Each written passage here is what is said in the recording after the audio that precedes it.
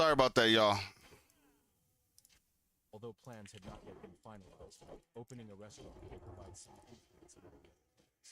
Young Guan recalled a recent incident with a group of Wishers trying to create problems because of their to avoid similar situations in the future and ensure the prosperity of the sect, they must gradually expand their influence. Finally, Xiangmu fully realized his comrade's true plan. As a result, Yongguan decided to clarify the family's final decision regarding his proposal one last time.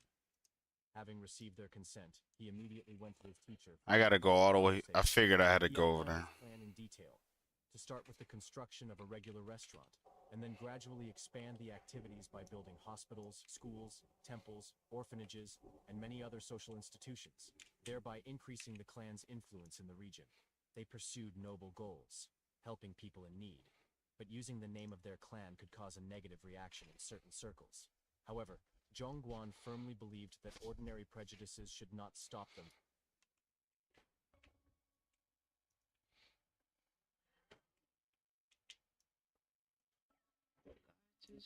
from doing good deeds. He was well aware of the need for reliable allies to implement such a large-scale project, realizing that this would bring enormous benefits to all those in need. To this end, he suggested seeking support from the Tang family or the poor sect. When the matter was presented to the head of the Tang, he instantly realized the potential benefits.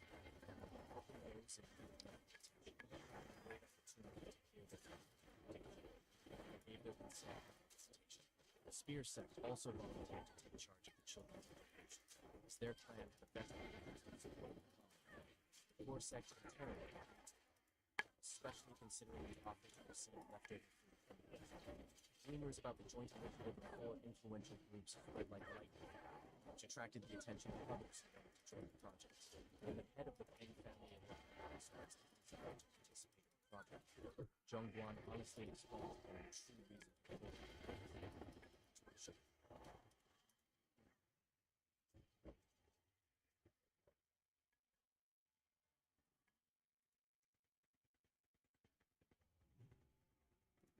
ensure the protection of their interests. It became obvious to the head of the family that they were trying to strengthen Kunlun's influence in case he violated their agreements. However, this did not bother him at all. He understood perfectly well why Kunlun could not completely trust him, given that even he himself did not know what next step he would take. On this, they reached mutual understanding. Soon Chongguan noted with satisfaction that their affairs were developing in strict accordance with his plan. People began to respect their initiatives. Seongmu honestly admitted that his older brother never ceases to amaze him. Despite the fact that all the participants pursued different goals, they were united by the desire for the common good. However, a surprise awaited him. Chongguan unexpectedly announced plans to sell the land when its value increased sufficiently. He explained that due to the development of the business, the price of land had already risen significantly, and now he was interested in how much longer he needed to wait to achieve maximum profit. Some were expressed this they continue their rapid buying and selling operations. They unlocked rumors of the book. He was especially worried about the prospect of the cost of the outskirts. The shadow of unscrupulous Chongguan led his followers by explaining his strategy. They would erect buildings on these lands, preferring the expansion of the territory as a desire to help even more people involved. At this moment, Xiongmu finally realized that Zhongguan was only pretending to be a follower of Taoism. Although he had always suspected this, the scale of the situation they were involved in was beyond his expectations. He understood that by following Zhongguan's example, one could achieve mastery in martial arts, but at the same time lose respect as a person, and this thought deeply disturbed him. At this moment, their thoughts were interrupted by the sudden appearance of Chun Wu with a message from Yu Jinpun's warriors about a large number of orphans in the area. Despite the desire to accept as many children,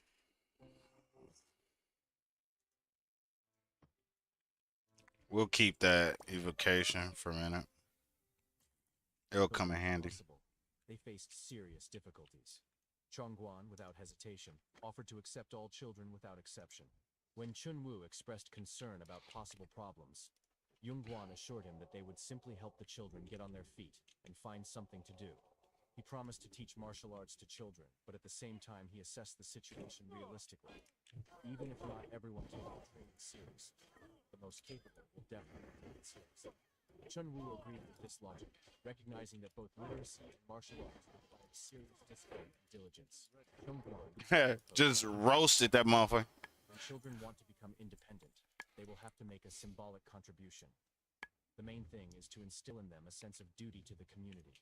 Chun Wu appreciated this approach as an excellent lesson in mutual assistance, and asked Seong Mu to carefully study his elder brother's strategy. However, Seong Mu saw in these words just another excuse to increase income.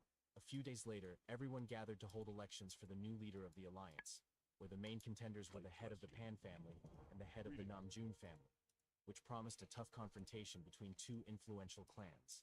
Jegel Mu Hyuk, taking on the role of election administrator, announced the voting rules. When he names the candidates, all faction members must raise their hand for the one they wish to support. Those who do not vote will automatically be considered abstaining. The atmosphere in the hall thickened when he began the voting procedure. First, Jagal Muhyuk asked the faction representatives to raise their hands if they supported the Namjoon family. After the votes were counted, the same procedure was repeated for the head of the Peng family. The results were decisive. Family head Namjoon received 13 votes, while family head Peng secured 18 votes. 2 participants abstained from voting. Based on these results, the head of the Peng family was officially declared the new leader of the Murim alliance. Rising from his seat, the newly elected leader made a solemn speech, sincerely thanking everyone who voted for him. He made a I'm really fucking south, ain't I? become a wise ruler and asked the heads of the factions. I'm gonna have to fly up there. You know what? We about to shortcut the shit out of this. Congratulations ceremony began, during which all those present came up to express their respect to the new leader of the alliance. The head of the Peng family was well aware that without the support of his allies, his victory would have been impossible, and did not forget to thank them for their invaluable help. At that moment, the head of the Namjoon family approached him, who, while maintaining outward calm, promised to provide the new leader of the alliance with all the necessary support. The head of the Peng family chuckled and thanked him, although it seemed like he had just gained many new allies. However, the true thoughts of both men were far from ostentatious friendliness. Namjoon understood perfectly well that even after his rival was elected leader, the fight was not over. He firmly intended to make the new head regret his position. In turn, the head of the Peng family was ready to face any challenges that unfortunate rivals could prepare for. Jegel Muhyuk invited everyone to go to the great competition hall for a festive banquet. Heading there, the new leader of the alliance clearly understood that this was only the beginning of his journey. He foresaw that Namjoon would certainly try to take revenge, so he considered strengthening relations with the Kunlun clan his first priority. He hoped that the Tang family, the poor sect, and the rest of the clans and factions would follow them. However, when he turned around, he was surprised to find that Taoist Heo Chong of the Kunlun sect was missing behind him. Without giving a sign, he continued towards the banquet hall. At this very time, Zhongguan was calmly packing things in his room, causing bewilderment in Seong Mu, who did not understand what was happening and even suspected an attempt to escape. Zhongguan patiently explained that he had no plans to run away. He was just planning to go on a trip to the mainland. For just a few coins. Seong Mu Take me to Hills, Brad. It's quicker than Alterac. Oh shit. was amazed that his comrade was going to leave just like that. All right, be right back, y'all. I gotta go what we like to call potty.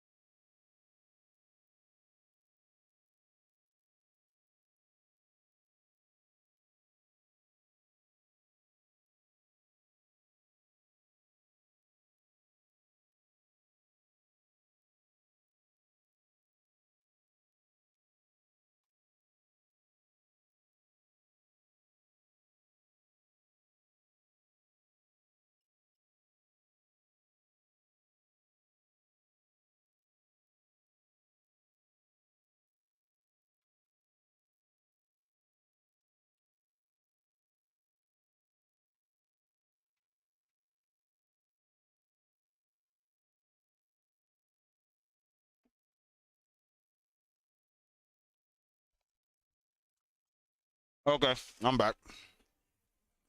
Mouth full of snacks. He offered to at least warn the master about leaving, but Zhongguan was sure that this was not necessary. As if to confirm his words, at that moment their teacher appeared, who, as it turned out, knew his student so well that he had already foreseen his plans. Heo Chong understood that after the completion of the leadership elections, Zhongguan had no urgent matters left in the sect, although many new opportunities awaited him outside of it. The teacher realized that the strict rules of their sect always limited the freedom of the young man. Having lived in Kunlun since infancy, Zhongguan had undoubtedly accumulated many plans and dreamed of visiting various places. As a result, Heo Chan gave his permission to travel, realizing that even if it were prohibited, his wayward student would still follow the call of fate. The only thing Heo Jung could promise was unwavering support, no matter where Zhongguan was and no matter what he was doing. This display of devotion deeply touched the young man. Unexpectedly, the teacher suggested going on a trip together. Remember what it's like to be a kid, watching cartoons, eating cereal on Saturday morning? That's why we made magic. But Chongguan resolutely refused, not wanting constant supervision and guidance. As it turned out, Heo Chung himself had long dreamed of leaving his post, which, in his opinion, he did not deserve, and this responsibility frightened him a little. Chongguan, hearing this, invited the teacher to leave on his own, finally making it clear that he did not intend to take him with him on his travels. Heo Chong realized that he could not leave his responsibilities, but he was glad that at least one of them would gain freedom. However, he could not allow the young man to travel alone and insisted that he take a companion with him. The choice fell on Seong Mu. When Chongguan tried to object, the teacher resorted to cunning, threatening that if he ran away alone, then upon his return he would be forced to read thick books for 2 hours every day. Chongguan understood the inevitability of returning. After all, now that he was no longer a member of the Heavenly Demon cult. Now that Kunlun had become his real home, Chongguan understood that sooner or later he would return here. It was impossible to avoid this. Heo Chung, reflecting on the situation, wondered why Chongguan did not consider Xiongmu as a companion, and even suggested an alternative, to take Uncle Heo Chik on the trip. As a result, Chongguan had to agree to Xiongmu's company, and the teacher urgently asked his student to be careful. Xiongmu, once again faced with a fait accompli, could not hide his indignation that his opinion was again ignored. Heo Chon, suddenly approaching the young man, explained to him the seriousness of the responsibility entrusted to him. Chongguan, having come to terms with the need for a companion, admitted that his younger brother would indeed be the best option, if only because he knew how to handle money wisely. After that, he asked Xiongmu to collect all the accumulated wealth, and began to extract money and gold bars. The teacher was amazed at the amount of treasures. Chongguan explained that all this was received from the Qinghai district judge and other sources. He asked Heo Zhong to use these funds to develop the business and send part of the profits home. The man, puzzled by the generosity, asked how they were going to travel without money.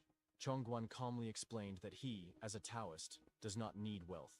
They only strive to comprehend their path. Heo Chon, knowing his student well, guessed that he must have left some supplies for himself, and this thought calmed him. The farewell was touching. The Taoist, with tears in his eyes, promised to inform the elders about Chongguan's departure, and warned about the dangers for the last time, asking him to be careful. Xiongmu, watching this scene, noted to himself Heo Chan's excessive emotionality, realizing that no one, but his older brother, definitely needed to be careful. When they were far enough away, Zhongguan finally released Xiongmu, who had been inconvenienced all this time. While moving quickly, Yongguan kept touching his face with a huge bag of money and various things. Seongmu expressed relief that his brother had the foresight to leave himself the means to survive. Chongguan also mentioned the ring he received from Judge Qinghai, which could be sold if necessary. Discussing the travel route, Chongguan announced his intention to go to Hebei, where he had unfinished business. He asked Xiongmu about his preferences, and he admitted that he dreamed of visiting Luoyang, Kangfeng, and the 5 Great Mountains.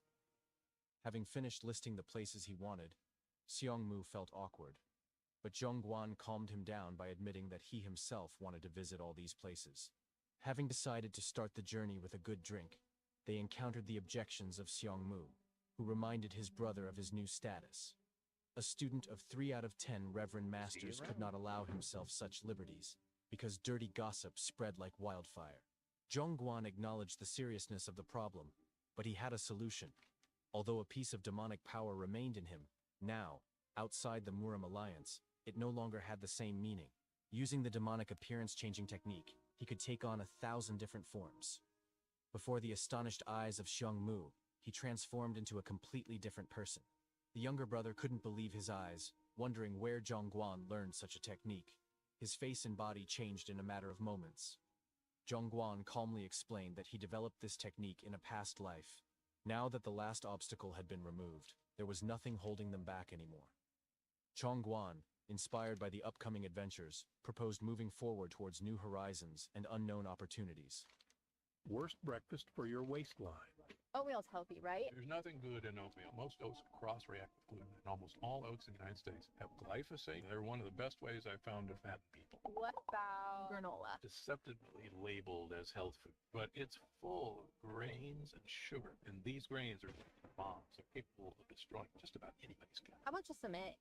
Hard-boiled eggs would be a great way to start your day. Okay, so what about cereal? Folks, healthy options, organic options are still sugar, and that's really going to wreck your gut. Well, what about coffee? People always ask me, is coffee after meals healthy or bad for you? Actually, the answer is both, depending on when you drink it. Firstly, coffee is a great beverage in general. It's packed with polyphenols, which can help with everything from providing energy, curbing unhealthy food cravings, and it can even help you lose weight. And actually, when you drink coffee during or after a meal, it can help Gotta go check our forest. in your digestive tract, helping you digest your meal better. But there's a downside.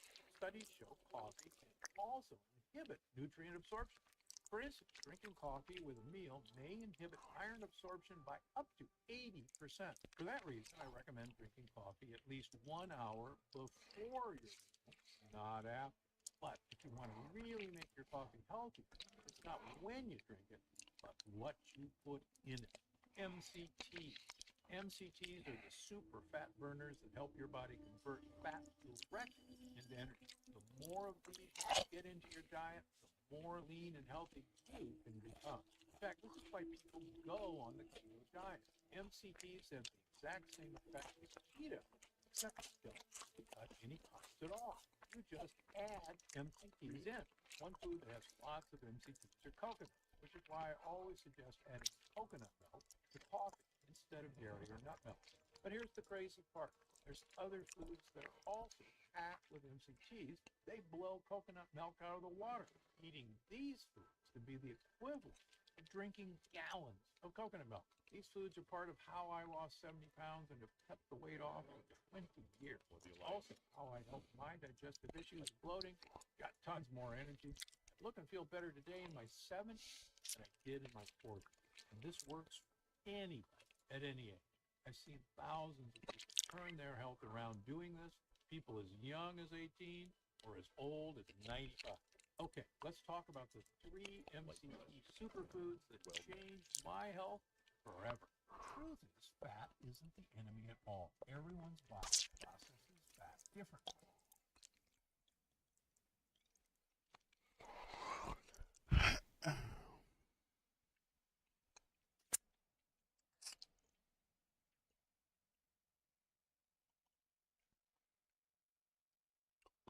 Oh shit.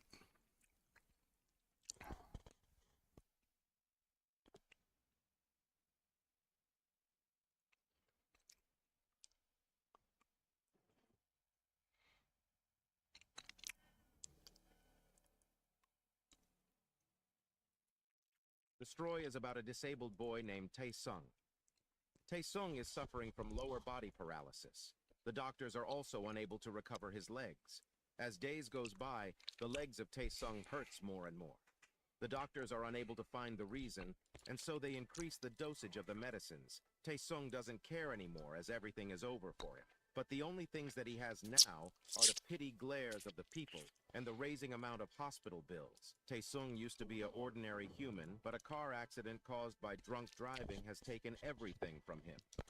According to Tae-sung, the day when the accident occurred was a painfully ordinary day, and he was just stopping by the convenience store like usual to pick up a can of beer and some snacks to end the day. Okay. But one thing that was different about that day was that he was a bit unlucky. While he was standing on the pedestrian, Where's the summon dude at? hits him, and this is how his It should be like a mana And Boy he was of with illusionary pain in his legs, as if they were being cut off. He had no choice but to depend on drugs every night. There's a saying that God only gives trails that a person can handle. But now the trail that Taesung is facing has gone beyond his capabilities, and he wished that he would die. As Taesung's body is paralyzed, so there is not much for him to do with this body. So most of the time he read novels. The novel that Taesung starts this week is The Magician Who Dominates the World. Whenever Taesung reads novels with happy ending, he felt happy too. It was comforting to read them when he was feeling depressed like today. He continued to read the novel and is about to end it by tonight. In this novel, a magician named Aiden destroyed everything in his path. In the end, he claimed victory and chose a new world creation. He ended the old world and recreated a new world to his taste. Everyone lost their memories and lived a happy life. Even those who experienced There you go. traumatic deaths and those he valued were there. This is how the novel ends. By reading this, Taesung gets frustrated and tells himself that why does he choose random novels to read, which also has a bad ending? By saying this, Taesung starts to cry and asks that why he cannot be happy. After a while, he clams himself and says that there is actually nothing to worry about a novel ending, as even if he wake up tomorrow. Something like a happy ending will never be achievable for him. He then goes to sleep, and when he wakes up, he saw a bright blue light. And after that, a message pops up which says that the magician who dominates the world is starting. By seeing this, Taesung gets scared and quickly gets up. As he gets up, he sees things that are unfamiliar for him, so he thinks that he is hallucinating. He then looks for his phone, but at the side of the bed, there was a bucket full of water. As he peeks on the bucket, his face gets reflected on the water surface. By seeing this, he gets surprised as the face was not his. He then gets that the full body is not his own, and he can move his legs. At that time, the blue panel again appears and says that the world of the magician who destroyed the world. And from now on, he must live as the character Mord Vernars. As Taesung reads the message, he gets that this is the novel that he has read last night, and the Mord character is an extra of the novel. After that, another message comes which says that if the character Mord dies, he will also die. Taesung thinks if all of this is real. So to test it out, gets stands, and after that, he can feel all the structures under his feet. At that time, he feels a sharp headache, and the blue panel appears and says that the contents of the novel will be registered in his brain. The memories of the character Mord and the language of this world will all be registered in his brain. After that, one by one, all the memories of Mord comes to his mind. He can see the life Mord has lived up until now, and also how his life ends. Mord Vernars is the son of the strange Archduke Vernars family. He's a bastard son of the Vernars family's patriarch, means he is an illegitimate son. Mord is someone who is so powerful that even if the protagonists were to gang up against him, it would not be guaranteed that they would win. But in the midst of a magic ritual to gain full control over his psyche, he was I gotta ambushed make 3 and warp killed by burgers. the protagonist and his group. In short, he is an extra. He only has a supporting role. But Taesung, who is in Mord's body, cannot understand that why he is born as Mord. At that time, the A message again appears on the panel, which says that if he changed the fate of destruction, his wish will be granted. Taesung reads it and thinks that by the fate of destruction, it is probably referring to the novel's end. He gets that he is here to protect this world from the protagonist who destroyed this world and creates a new one. Taesung then thinks for a bit that if he is dreaming or not, as he was so tired on his half-paralyzed life, he hoped that if this is a dream, he would never awakes from it. Now, Taesung didn't care if this is some god's prank or not. And as for the wish he wants his body from before the accident, he then thinks that he has all the information of this storyline, and he also has the power and talent of Mord. So he decides that he will change the fate of destruction and will claim his wish. After that, we can see the story of Mord, who is a part of the Archduke Vernars There's family no way that dude. and is also a bastard son. Unaware of who his mother was, he had to live a difficult life. A few days after his birth, his mother died, and he was called the bastard who killed his own mother. He lived a life of the weak, unable to resist the harassment of others. It was not because he was weak, or because he did not know how to be angry. It was just that the guilt of being the There's bastard no son of way. his own mother was eating him alive. But Mord came to a turning point in his life. Those of the Vernar's bloodline awaken powers when they turn 15. They call it the New Blood Awakening. You have to endure pain comparable to your entire body burning in flames, but after that, you are gifted with strong powers. But for someone outside the Archduke family, the chances of surviving the New Blood Awakening is less than 1 in 5. But Mord survives the New Blood Awakening and obtains strong powers. Mord's mother has kept a letter for him which says that if he survives his 15th birthday, he should head towards the Archduke Vernar's family. Mord listened to the last letter his mother left him and left to go to where the Archduke family resides. He goes there and agrees to take a test in order to be acknowledged by his father he had never even seen before. And as Mord is about to give the test, Taesung is reincarnated into his body. Mord is MWDW's extra, but Archduke Vernars is one of the main antagonists. Taesung has a lot of information on the Vernars family. The Archduke Vernars family already had plenty of children of the direct bloodline, so it was unlikely for Mord, a bastardized son, to be God accepted. damn it. But having grown up without parents, Mord was full of desire to be acknowledged as the Archduke's son, and the Archduke was able to use that to his advantage to raise Mord to be his hunting dog. Having awakened the new blood power, Mord was so strong that even the protagonist would have struggled in a fight with him. Taesung can now feel that how strong Mord is, and as now he is in Mord's body, he wants to test this power. While he was thinking all of this, a man comes and shouts that if he has forgotten about today. Taesung looks at the man, and from Mord's memory, he gets that this man is an instructor named Todd, and this person will be observing the test. He then goes towards the instructor and greets him. Mord has a much bulk body than the instructor. The instructor sees Mord and finds that he is a bit different today. He then says Mord that if he has already forgotten that he will be tested today. Mord asked what kind of test. The instructor replied that he will be tested to see how much potential he has. The instructor then also says to Mord that he thinks that he can fight well, as his body is so fit. By hearing this, Mord gets a bit nervous as he has to fight already. At the same time, he also gets happy as from now on he doesn't have to fight for his life. Mord also gets excited to try out his powers. After that, Mord starts to follow the instructor. And while going, the instructor tells Mord that he should never tell that he is the Archduke's son. Mord nods his head and says he understands. After a while, the both of them had reached the training ground where Mord will be tested. At the training ground, some men were already present there, and by seeing Instructor Todd, they greets him.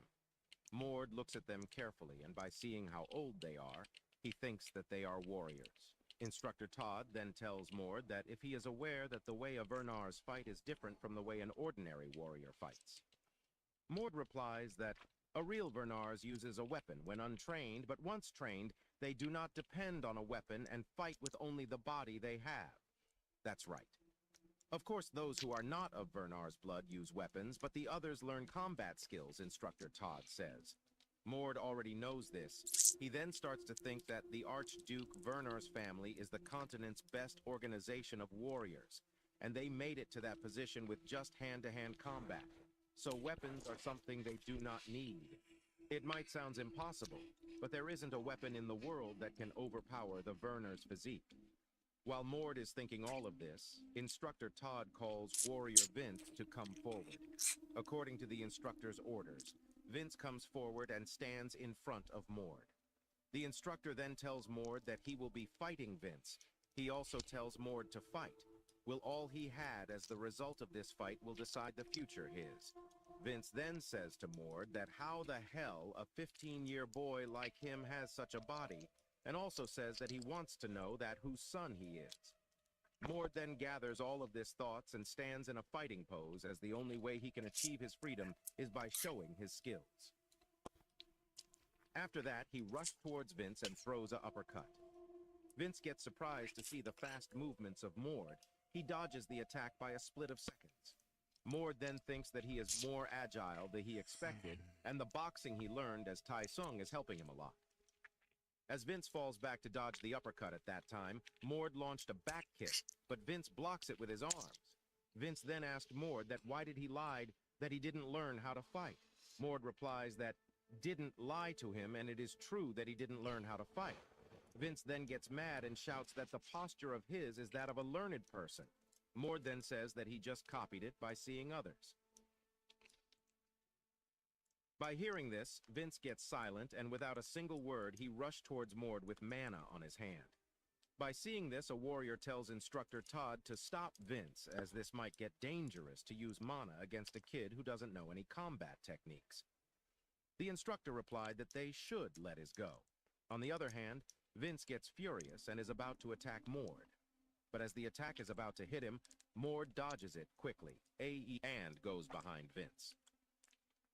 By seeing this, Vince gets shocked that how a newbie like him can see through his mana combat technique so quickly.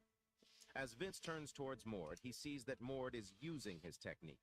By seeing this, he gets scared and tries to block it with his arms, but it was of no use as Mord's punch pierced through Vince's defense and hits him abdomen. From the impact of the punch, Vince flies away and spits out blood from his mouth. By seeing this, the instructor and the other two warriors get shocked and thinks that Mord is an insane guy, that he sent a warrior like Vince flying away. After that, Mord walks towards Vince and thinks that he has gone overboard, but the good thing is that he kinda gets how to use this power. While he is thinking, he sees that Vince moves his finger. As he sees this, he gets back and takes a fighting pose. Vince then stands up. Mord looks at Vince carefully and sees that he is not in a good condition, so Mord tells the instructor that they should stop here as he is unable to control his strength, and if the fight goes any further, he is afraid that he might kill Vince. Instructor Todd then goes into deep thinking and assesses the situation, and after that he tells them to stop. He then goes to Mord and asks him that why did he lied about that he didn't learn fighting. Mord replies that he said the truth. You want me to believe that when you even used mana? How can a person unlearned in mana combat technique know how to use mana? Todd said. Mord gets that Todd is doubting him. He then shows mana to Todd and asks him if this glowy thing is called mana. Mord also says that he was able to use it after a really high fever, but he don't know much about it. By hearing this, Todd tells Mord that if he thinks of him as a fool, that he would believe in such a straw. Mord then tells Todd about the experience of the new blood awakening. But the real story is that Mord could actually use mana before the new blood awakening. That's how talented he is. God of combat, Bernard, goddess of the heavens, Arita. The blood of the two gods exists in Mord's body, creating an incredible synergy. Alright, so I need a making bird Mord and a wart miraculous burgers. Let's go. being. In other words, Mord was blessed with his genetics. As someone who was never officially trained until the age of 15, in just 7 years, he becomes stronger than Archduke Vernars, who is the strongest of the successors of the god of combat. This is how the real story of Mord, as Mord tells Todd about his new blood awakening. Todd gets surprised and says that he is a monster. Todd then asked Mord that if he knew who Vince is. Mord replies that he didn't know him, and today is the first time he meet with him. Vince is a Werner's warrior who was trained from a young age and passed a strict test, Todd said. Todd then tells Mord his test result that he passed with 200 points out of 100. Mord then asked him that what was this test for. Todd says that this test was to determine that what level he is in. Todd further says that the Archduke Werner's family has a 3-level curriculum for warriors, and if he fulfill the conditions at each level, he will be promoted to the next level. And if he passed the test at the last level, he will be then qualified to be an official warrior. Mord hears the words of the instructor carefully, and after thinking for a while, he tells the instructor to put him on the first level. By hearing this, the instructor gets shocked. Mord then tells him that he should go there to learn mana combat technique from the basics. The instructor understands Mord's planning, and he tells Mord to get ready for tomorrow. After that, takes his leave by saying he will send someone to guide him through the necessities on the first level tomorrow. Mord then goes to his room and lies on his bed. While laying, he thinks that if Mord has also went through this process, as there was nothing mentioned about him in the novel, and how he become the hidden card of the Archduke Vernars. Mord sits up and thinks that the only things that is mentioned in the novel is that the Archduke Vernars tried to maximize Mord's potentials and dominated his mind to use him as a human weapon. Tai Sung, who is in Mord's body, thinks that in order to stop the destruction of this world, he has to stop the protagonist, Aiden. The one to complete the world fragments, which are like puzzle pieces containing the essence of this world. I need can be warp called the supreme meat. god. That is the magician who dominates the world. Just like the title, the great mage Aiden completes the world fragments and becomes a being who dominates the entire world and everything within it. And the result of that was the destruction of the world. As a god, Aiden did not just kill his enemies, he also killed his friends. The novel magician who dominates the world is about the fight between Aiden and his enemies to become the destructor of the world. Taesung thinks that no matter what, he has to do anything to stop Aiden, as this might be his last opportunity, and as from now on, he will live like Mord instead of Taesung. The Archduke Vernar's family is the ruler of a nation called the Principality of Vernars. The Vernars castle, which is at the heart of the nation, is as luxurious as other nations' royal castles. Its training facilities for the warriors is situated at the outskirts of the castle, the Outer Castle 3rd Region. In the early morning in a carriage, Mord is taken towards the training facility, as Mord has selected to training in the 1st level, so from now on he will also have to reside in the 1st level dormitory. As Mord sees the 1st level training facility, he gets amazed as it is even bigger than the most university campuses. Everything is going smoothly, but sudden the carriage shakes and a huge noise comes from the right side. The man that is escorting him tells that there is no need to worry, and as for the sound, it has come from the 3rd level training ground. Mord gets a bit shocked to hear that such a noise comes from a training ground. He then thinks that it would be normal, as the 2nd level training would easily surpass human limits. As there is a saying that Vernar's warriors are capable of merging the powers of multiple people into one. While thinking all of this, they have reached at 1st level training ground. Mord then gets out of the carriage and thanks the man for escorting him. At the gate, the 1st level instructor was present there. By seeing Mord, the instructor introduces him and tells Mord to call him Hayes from now on. Mord agrees to the instructor words. The instructor then asked him that if he has done bad on his test, and if that's why he is here in the 1st level with a physique like that. Mord replied no and said that he has defeated Vince in the test. The instructor gets shocked and say that if he has defeated official warrior Vince, so why he is here in the 1st level. Mord then replies that he has never learned any mana combat technique, so he has come here to learn from the basics. The instructor then tells Mord to follow him. While walking inside, the instructor warns Mord to not disturb the trainees as they are practicing hardly. Mord agrees to him and think that even the level 1 trainees would be strong sign they are training to become Vernar's warriors. But Mord's imagination gets wrong when he meets the 1st level trainees. The trainees in the 1st level are all kids and also doesn't look strong. The instructor then introduces Mord to all the trainees. By seeing the level of the trainee, Mord regrets his decision of coming here, and he thinks that he should have gone to the 3rd. The instructor then looks at Mord and said that today he will be teaching him mana combat, as he has never learnt before. He also says that it will be easy for him, as he has already gone through the new blood awakening and he also possesses mana. The instructor then begins to teach Mord. He tells Mord that first he have to detect ether and create mana, but as he has already done that, so next part is to collect mana, and the last steps are basic mana control and sense amplification, the APA. Last steps are basic mana control and sense amplification. Then Mord can move to the 2nd floor. Mord then asks that if he need to learn any combat skills. The instructor replies that if he wants to stay here longer, he can do that. Mord says that he didn't mean it that way. The instructor then says that he will show him some techniques and he can train on his own. And when he goes on the 2nd level, the instructor there will fix things that are wrong. Mord thanks the instructor for this and begin his training. It's been 10 minutes he has been training, and he has already learnt the basics, and his mana gets stronger than the instructor's. By seeing this, the instructor tells Mord that he has graduated from his first level, and from tomorrow onwards, he can join the second level. The physical reinforcement lessons at the second level are split into 2 sub-levels. The first is hardening your body. This is to prevent any damage taken if you were to be hit by a carriage. The second is amplifying your physical abilities so that you can transcend. The second level. Physical reinforcement is a very difficult skill. So many trainees hit a wall here. But for Mord, it didn't take more than half an hour to master it.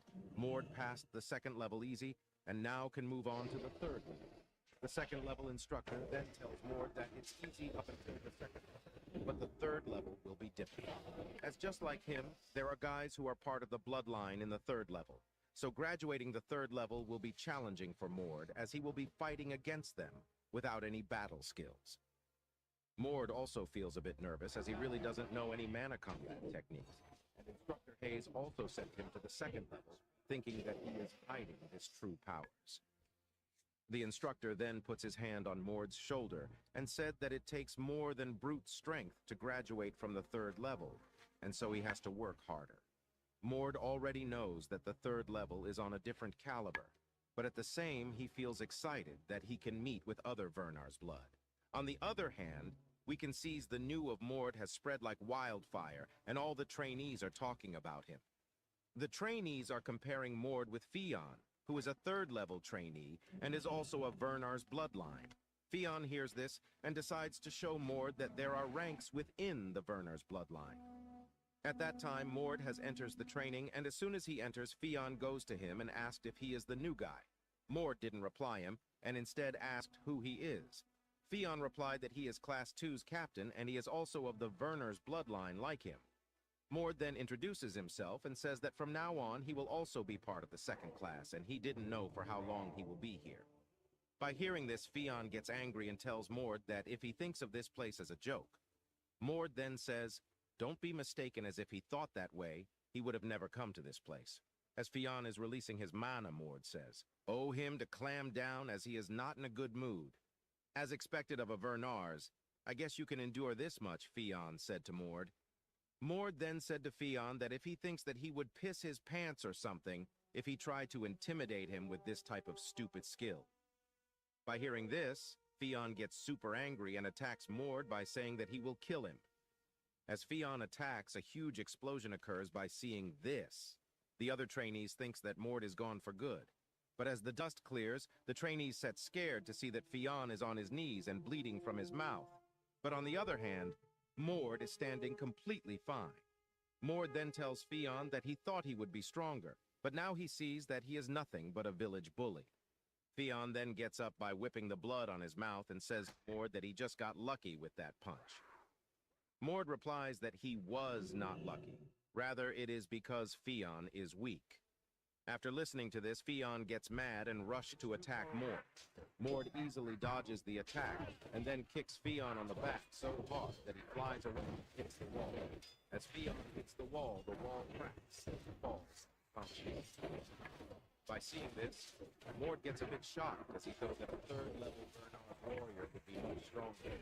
After that, a friend of Fionn goes to him and wakes him up. As soon as he wakes up, he wants to fight with Mord. Mord said that he was out of 10 seconds. Fionn shouts at Mord that he managed to attack him when he let his guard down. Mord then tells that he is pathetic, as he let his guard down in a fight. By hearing this, Fionn starts to shake out of anger, and the mana that he is radiating gets more intense. Fionn has now awakened his new blood power. The trainees get scared to see this and start to run away from Fionn and goes to call the instructor. The trainees also tells Mord to run away and get killed. But Mord didn't run away and became to analyze Fion's powers. At that time, the third-level instructor dazed them and asked the trainees about what is going on. One of the trainees tells the instructor that the new guy, Mord, and Fionn are fighting. The instructor then looks at them, and as he says nothing, a trainee asked if they should stop them. The instructor replies that he will keep watching for now, as Fion's strength is comparable to a normal warrior, and instructor thinks that it would be a nice chance to test his skills. And as for the new guy, it would not be much of an issue if he gets killed. On the other side, Fion gets ready and jumps to attack Mord. By seeing the attack, Mord recognizes it as an advanced skill that uses the body or a weapon as a vessel to create a stronger energy form called a impulse. Fion attacks Mord with the body impulse, but at the right time, Mord dodged it, and the attack lands on the ground and shatters it. After seeing the impact of the attack, Mord thinks that he would be a goner if the attack had land on him. While he is thinking, this Fion gets in front of him in a lightning speed and throws a punch on him. But Mord sees the punch coming, so he quickly dodged it and throws a jab on Fion's face. The punch hits the nose of Fion, and he starts to bleed. After that, Yeah, I'm about to wait a full minute and get my ass back. I'm not about to do all that. His attacks gets blocked by Mord, and instead he received hits from Mord. By seeing this, the other trainees get shocked as a newbie like him is overpowering Fion. The instructor also sees that the impulse of Fion is getting weaker. While Fion was catching his breath at that time, Mord rushed at him and lands a clear punch on Fion's stomach. Ooh. Fion then flies away and holds his stomach to out of pain. Fion then tells Mord to stop running like a coward and take his Don't die. head on. Mord then makes an annoyed face and tells Fion to come at him as he will not be dodging from now on. Fion gets happy by hearing this and rushes towards Mord without thinking anything. He then throws a punch at Mord. Mord stops the punch with his hand. After stopping it, he tells Fion that impulse doesn't do much if he is much weaker than his opponent. Mord starts to release his mana and condensed it around his hand. Fion gets scared to see that he who is a mana user is getting crushed by a non-mana user newbie. Mord then punched Fion, and he flies away and gets knocked out by hitting a wall. The instructor gets confused to see Fion defeated. He has never seen a monster like Mord who has defeated Fion without using impulse. In his whole life, he has trained countless talented Vernars, but he has never seen someone this talented like Mord. Mord then turns around to all of the trainees and asks if anyone is willing to fight him now. All the other trainees stood silent. The instructor starts to walk away and tells the other trainees to take Fion to the medical center. As he is going, he thinks that if he leaves Mord like this, the order of this place will start to crumble. And as he can't let this happen, he wants to tame Mord as he is bastard who has no family support behind him. As Fion gets heavily injured, he gets into coma and is now at the medical center. For this reason, Mord is put on a 4 days probation. In this 4-day, Mord was not allowed to train, so he reads tactics theory books, and he finds the tactics books are much easier, as he has already studied up to grad school. While staying in the Doom, sitting and reading all day, he gets bored, and so he decides to do some mana combat training at that time first level. Instructor Todd comes to him by hearing that he had done something in the 3rd level training ground. Mord then greets him and asks that why he has come to him. Todd replied that he has come here to tell him that the Archduke is looking for him. Mord gets a bit shocked and asks that why the Archduke is looking for him. Todd replied that he will get to know when he goes there. Mord then asks that if he will be going like this. Todd then says that the Archduke wouldn't expect him to know the etiquettes of aristocracy, so as long as he is well-mannered, it will be fine. After that, the two of them gets into a carriage. Gnomish battle chicken. Says that the name of Mord is everyone because of the things he has done in 1st and 2nd training grounds. Todd then says to Mord that he is very clever. Mord says that what he means. Todd replies that he means that all the things he has done is to attract the Archduke's eye. Mord then said that if he wants to grab the attention of the Archduke, wouldn't he just become a very powerful warrior? Todd also thinks about it and gets that Mord is saying the truth. He then tells Mord that the Archduke took interest in him by seeing the yesterday's report. While talking, the both of them has reached the place where the Archduke is training. The two of them gets out of the carriage and walks inside the training ground. As Mord gets in, he sees that the Archduke is fighting with many warriors. While Mord is standing there, he feels immense aura coming from the Archduke Vernars, and he looks like a muscular gaint. The Archduke is standing still in the middle of the training ground, and he is being attacked by the warriors around him. but the attacks of the warriors didn't reach him as he has created a purple aura shield around him. After countless attack from the warriors, the shield begins to crack.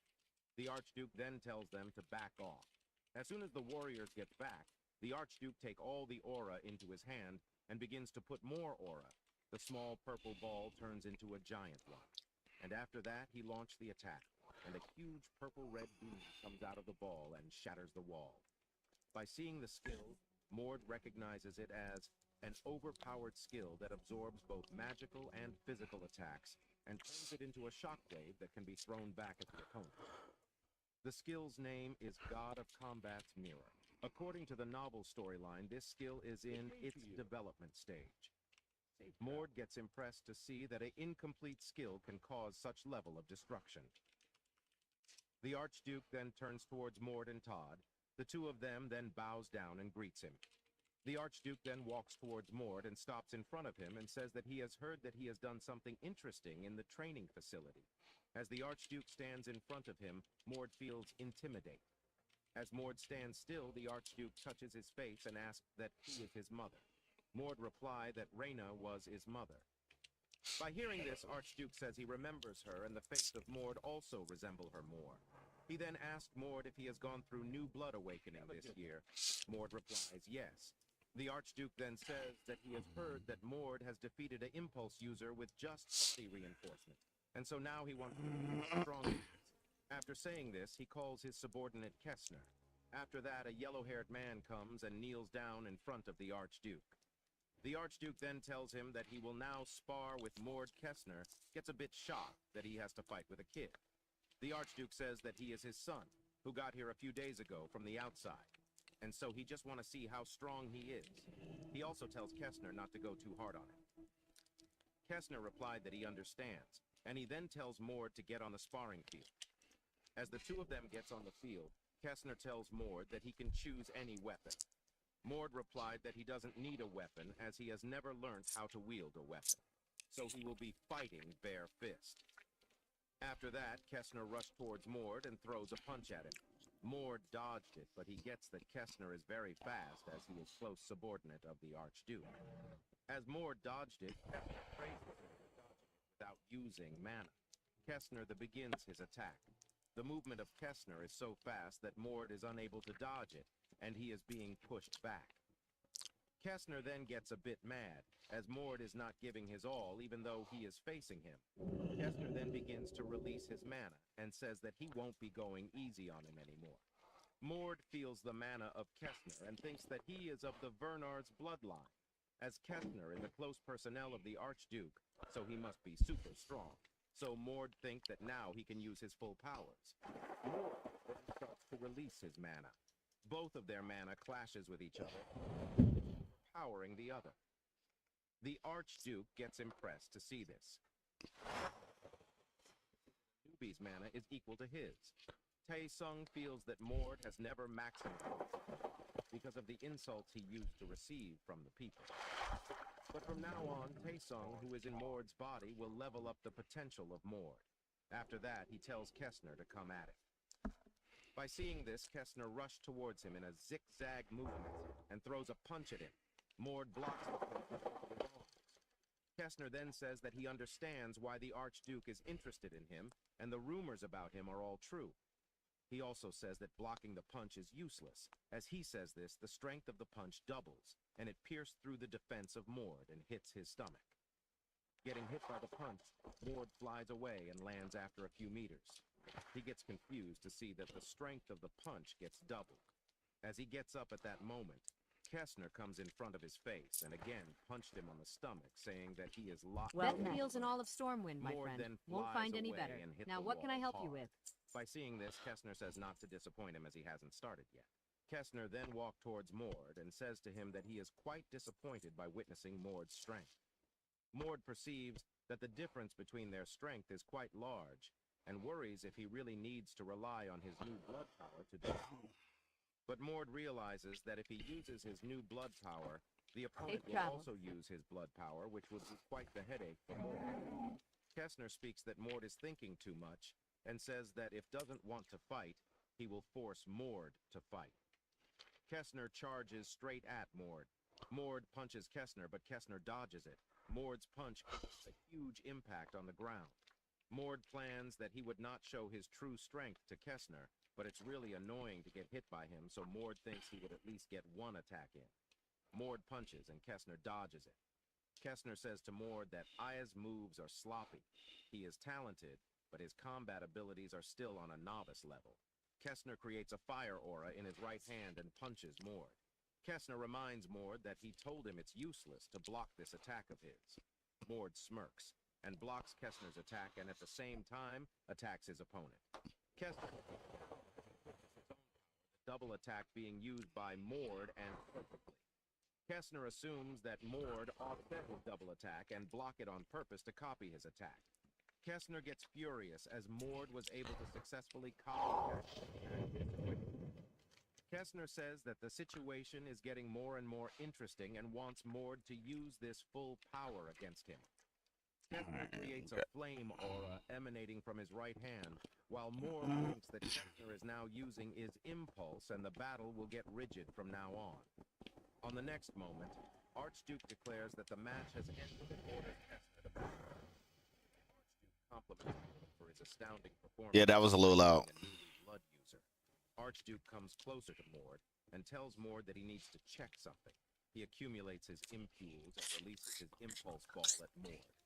Mord gets angry while thinking that his current body can't take this much of an impact and wonders whether he would use his blood power or not. Mord suddenly reminiscent his fight with Fionn.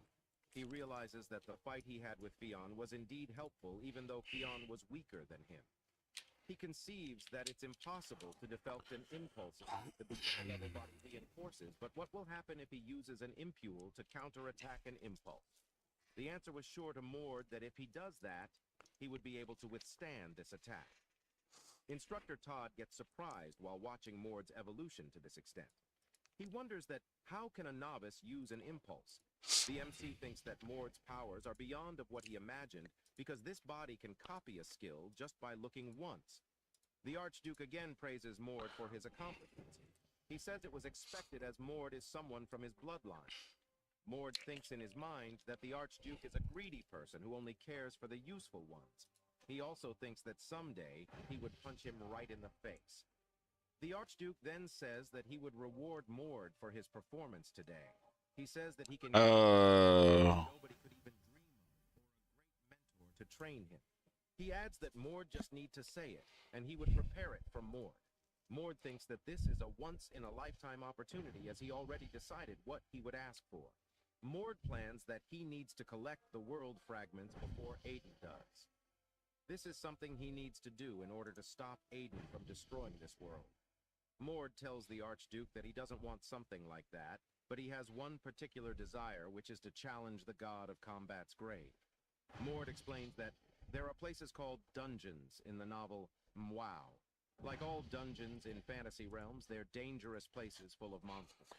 But dungeons are a bit different from the dungeons of other fantasy realms because they are symptoms of the other world's erosion.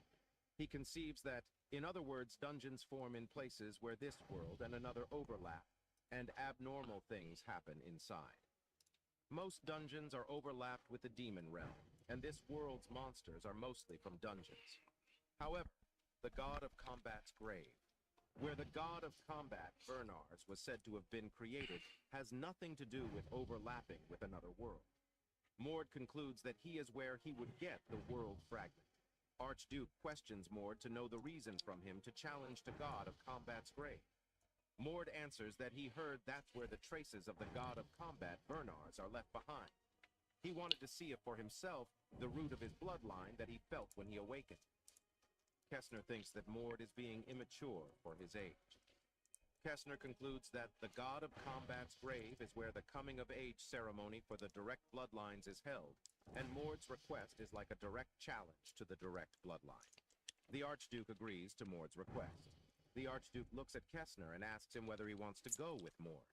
The Archduke conceives that Kessner definitely wants to go. He has lived an inferior existence just because he was born a bastard. Archduke is certain that he wants to taste the privilege of the direct bloodline. Archduke says to Mord that it's too early for him and he can't send someone unqualified, so Mord can only challenge the combat's grave when he is a full-fledged official warrior. Mord thinks that becoming a warrior will not be difficult for him, but he needs to move faster than the main Fucking protagonist of the novel. whatever. I'm catching a boat. Answers that he understands and he will abide by the rules. After that, Mord and the level 1 instructor Who the fuck? leaves the training ground. The Archduke then asked Kessner that what he thinks about Mord. There's somebody with him. get too close, certain shit dismounts you. He feels that Mord is hiding a lot, and he is certain that when he was fighting with him, he didn't give his all. The Archduke then says that he gave his all when he was blocking the impulse ball, and at that time he also learned body Where is impulse. it you would like to go, lad? Kessner then For says just that a he few knew coin, that my some people are griffins can get capable you of there learning this on the faster spot. than even the swiftest But what he horse. finds most surprising is Mord's mana. He also says that Mord didn't know how to control his power yet, but the level of his mana is incredible. Archduke then says that Mord's mana is comparable to Erna's. After that, he was about to say something, but he stops. So Kessner asked him that what he was about to say. All right, I'll be right back, guys. That it's nothing. He then thinks in this mind that the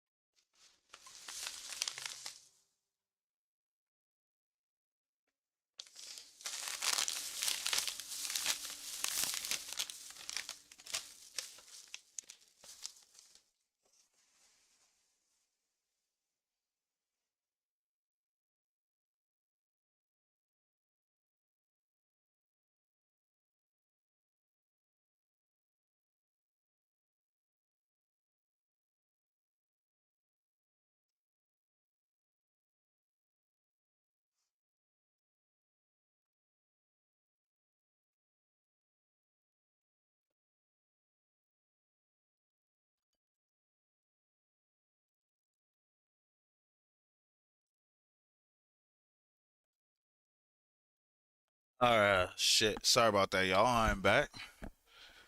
Took a little longer than I thought it would.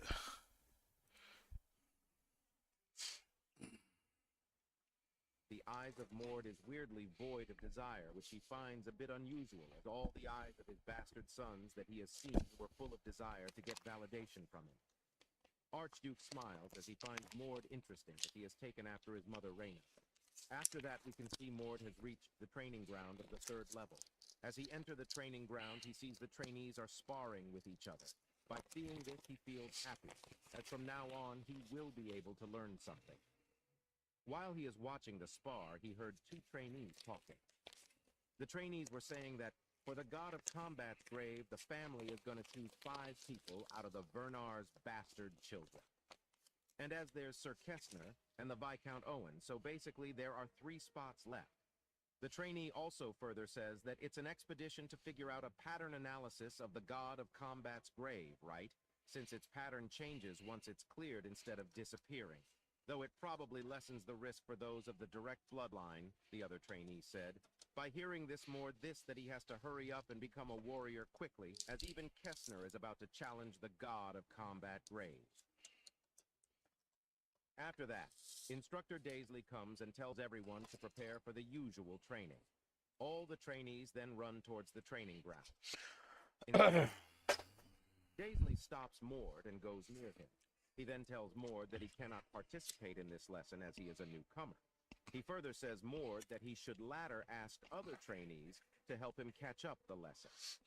Mord gets a bit confused and said, as he is not going to teach him, he should at least tell him that which trainee would be a good choice for him to seek help from.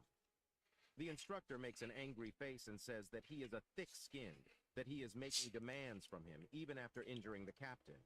Mord replies that he was punished accordingly for that, and also it was clearly the captain's fault.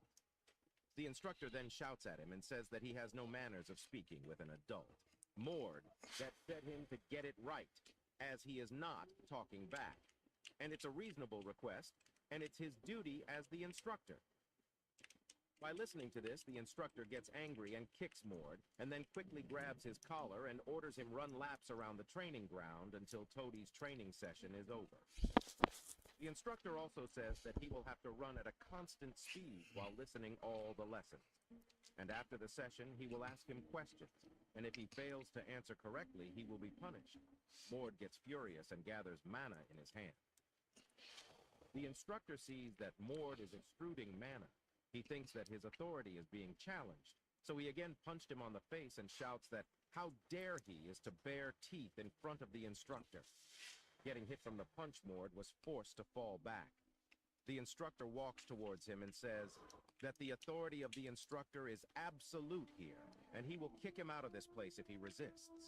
Mord then wipes the blood coming from his mouth and thinks if he should punch the instructor. He then stops by thinking that if he caused conflicts here, it might interfere with his test of becoming a warrior.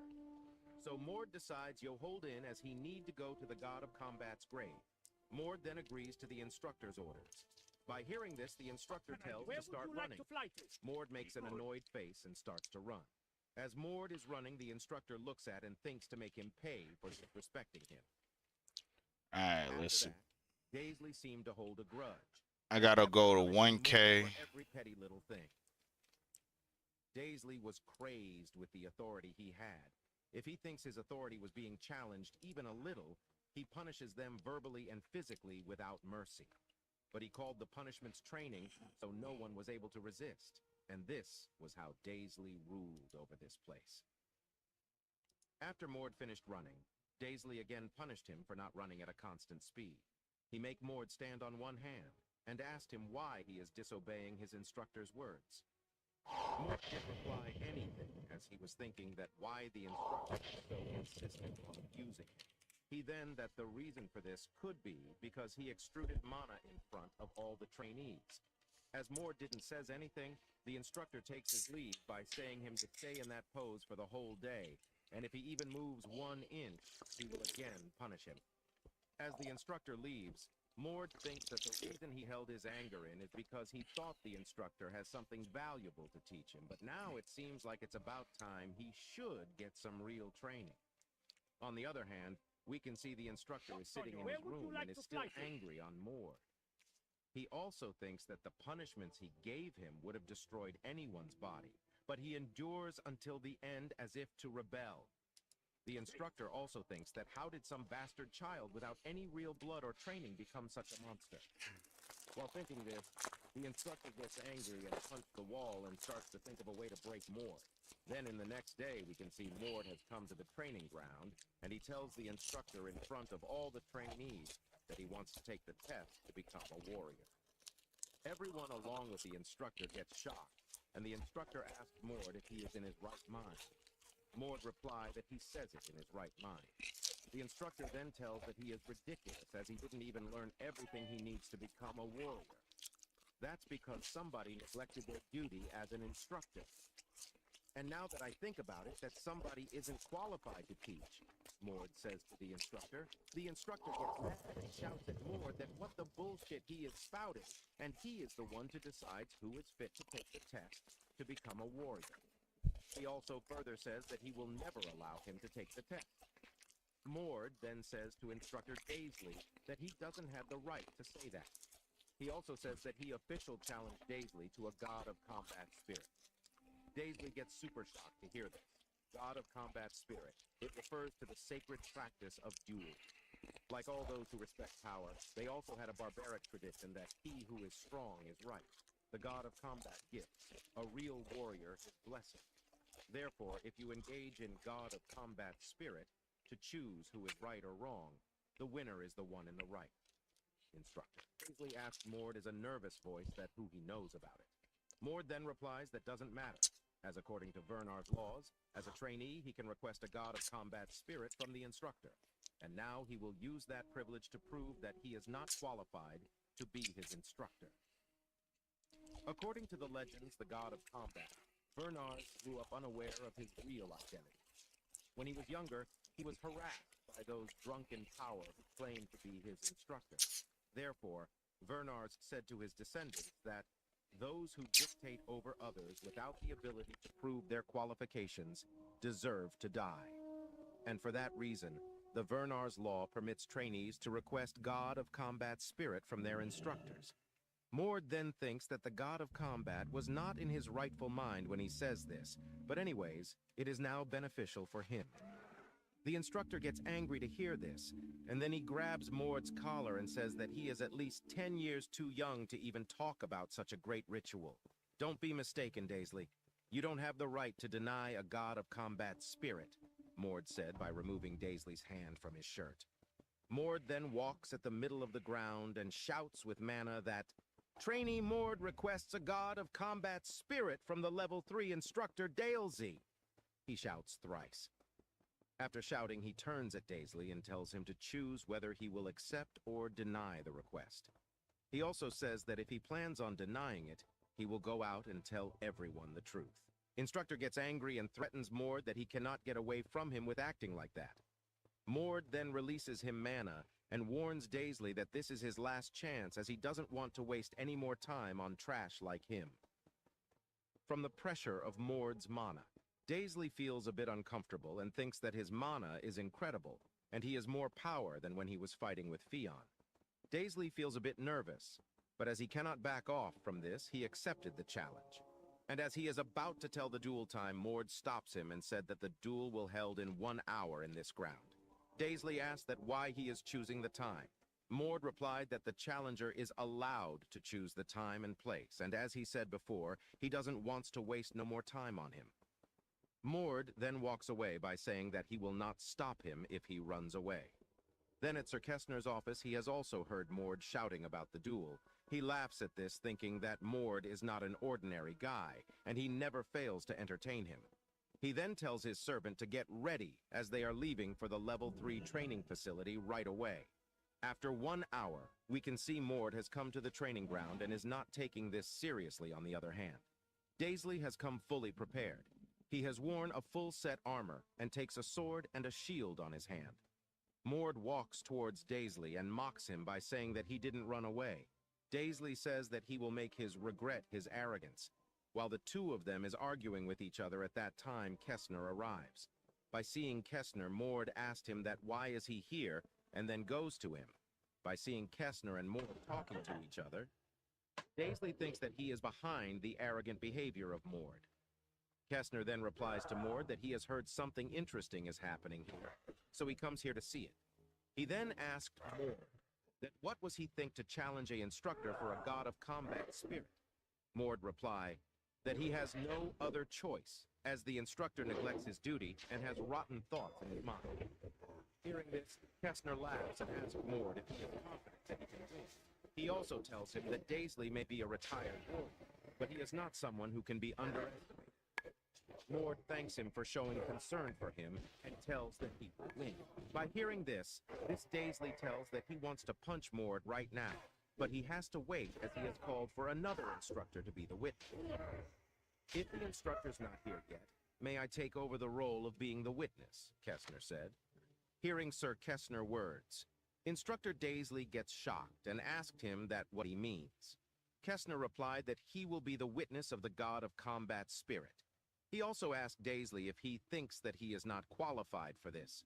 Daisley gets scared and says that he doesn't mean that, he just said that as Sir Kessner is a very busy person.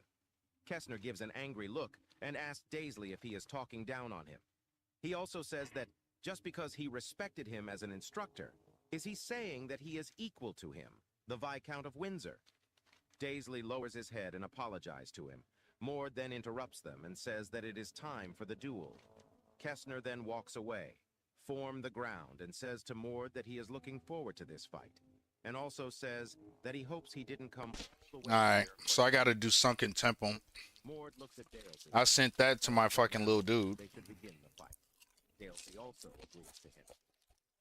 Daisley then says to Mord that he will regret if he only has body reinforcement that he used to beat Theon's impulse body. After that, Daisley begins to release his mana and wraps his sword with it and tells Mord that if he can handle his sword impulse. Mord looks and says how funny it is that he thought he would go all out in a fight with a trainee. By saying this, Mord also releases his mana and uses the body impulse technique. Daisley gets shocked to see Mord using body impulse and thinks, when did he learn it? Mord then rushes towards Daisley by seeing this. Daisley swings his sword, but Mord stops it with his body impulse. After a while, Mord's body Burning impulse Steeps? pierces through Daisley's sword Okay. impulse and force him to fall back. Daisley gets confused to see that Mord has pierced through his attack and sent him flying. Mord approaches Daisley and throws a punch at it, but Daisley blocks it with his shield. He then says to Mord that he agrees that Mord is fit to be a warrior, but he still cannot beat him.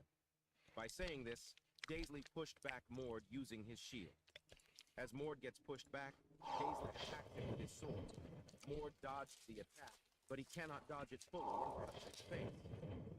Daisley then says to Mord that how dare he is to request a god of combat spirit with the opponent like him, who has survived countless battlefields and near-death situations. By saying this, he, aging, charged at Mord, but Mord jumps to avoid his sword. Mord then moves backwards to create some space between them. He also feels that he is a bit lacking in experience and skills. Kessner, who is watching the match, also gets that Mord is talented, but his fighting style is of the beginners. And the experience is also something that cannot be ignored. And if he loses this match, he has to leave this place, as Daisley will make sure of it. As Mord is standing silently, Daisley asked him what's wrong, and if has finally nothing to say. You're expired trash, but your skills aren't bad, Mord said. Daisley then says that his arrogance is astounding, and he God damn it, I meant to go to Fellwood first. without pretending to be strong. Do you really think so? You're really cementing yourself as the unqualified instructor, Mord said. Daisley then tells that he will train him right here and now. That an impossible wish, Mord says this. And after that, he began to release enormous amount of mana that begins to affect Daisley. While releasing this amount of mana, Mord's hair has turned silver. By seeing this, Daisley recognized it as the new blood awakening. Mord then opens his eyes, and his eyes also has turned silver. He then begins to walk towards Daisley, as he is fighting in this form for the first time, and he doesn't know how to hold back his powers. In the case of the Vernus bloodline, after going through divine blood awakening at the age of 50. From now on, we will be calling this blood divine blood. After awakening awakening the divine blood at 15, they are able to use the divine blood power. However, most of them stop at using divine blood power to increase their mana pool. While that allows them to gain incredible power, if someone were able to control divine blood in its entirety, they could gain immense power comparable to none. Kessner gets shocked to see this, that a 15-year outsider managed to awaken his divine blood power. Even though Kessner was considered to be the most talented amongst the children, it took him 4 years to awaken my divine powers, and yet despite only being here for 8 days, Mord has already reached that state. Daisley cannot believe his eyes, but the silver eyes and hair prove of awakening divine blood. Mord invites Daisley to quit now, as if he quits now, the only thing he will be losing is pride. Don't make me laugh. Even if you can use divine blood powers, there's no way I would lose to a beginner like you, Daisley said. Hearing this, Mord rushed towards Daisley and starts to gather mana on his right hand. Daisley says that his attack will have no effect, and also he will not fall to the same trick twice. Daisley puts his shield in front of him. Mord didn't say anything and swings his right hand vertically, getting hit, but Mord's hand. Daisley flies away and falls on the ground. Mord gets impressed to see that the power of divine blood is so strong. Daisley also gets scared and thinks that he will lose to this 15-year-old boy. He then gets up and feels that his left shoulder is broken and he cannot use his left arm. He then uses sword impulse and rushes towards Mord. Seeing this, Mord also rushed towards him. But Daisley used some movement technique to his sword. The sword hits Mord and a huge explosion occurs. Kessner praises Daisley for using the chance when Mord let his guard down. But however, the strongest weapon and defense of the Vernar's family is their physical bodies. And for a sword impulse that relies on weapons, it would be a mere tickle for those who have awakened their divine blood. The sword hits Mord, but it didn't even do a single damage to him. Mord turns to Daisley and says he has no right to be an instructor. Daisley gets broken to see that the sword impulse that he trained on the battlefield for decades has no effects on Mord. Daisley then starts to swing his sword madly at Mord, but the slashes of the sword has no effects on Mord. Mord then gets closer to Daisley and says he is disappointed in him, that despite being this weak, he still acted all high and mighty. Daisley gets furious and says Mord that who is he to talk to him like that. By saying this, Daisley swings his sword hard. But Mord catches the sword with his hand and asks Daisley that if he really thinks an attack like this will work against him. As a being of the bloodline of the god of combat, he fight with his bare hands because there is no weapon that is stronger than his own physical bodies. Mord then inserts mana into Daisley's sword, and the mana also gets inside Daisley. He then starts to scream out of extreme pain, and also starts to spit blood out of his mouth. He then begs Mord to stop. After that, Mord releases the sword, and Daisley fell on his knees. Mord then tells Daisley to accept his defeat, and he will let him live. But if he refuses his loss, then he will really kill him now. Daisley feels the huge power gap between them, and thinks he can never win against him, so he lowers his head and accepted his defeat. By seeing this, the trainees gets excited and shouts out that Mord has defeated the instructor. Kessner looks forward to see how strong Mord gets, because as a bastard of Vernar's, he has awakened his divine blood after 8 days of joining the Vernar's family. And not only that, he managed to kill his instructor's will with the god of combat spirit. Kessner then smiles and leaves the training facility. The trainees are all cheering for Mord, and we can see a girl who has watched the fight thinks that Mord is pretty amazing, and she never expected to see such monster like him here. The girl's name is Erna Vernars, and she is the 7th traditional bloodlines of Vernar. Then, in the castle of Archduke Vernars, we can see Mord is standing in front of the Archduke. The Archduke then says to him that he heard that he has officially become a warrior, and he has also easily passed the god of combat spirit.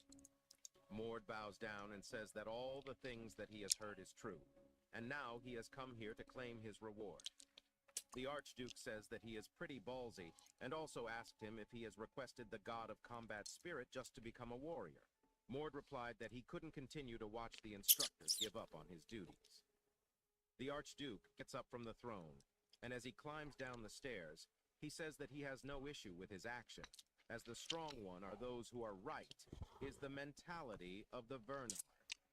He then comes face to face with Mord, and by exuding his mana, he asked Mord that why did he hide his strength from him in the past. Mord replies that he was merely being more careful with the utilization of mana when he was using the impulse, and it was the first time he had used it. The Archduke gets that it is a clear lie, but he decides to let it go and smiles. He then says Mord that if his decision to enter the god of combat's grave is still the same. Mord replies it is the same. By hearing this, a subordinate of Archduke requests him to rethink his decision as allowing Mord to challenge the god of combat's grave before the officially announced warriors will arise many complaints. Hearing this, the Archduke gives an deadly look and tells that how dare he is to tell him to rethink about his decision. The subordinate gets scared and lowers his head and asks for the Archduke's forgiveness. The Archduke says that a promise is a promise, and he will allow Mord to challenge the god of combat's grave.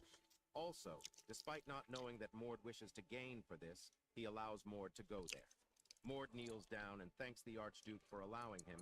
He also smiles as he finally gets the chance to collect his first world fragment. After that, Kessner takes Mord to the entrance of the god of combat's grave. Essner then tells Mord that only one person can enter at a time, and no matter what dangers he face, unless he dies, no one else may enter. Mord knew that the entrance of the god of combat's grave is in the basement of the Archduke's basement, but he didn't accept it to be this big. Kessner then says that he didn't thought Mord will get to challenge it before him. Mord agrees with him, and says that he has never thought that he will get his chance so early. Hearing this, Kessner tells Mord not be too surprised, as it is the result of his hard training, and also wishes that he returns back unharmed. Mord starts to walk towards the entrance by saying thanks to Kessner for showing concern about it. As he stands close to the gate, he feels a bit odd from the aura coming from the gate. According to the founding myth of the Vernars Duchy, the god of combat, Vernars has never faced death. He fulfilled his destiny as a human, and only left this world to become a god in the heavens. The name God of Combat's Grave is merely a name that Vernars made. It has a different meaning. The human side of the god of combat Vernars, the place where the remnants lie. While thinking this, Mord puts his hand on the gate, and the gate opens and bright white light comes from the gate. Mord then starts to walk inside the gate while he is entering. He thinks that, as described in the novel, 7 years from now, Aiden manages to find a world fragment inside the god of combat's grave. He get that with the help of an aide. But however, the world fragment should still exist here at this point in time. Thinking this, Mord gets inside and the gate closes. Getting inside of the god of combat's grave. Mord gets shocked as this is completely different from the grave that was described in the novel. There are 6 different layouts within the god of combat's grave. However, the pattern that appeared in the novel, it was merely one of 6. Mord then thinks that no matter what layout it may be, they all have a seal, and all he needs to do is find that seal. The seal is supposed to be a stone statue that represents the life of the god of combat. Mord starts to roam around to find the statues. As he is roaming around, he noticed some noise coming from his behind. So he turns around and sees that hellhounds are tailing him. He gets surrounded by the 2 hellhounds, and the hellhounds rushed towards him, as one of the hellhounds is about to land an attack. Mord uses his fist and punched the hellhound's head and shatters it. He then throws an aura punch at the other hellhound and also kills it by piercing its body. He then starts his search of finding the seal. After roaming for a while, he comes in front of a huge 2-headed ogre statue. By seeing this, he gets that it is the first seal, and this is the monster that god of combat Vernars killed when he was young. Mord then looks carefully and sees the statue of Vernars on the top of the ogre. As the statue is in a pretty high place, Mord uses his mana and jumps on the shoulder of the ogre. By seeing the statue of Vernars from close, he thinks that this statue is when Vernars was 10 years old. Seeing this, he also understands that why the descendants of Vernars are so big. Mord then activates his divine blood power and cuts his wrist and drops a few drops of blood on the statue's head. After doing this, Mord thinks that it would have been very hard for him to find it if he didn't have a clue beforehand. He also thinks that the method of unsealing is very weird, as after awakening divine blood, who would think to drop blood on the head of the god of combat statue. After that, Mord jumps of the statue and gets happy, as he is the first to claim it. He then starts to move on towards the next seal. As Mord is leaving, the statue's head starts to crack and its eyes looks at Mord. As Mord walks, he fights with various types of monster. He fights with a huge green snake, few dozens of hellhounds, and with skeleton warrior. One kick from him is enough to kill the skeleton warrior. Mord has come deeper, and the monsters are coming at him continuously. Mord again's come face to face with a green snake, and now he cannot even dodge the attacks as he is in a narrow alley. As the snake's launched its attack, Mord concentrates his mana in his right fist, and with one punch he kills the snake. Wait a minute, what is that about? Flying high up in the sky, the bird will be a big trouble if they attack Mord. But there's nothing to worry, as the bird only attacks those who tries to climb the wall. Mord is safe in this case, as he is walking on the ground. So far, Mord has managed to find 5 seals, and all he need to find is the last one, and then he can finally gain the world fragment. Mord walks on and goes deeper. The deeper he goes, he can sense more mana. Mord is already tired from fighting with all the monsters on his way, and he all has not much mana left as he used the divine blood 5 times. But at last Mord has come in front of the 6th seal, and he can see a huge dragon statue. The statue is so big that only climbing it will be a hassle. As he was standing and staring at the statue, a huge noise occurs, and he quickly looks back and sees that a huge ogre is coming towards him. Mord gets shocked to see that an ogre appears out of nowhere. Ogre is a monster that even a magic fighter that learned sword impulse would have trouble with. And they're also dense in mana, and have a physical body on par with bodies enhanced with physical reinforcement level 1. The ogre then shouts and attacks Mord. See you around. Mord quickly dodged the attack, and the attack lands on the ground and cracks it. Ogres are normally 4 meters in size, but this guy is taller than 5 meters. The ogre again attacks Mord, and he again dodged it. Mord then counterattacks with concentrate mana in his hand. He hits the ogre's face, and it spits blood from its mouth. The ogre then catches Mord with his hand and throws it at a wall. Mord flies away and hits the wall and cracks it. He also bleeds from his mouth. Mord understands that he cannot defeat it with impulse only. The ogre runs towards him and throws a punch at him. The punch hit Mord, but it didn't do any damage to him. At the right time, he awakens his divine blood, and from the power of it, the ogre flies away and falls flat on the ground. Mord then walks towards the ogre. The ogre quickly gets up and screams. Mord jumps high in the sky and attacks the ogre with impulse. The attack hits the ogre's head, and the head of the ogre brusts. Mord thought that he would defeat the ogre without using his divine blood, but he was too conceited. He then gets down from the ogre's body and jumps to the head of the dragon statue.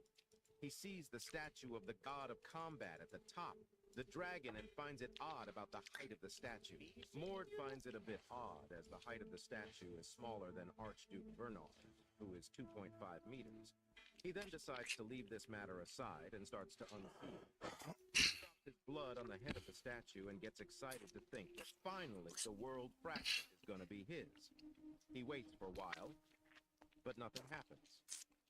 He starts to think that if he has done something wrong, according to the novel, Mord should get the world fragment by now. Mord then starts to leave as he wants to check if the other seals are unsealed properly. As Mord is about to leave, he hears a voice from behind which says that he expected Mord to be hot-tempered, as he is his descendant. Hearing this, Mord quickly turns back and gets shocked to see that the statue has come to life. The reason Mord decided to enter the god of combat's grave was because he remembered that Aiden had obtained a world fragment inside it. Thus, there's no way he would be aware of these events unless it was written in the novel. But however, Mord didn't accept something like a stone statue. He thinks that it is a hidden trail. Mord then asks that who is he? The old man didn't answer and says that he likes Mord's energy, and also asked him that how old he is.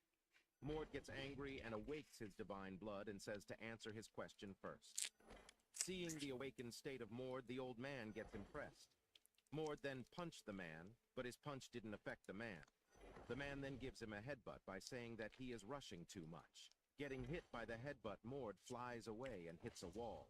The man rushed towards Mord and says that he will now give him a proper greeting. Saying this, the man throws a punch at Mord's stomach. As the punch hits Mord's stomach, he falls from the sky and hits the ground hard and breaks it. Fortunately, he didn't get serious injuries, and he gets up. And while whipping the blood on his face, he thinks that if he is seeing an illusion... The old man gets down and comes towards Mord and asks if he really didn't know who he is.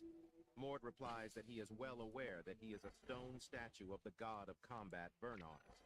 The man tells Mord that he is wrong, as he is what the god of combat, Bernars, left behind, and he is his shadow as a human. Hearing this, Mord gets shocked, and recalls that within the novel, the god of combat's grave was known to have the remnants of his human self. So, this would be the grave most suited to his human form, not his godly form. However, in the novel it was recorded that the stone statues of his life achievements existed. Mord then understands that Bernar's remnants were stone statues that had been imbued with his will. Seeing Mord is thinking hard, the man says that if it is too hard to believe, then he will show him now that this is reality and it really hurts. Saying this, he rushed towards Mord and punched him. Mord tries to block the punch with his arm. The man laughs and says that he is much weaker than he has thought. Mord gets angry and says to stop playing with him. Looks like you still have energy left to face me? Perfect. This is what I expected from my descendant. The old man said this and throws a punch at Mord.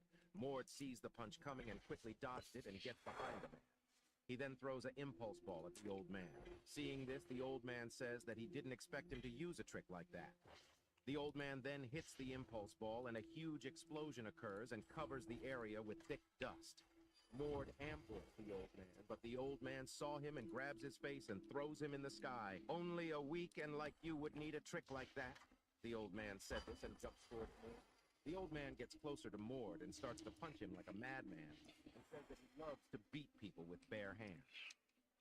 While getting hit by the man, Mord thinks that if he is dreaming as Fellwood. between their stretches, Alright, I gotta go to Fellwood, with his divine blood powers, he is Iron unable to Forge. stand in front of So this man. The man then smashed Mord on the ground, and by sitting on his chest, he continues to punch at Mord's face. After a while, as Mord gets knocked out, the man stops his punches and gets up from Mord and gives him a nice kick.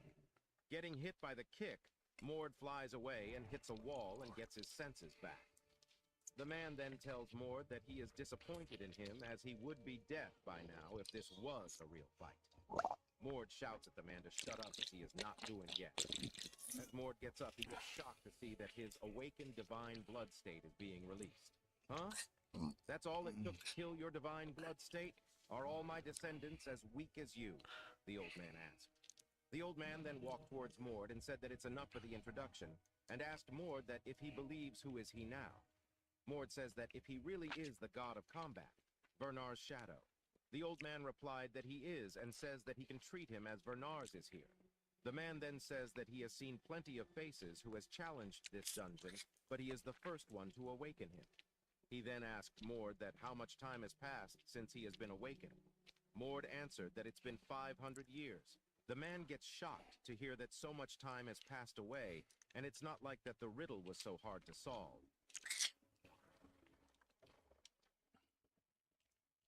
Fishing supplies. Eldrassil are quite large and robust. Rumors say it is the speedy growth of our new world tree that is the cause. Be careful.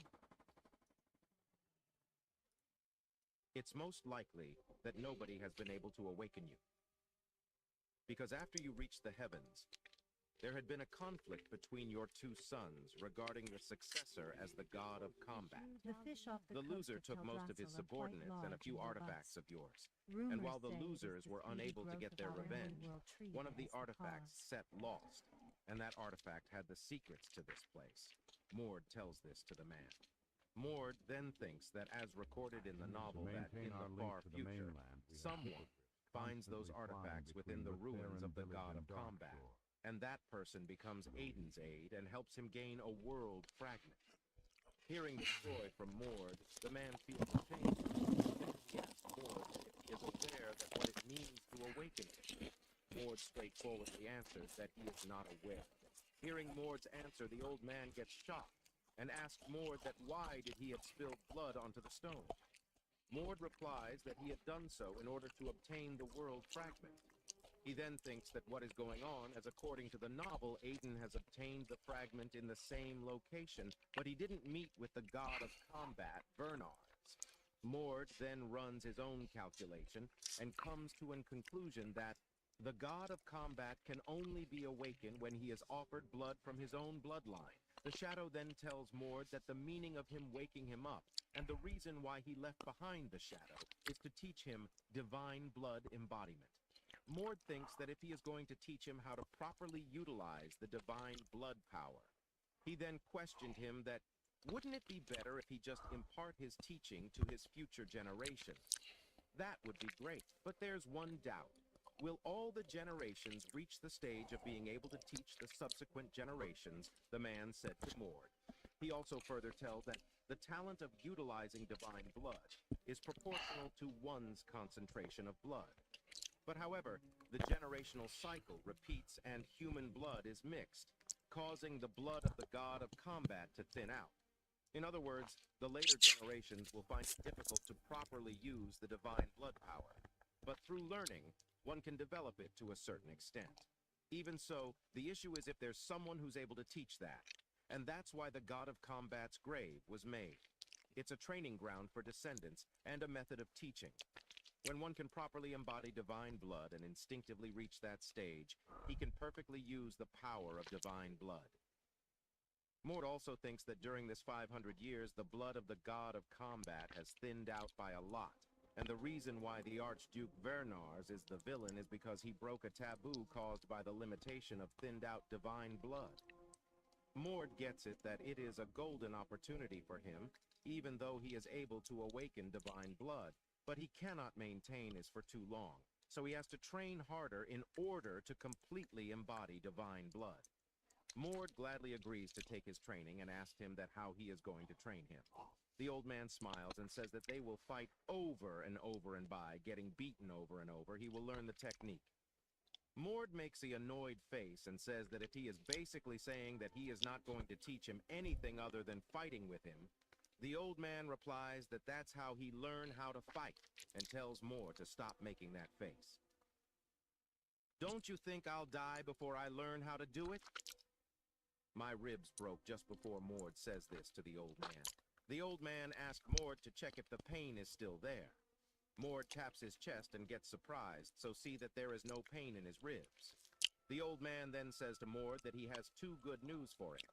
The first one is that as long as they are in this area, both injuries and mana will regenerate immediately. And secondly, he will not be his opponent. At that time, the young man jumps from the top of the dragon and lands on the ground with a huge impact. The young man then gets up and looks at Mord and laughs.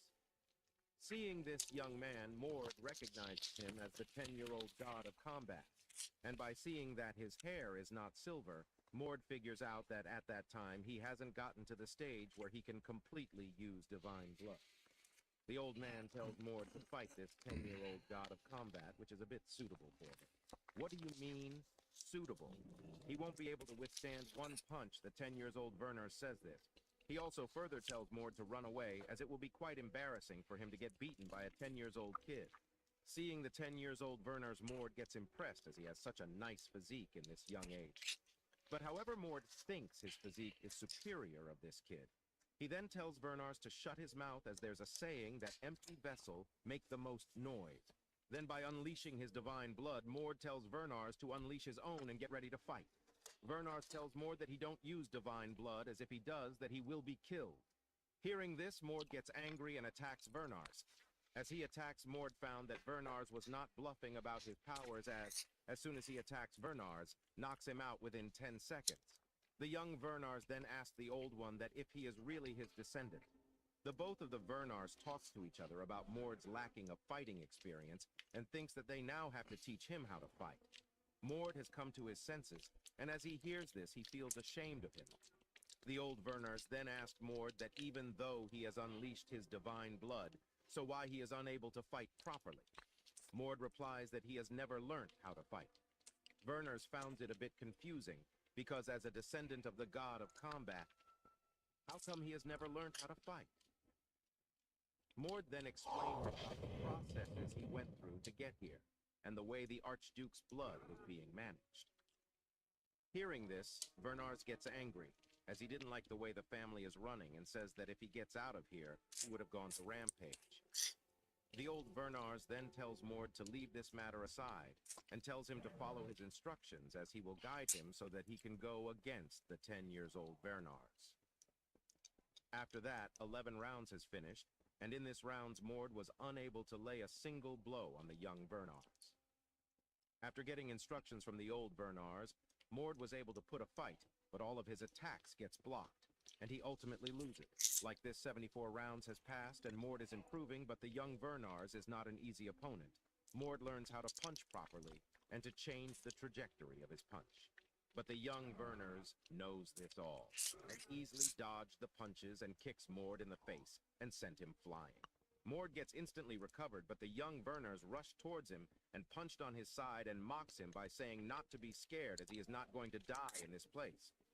By looking at Mord's face, the young Vernars ask Mord that if he is frustrated to see that none of his attacks are working on him.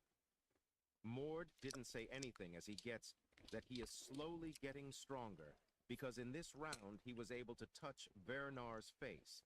Then again, the fighting starts, and Mord is beaten one-sidedly. After 272 rounds, Mord tells the old Vernars that changing the trajectory of the punches is not working. The old Vernars tells Mord that he needs to make an opening. Mord understands this, and in the next fight he sees the movements of the 10-year-old Vernars. As Vernars gets close to him to counterattack, Mord sees this coming, and quickly jumps high in the sky. Vernars gets shocked to see this, and as he looks up, he sees that Mord is already above him. Mord then uses his divine blood power and kicks on Vernar's head and smashed his face on the ground. The old Vernars gets impressed to see that Mord is putting all the things that he has learned into action. Mord also gets happy as after so many rounds he gets to land a clear hit on the 10-year-old Vernars. After that, the 10-year-old Vernars gets up with sudden outburst of mana, and he makes an impulse ball in his hand and tells Mord that as he is getting used to it, he will no longer go easy on it. Young Vernars throws the ball at Mord. Mord tires to stop it with his hands, but he is been pushed back, and if this goes on, his body will be shredded into pieces. Mord then looks at the old Vernars and thinks that why is he not stopping him? As Mord gets distracted, the young Vernars uses his moment and punched Mord hard. Getting hit, Mord flies away and hit the wall and spits blood from his mouth. Even after seeing the injured and hopeless Mord, the young Vernars didn't stop his attack and continuously punched at Mord's stomach. Mord screams in pain and blood comes from his mouth. Young Vernars then grabs Mord's hand and throws his in the sky. He then jumps above Mord and kicks him, and he hits the ground and shatters it. Mord's divine blood state is gone, and he is unable to activate it. He is also in a state where he is unable to move his fingers. While Mord is laying, he hears something cracking and sees that the dragon's head is falling on him. As he is unable to move, the head falls on him. Seeing the huge explosion, the young Vernars gets happy, but Mord comes out of it without any injuries. At the right time, his body gets recovered, and he pushed the head and shatters it. Seeing this, the young Vernars admits that Mord has guts. Mord gets up and sees that the part of the stone is over his leg, and he is unable to move his leg. The young Vernars jumps from above and starts to fall towards him. Mord gets panicked as he is unable to use divine blood power as his mana is completely drained. He needs 8 seconds to replenish his mana. As young Vernars is falling, Mord starts to count down the seconds. Now Mord needs 4 seconds, but Vernars is close to him. But Mord didn't panic and puts a smile on his face and takes a small stone and shoots it in the Vernar's eyes. Mord's attack landed accurately, and Vernar's eyes gets red from getting hit, but the stone. Vernars is unable to see with his eyes, so his punch landed on the wrong place. Vernars gets angry and activates his divine blood and punched at Mord with his full strength. At that moment, the time needed for Mord to activate his divine blood gets completed, and he actives his divine blood and quickly dodged the punch. God damn it. I got 22 seconds. The punch hits the ground and leaves a huge dent on it. Mord then rushed towards Vernars from his back, and as he is about to punch him, Mord mocks Vernars a bit. He says to Vernars that he thought that he would be death if he awakes his divine blood, but that now it seems like he is getting beaten instead. Saying this, Mord lands a clean hit on Vernar's face and gets shocked to see that the punch has no effect. Vernar says that the punch is so soft, and he asked Mord that if he thought that he would be able to crack his skull with this soft punch. Vernars gets mad and he garbs Mord's neck, and on the other hand, he creates an impulse ball and tells Mord that he will now show him what he needs to do. As the impulse ball is about to hit Mord, the old Vernars told them to stop. As the young Vernars didn't stop, he steps in between them and he pushed Mord back and blocks the impulse ball with his hand. Seeing him, the young Vernars tells him to move aside. The old Vernars then questioned him that what he is doing, as he sure explained him before, that their role is to teach their descendants. The old Vernars then declares the end of the training. The young one rebels and says that would he have said the same thing if he was in his position. Hearing this, the old man gives a deathly look, and by seeing this, the young Vernars backs off.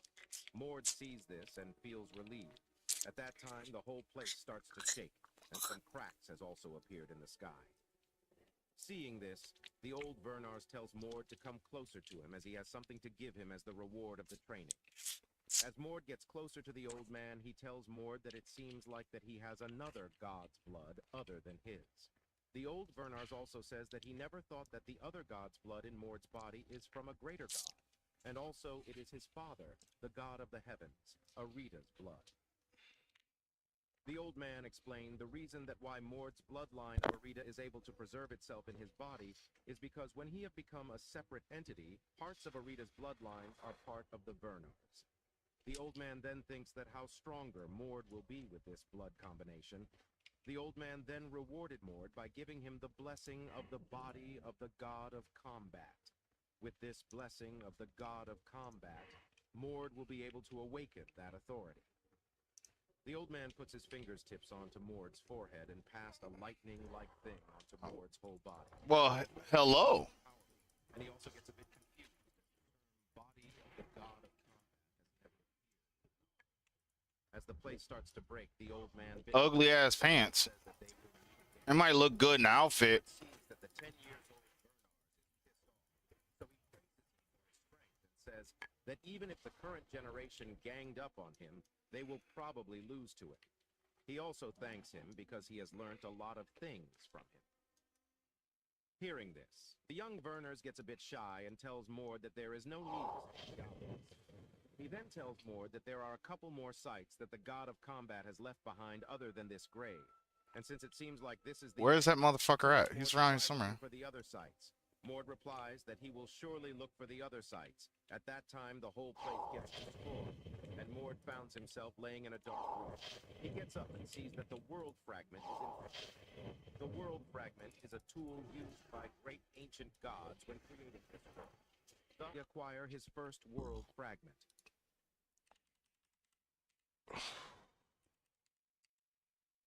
Since it seems like this is the end, he tells Mord to try looking for the other sites. Mord replies that he will surely look for the other sites. At that time, the whole place gets destroyed, and Mord finds himself laying in a dark room. He gets up and sees that the world fragment is in front of him.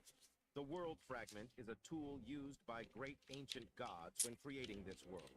Thus, a piece of a perfect world. Come on. Aiden used these world fragments to gain immense power, eventually leading the world to an end.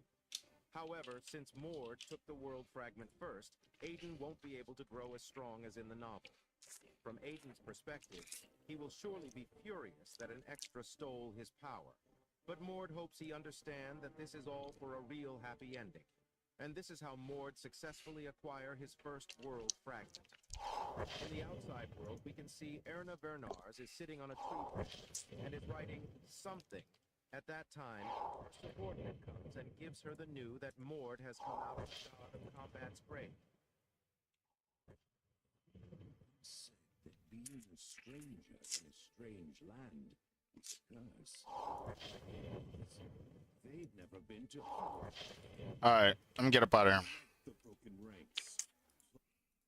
Erna says that she already knew it, and that's why she is planning to be a nice sister.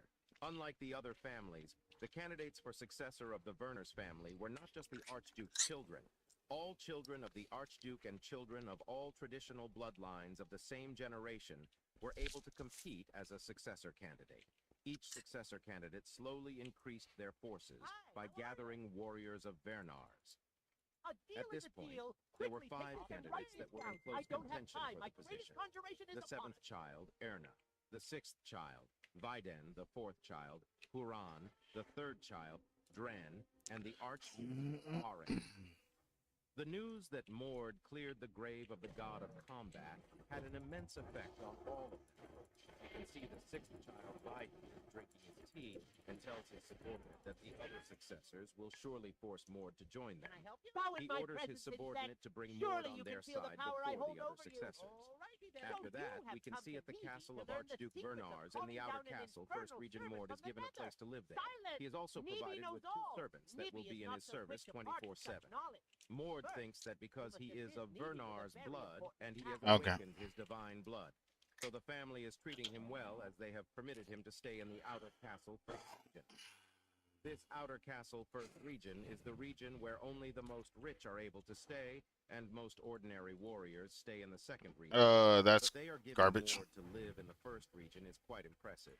It's not the end. They have also provided a Oh shit. place for Mord near That is a keeper. Mord feels that he has become a Lock that servant in a down. huge palace like this. At that time, some people knocks at the door and calls for Mord. The maid opens the door and 2 warrior gets inside. Warriors can be split into 4 ranks: normal warrior, intermediate warrior, advanced warrior, high warrior. And by looking at the 2 warriors, Mord gets that they are intermediate warrior.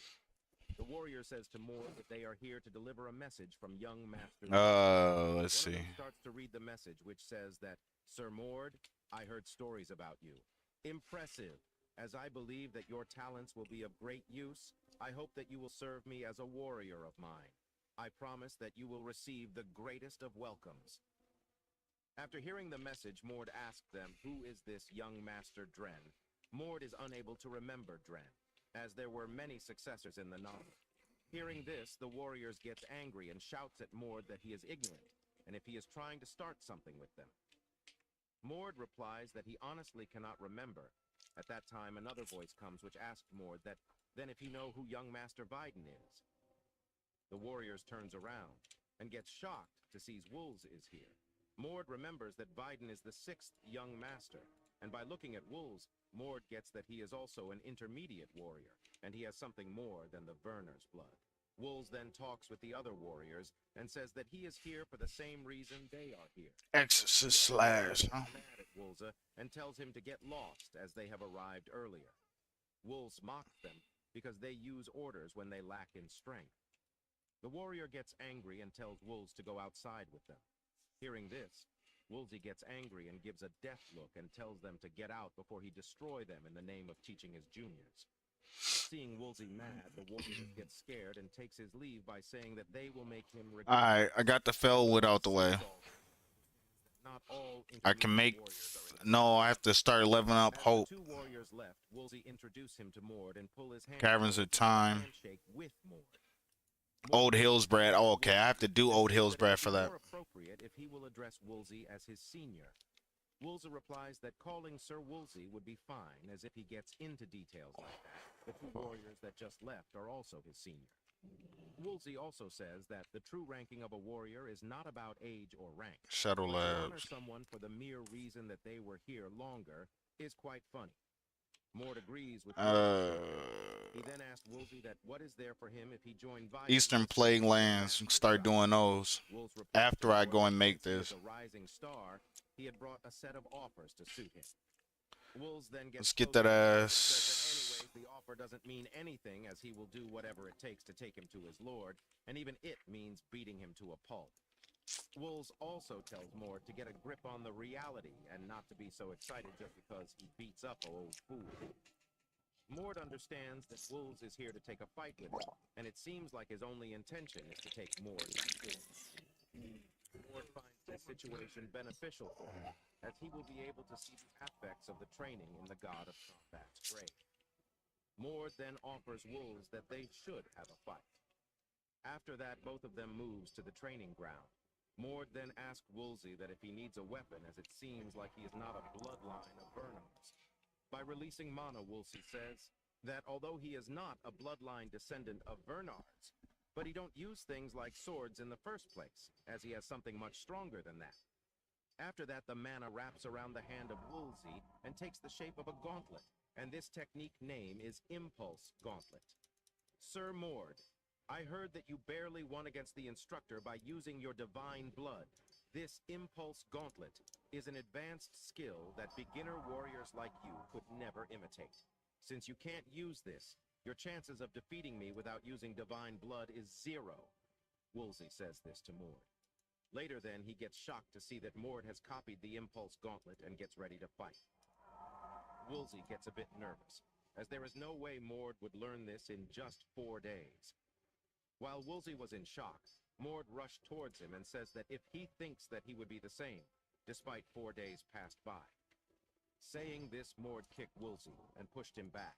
Mord didn't stop there. He again rushed at him and punched the ground in front of Woolsey. The ground shatters and Woolsey falls on the ground. Woolsey gets that Mord is too strong. He then thinks that Mord has been hiding his strength, as it is impossible to improve this. Much is just 4 days.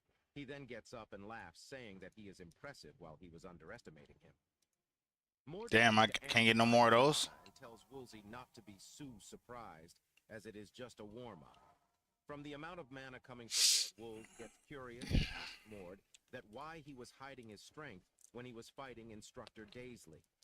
Mord thinks that it would be a waste of time explaining it to him, as he would not believe him, as there is no way a person can get so much stronger in just 4 days. But however, for Mord, there are 2 things that make them First, the blessing of the body of the god of combat. This blessing not only allows him to use authority, but brings out his innate talent. As a result, both his physical abilities and mana are able to grow dramatically. The second is using the world... Alright, let's see here. Source. From his memories of the novel, he was able to figure out how to use it, although he hasn't used the world fragment yet. As Mord stays silent, Wolves gets that he has no intention of answering him. Wolves then tells Mord that as he has underestimated him, so he will show him his full power. Saying this, Woolsey begins to release mana, and his body also begins to change. Mord sees this and gets shocked as the body of Woolsey starts to turn into a wolf. Mord remembers this phenomenon as within the novel, there are people who have been afflicted with the full moon curse. While most of them change under the full moon, attacking humans as they are consumed by rage, but there are those few individuals that have overcome the curse are able to use that power whenever they please. A fused form of human and beast, they are called lycanthropes. Wolves gets a lot bigger, but in terms of mana, Mord is still above him. Mord then attacks Woolsey, but his attack has been blocked, and he has been pushed back by Woolsey. Woolsey then tells Mord that even though he is better in mana than him, but he has gotten a lot bigger and stronger. Send that to Hope. Pushed Mord, and I like the fish, so... Woolsey punched him in the face and sent him flying. Mord flies away and hits the wall hard and makes a dent on it. He also bleeds from his mouth. While whipping the blood, Mord thinks in his mind that Wolves is stronger than he thought, but not to the point where he need to use his divine blood. So to sum it up, he is above him in terms of mana, but Wolves is stronger and has a better build than his, so this balances out. Mord gets up and tells Woolsey that they should end this. Hearing this, Woolsey laughs and says that if he is submitting because he thinks he is going to lose to him without using his divine blood. Mord replies that if he uses it, he is not confident that he won't kill him. Now what can I help Wolves then said Mord to stop bluffing and quickly release his divine blood. Mord says that he will not do that and he will defeat him in one go. Wolves laugh and mocks him, saying that he is getting beat up until now, so how it is possible that he will defeat him without using divine blood. Mord then tells him that he can defeat him in one go, as he hasn't gone all out yet. Saying this, Mord starts to use the world fragment. The person who possesses the world fragment is able to use it by drawing out their mana. And after Mord cleared the god of combat's grave, he was successful in drawing out the fragment's mana with the training method Where is it he you would read like to in go, the lad? novel. For just a few Since coin, he my only have griffins one can get fragment, you there he can faster only be than blessed with the even god of swiftest horse. combat's body for 20. Mord starts to draw mana from the world fragment by seeing this. Woolsey gets a bit scared and says to Mord that he really a monster. Woolsey then rushed towards Mord and launched an attack. Mord That tasted good. and moved towards Woolsey. As he gets closer, he kicks him, but Woolsey blocks it. The kick was a trick so that Woolsey uses his both arms to block it. Mord then creates an impulse ball and throws it to Woolsey. Getting hit by the impulse ball, Woolsey flies away and hits the roof of Mord's house and breaks it. The other warriors that were present there gets worried about Woolsey. Woolsey is laying on the floor and thinks that he has lost, and now he cannot show his face to his master Vidin. While thinking of his master, he recalled the conversation between him and Vidin. Vidin tells him that Mord will be a huge help for their position, so Vidin requests for Woolsey's strength to bring him over on their side. Recalling this, Woolsey gets up and again comes in front of Mord. But this time his appearance has changed a bit and he has grown a bit bigger. Seeing the sudden power of Woolsey, Mord thinks that this is his last trump card. So Mord also wants to take this seriously and starts to awaken his divine blood. As the fight is about to begin at that time, Erna Vernars comes and hits Woolsey and knocks him out. Seeing this, the other warrior rushes to her and says that what she is doing as Woolsey is carrying out young Master Vidin's orders. If they had continued, one of them would have died, and the one who had a higher chance of dying was Woolsey. Erna says this to the warriors. She also said that as Woolsey hasn't perfected his second transformation, he has lost his consciousness and went crazy. Hearing her, the warriors understands the situation. She then Damn, I should have stopped and burned Steeps. to the recovery room. Erna then moved towards Mord and introduced herself. And Yeah, I gotta go to burn Steeps. special permission to call her older sister. Mord found it cringy, so he declined her.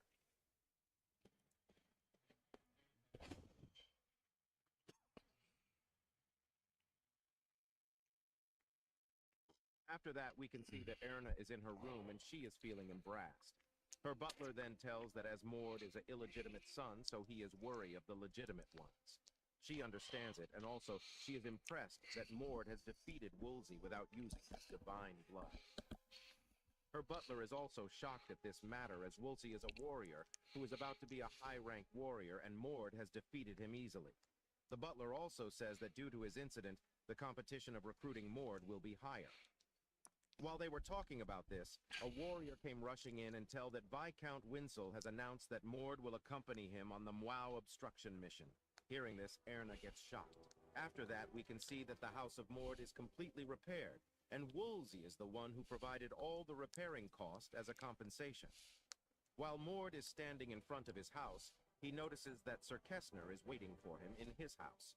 Seeing him, Mord quickly gets up and sits in a room with Sir Kessner. Kessner tells Mord that why he is always causing a scene. Mord replies that he has nothing to do. All the people wants a piece of him. Kessner then tells Mord that in 10 days, he and his subordinates are going to complete a task and if he would like to join them. Mord asked about the details of the task, and Kessner replies that it is to prevent demonification. While the existence of monsters within demonified dungeons and normal dungeons remain the same, they are different in terms. I'll be right back. I need some shoes or some socks. My toes cold.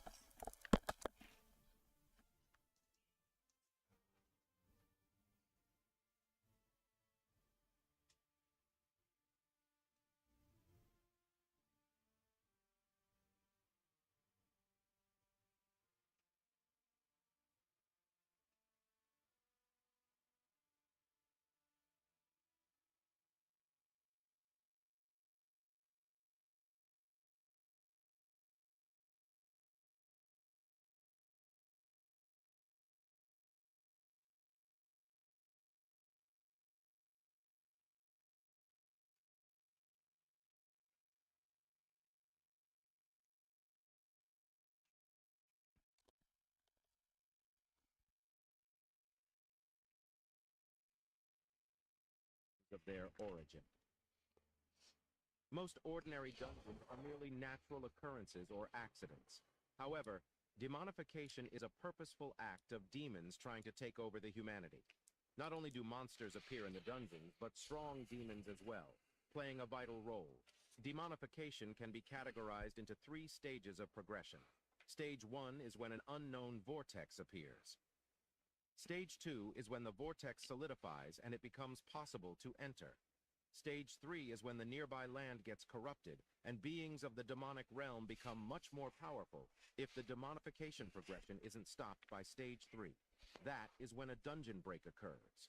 Once a dungeon break occurs, both worlds will be fully connected and demonic beings will start entering the human world. Since Stage 3 is when damage is caused to the human world, it is ideal to stop things during Stage 2.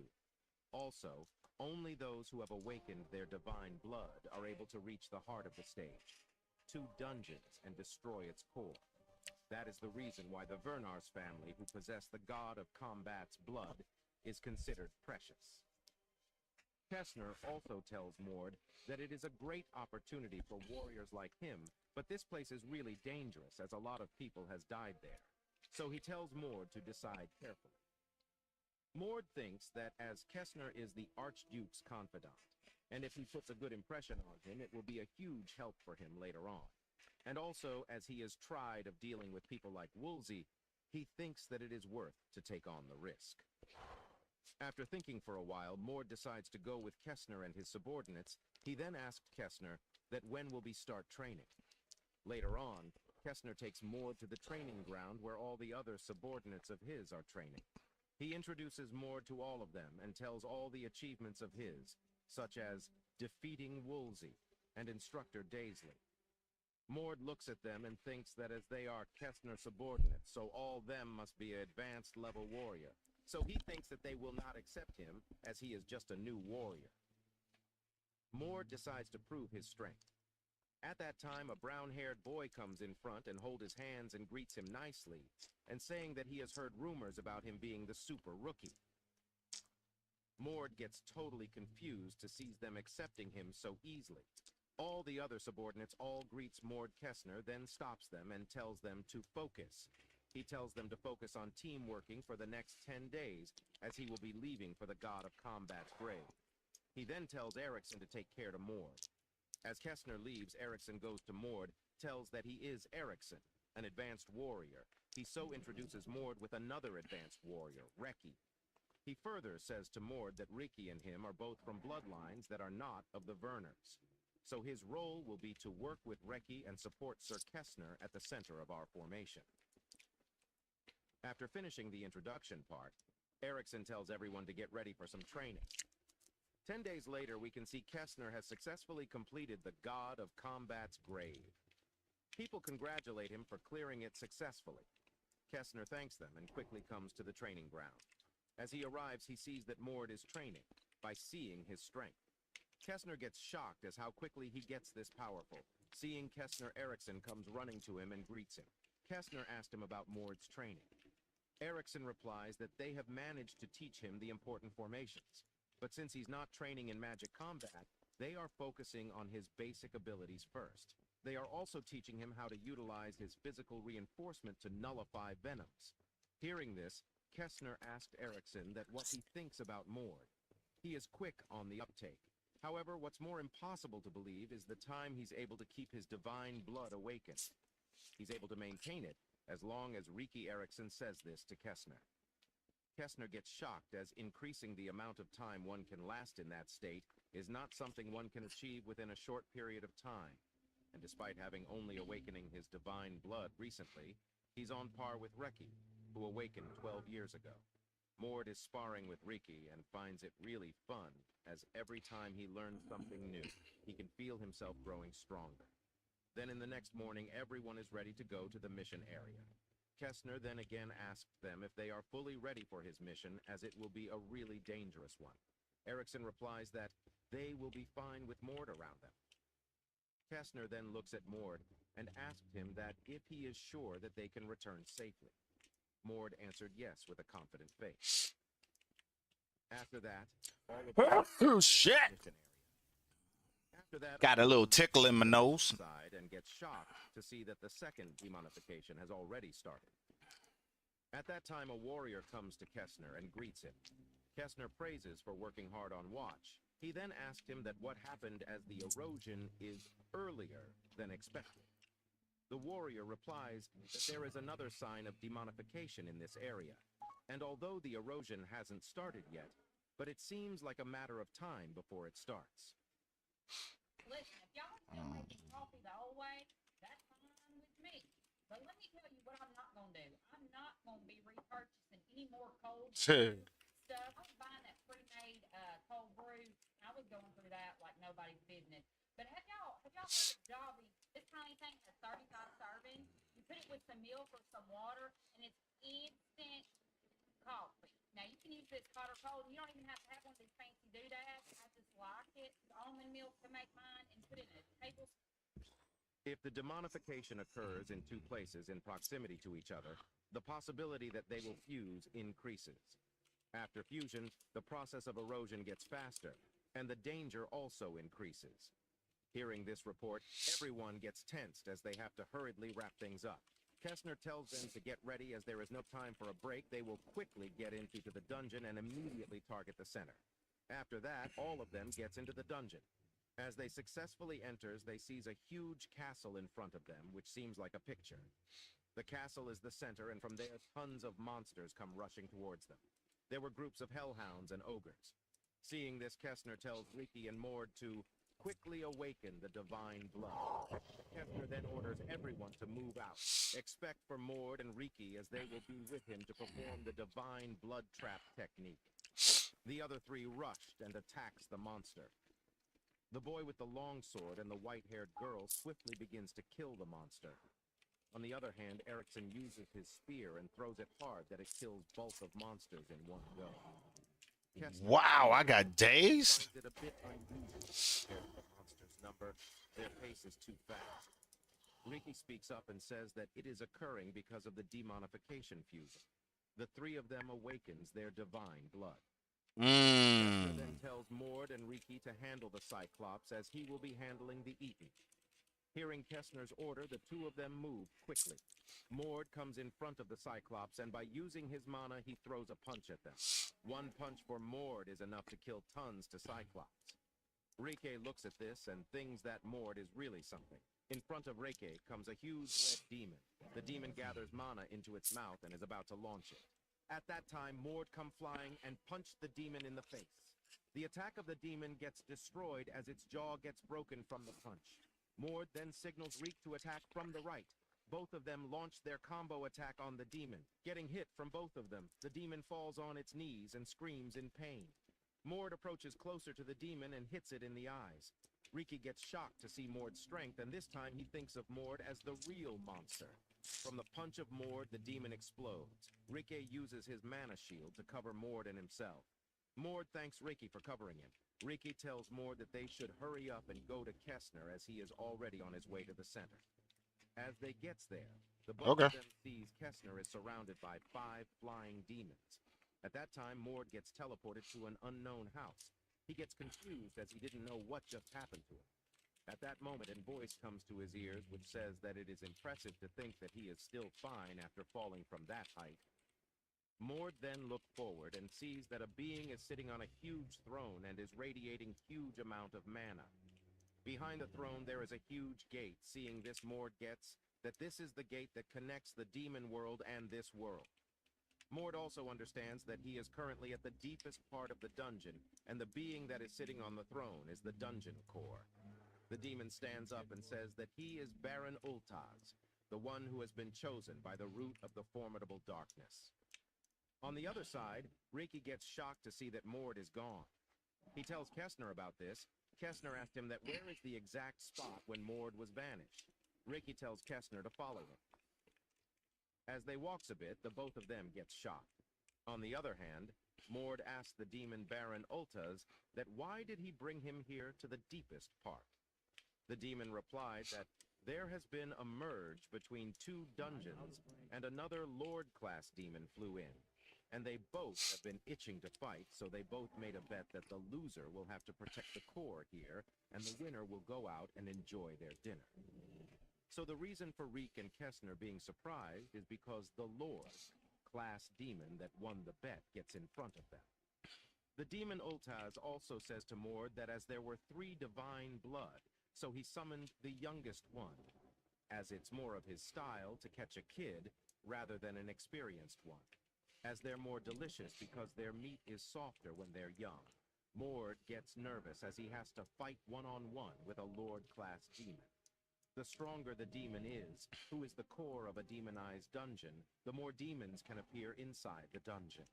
The ranks of normal demons are low-class, intermediate demons. The ranks of the upper echelon Lord-class demons are divided into Marquis, Count, Viscount, Earl, and Baron. Above them are the monarch-level demons, the Duke and Grand Duke. Among them, a Baron is a powerful demon that can kill most advanced warriors at once. On the Kessner side, he is very angry as he is worried about Mord. As the demon is about to move, Rike comes in between them, and he tells Kessner that he will assist him in this fight.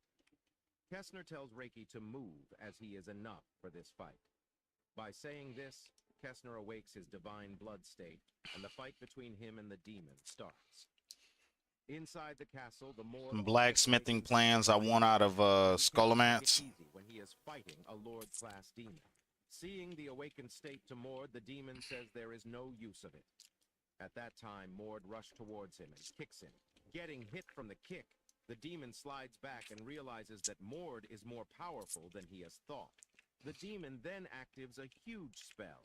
Name the Dance of the Fire Spirit and throws it at Mord. Mord uses his Mirage Break to counter the spell. As both of their attacks collided, a huge explosion occurs. Seeing this, the demon laughs as he thinks that Mord is dead. At that time, Mord uses the smoke as a cover and ambushes the demon and land a clear hit on its face. The demon flies away and hit a wall. I dare you to let me build you a completely free e-commerce store, preloaded with... Mord didn't stop there. He creates many impulse balls and throws them at the demon. The balls hit the demon. Mord has been in many fights, but in all that fight, he has never given his all. But this is the first fight that he is trying to do his best. The demon uses his mana to get out from the impulse balls. The appearance of the demon has changed a bit, and it is radiating more mana. The demon then rushed towards Mord. Mord begins to use the power of the world fragment, and he also moved towards the demon. Both of them clashed, and no one is overpowering the other. The demon brings out his long sword and swings it at Mord. Mord barely dodges the attack and jumps towards the demon and lands a clean punch on its face. Getting hit from the punch, the head of the demon shatters and the body on it melts, and a red orb-like thing comes out of the demon's body. Mord recognizes the orb as the core of the dungeon. Outside the castle, Kessner has also killed the demon and is about to depart towards the castle in search for Mord. Rike also wishes to go with him, but at that time, Mord comes to them. Seeing him, Kessner gets surprised and asked him if there was no demon. Mord replied that there was one, and he killed it and brings its sword with him. Seeing the sword, Kessner gets that the demon was a Lord class. He then asked Mord that if he really defeated it. Mord replies that he had good luck, and he was able to win because the demon was underestimated with its carelessness. Kessner gets impressed as, no matter how careless the opponent was, to think that a young man like Mord, who just awakened his divine blood, was able to defeat a Lord class demon. He also praises Mord for this achievement. The reason why Kessner had Mord mission is all for Mord, because he didn't want a genius like him with a bright future get caught up in the competition for the success and be trampled. So he was intending to become a fence for him until Mord has enough knowledge and experience to choose his own future. Kessner thought that it would take at least 5 years for Mord to be able to choose his own. But now he thinks that 1 year is more.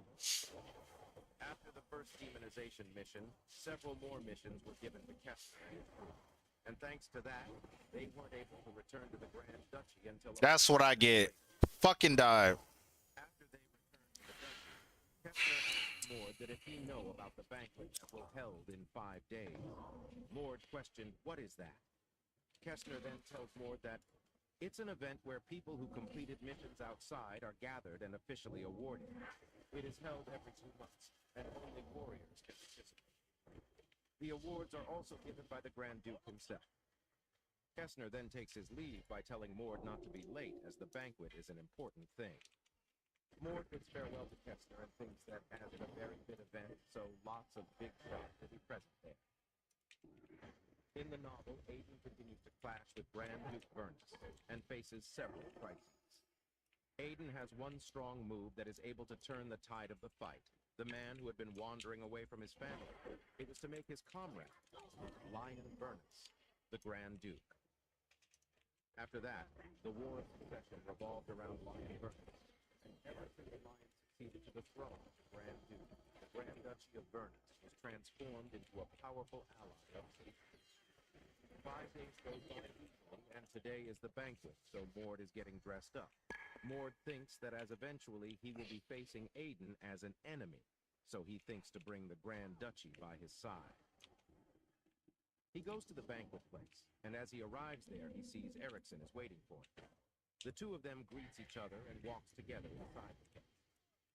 As they are about to enter, Erikson tells Mord that after the award ceremony there will be a party. He invites his Mord to make some friends there. The two of them enter the banquet, and everybody starts to talk about Mord as he has defeated a Lord-class demon. As Mord walks, everyone is mesmerized by seeing the physique of his, as he is so big, even though he just turned 15. While they were walking, they come face to face with Prince Dren, who is successor candidate to the three gods. Erikson bows and greets the prince. Prince Dren tells Erikson so, leave them alone as he has something to talk with Mord. At that time, the sixth child, Biden, comes and tells Dren that talking like this is not considered good. Dren asks Biden that if you want to talk to him, that's quite obvious. Biden said this to Dren. Hearing this, Dren laughs and says to Biden that he is wrong, as he is here to apologize to Mord for the misbehavior of his subordinates. Hearing Sir Dren's statement, everyone present in the banquet gets shocked. Dren then apologized to Mord for in front of everyone, and he gives Mord a present as a token of apology. Mord understands that Dren is forcing him to accept his apology in front of everyone in order to improve his own image. Mord then happily accepts the present. Dren thanks him for accepting it. Seeing this, Biden God gets damn. as he thinks that if this goes on, he will lose Mord. So Biden approaches Mord and tries to start the conversation. But at that time, Erna comes and Mord starts to talk with him. Biden gets angry and asks Erna that why she is interfering between them.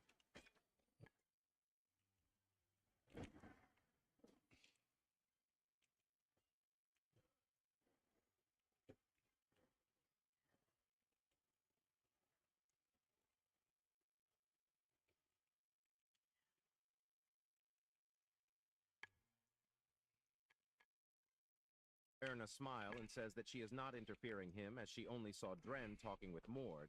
She also tells Biden that he didn't even greet Mord. Biden shouts at Erna and tells her to drop her arrogance, as he will not leave her alone just because she is younger. With the way you're talking, someone might think that you're an older brother who cares about their younger sister, despite you being the one who broke my arm.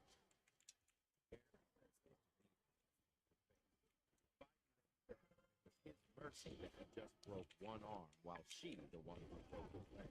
The two of them start to argue. At that time, Mord is asked to follow him to get that friend Vernus, strategic but not trustworthy. And lastly, Erna Vernus. She's a little strange, but he haven't seen her skills yet, so he will have to put her on hold. While the two of them are arguing at that time, the fourth child, Furion Vernus, comes and tells them to stop. Seeing him, Erna asked that why he is here, as he was supposed to be working. He replied that he has left this subordinate behind, who will handle all the work. Furion, I wasn't aware that you like banquets, though. Biden says this. Furion replies that he didn't come here to enjoy the banquet. He is here to see the main character of all the rumors. Saying this, Furion goes towards Mord and introduces himself as a Hurion, a high-ranking warrior.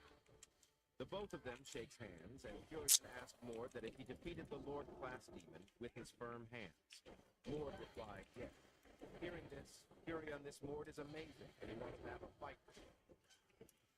Mord thinks in his mind that Furion is one of the two candidates that survived the novel until the end, and he's someone that has a sad-looking face but possesses great talent. At that time, an announcement comes which says that the Archduke Ha arrived, and before the award ceremony, he will say something. The Archduke gets up on the stage and congratulates everyone for working hard for and spreading the name of the Bernards. He then starts the award ceremony. First he calls Kessner and gives him the award. Then the next person he calls is Mord. Mord gets up on the stage and kneels down in front of the Archduke. Archduke praises him for achieving this in his 15 years old. He also says that from today onwards he will appoint Mord as intermediate warrior. Everyone in the hall gets impressed and talks good about it. The Archduke gives the trophy to him and says that he wants to see his skill. After the award ceremony is over, Mord and the subordinates of Kessner is sitting together in a dinner with calling with each other. At that time, Kessner comes to Mord and tells him to come with him for a moment. Mord follows him, and the both of them stands in a corner. Kessner tells Mord not to drink so much as they are leaving early tomorrow as his teacher wants to be.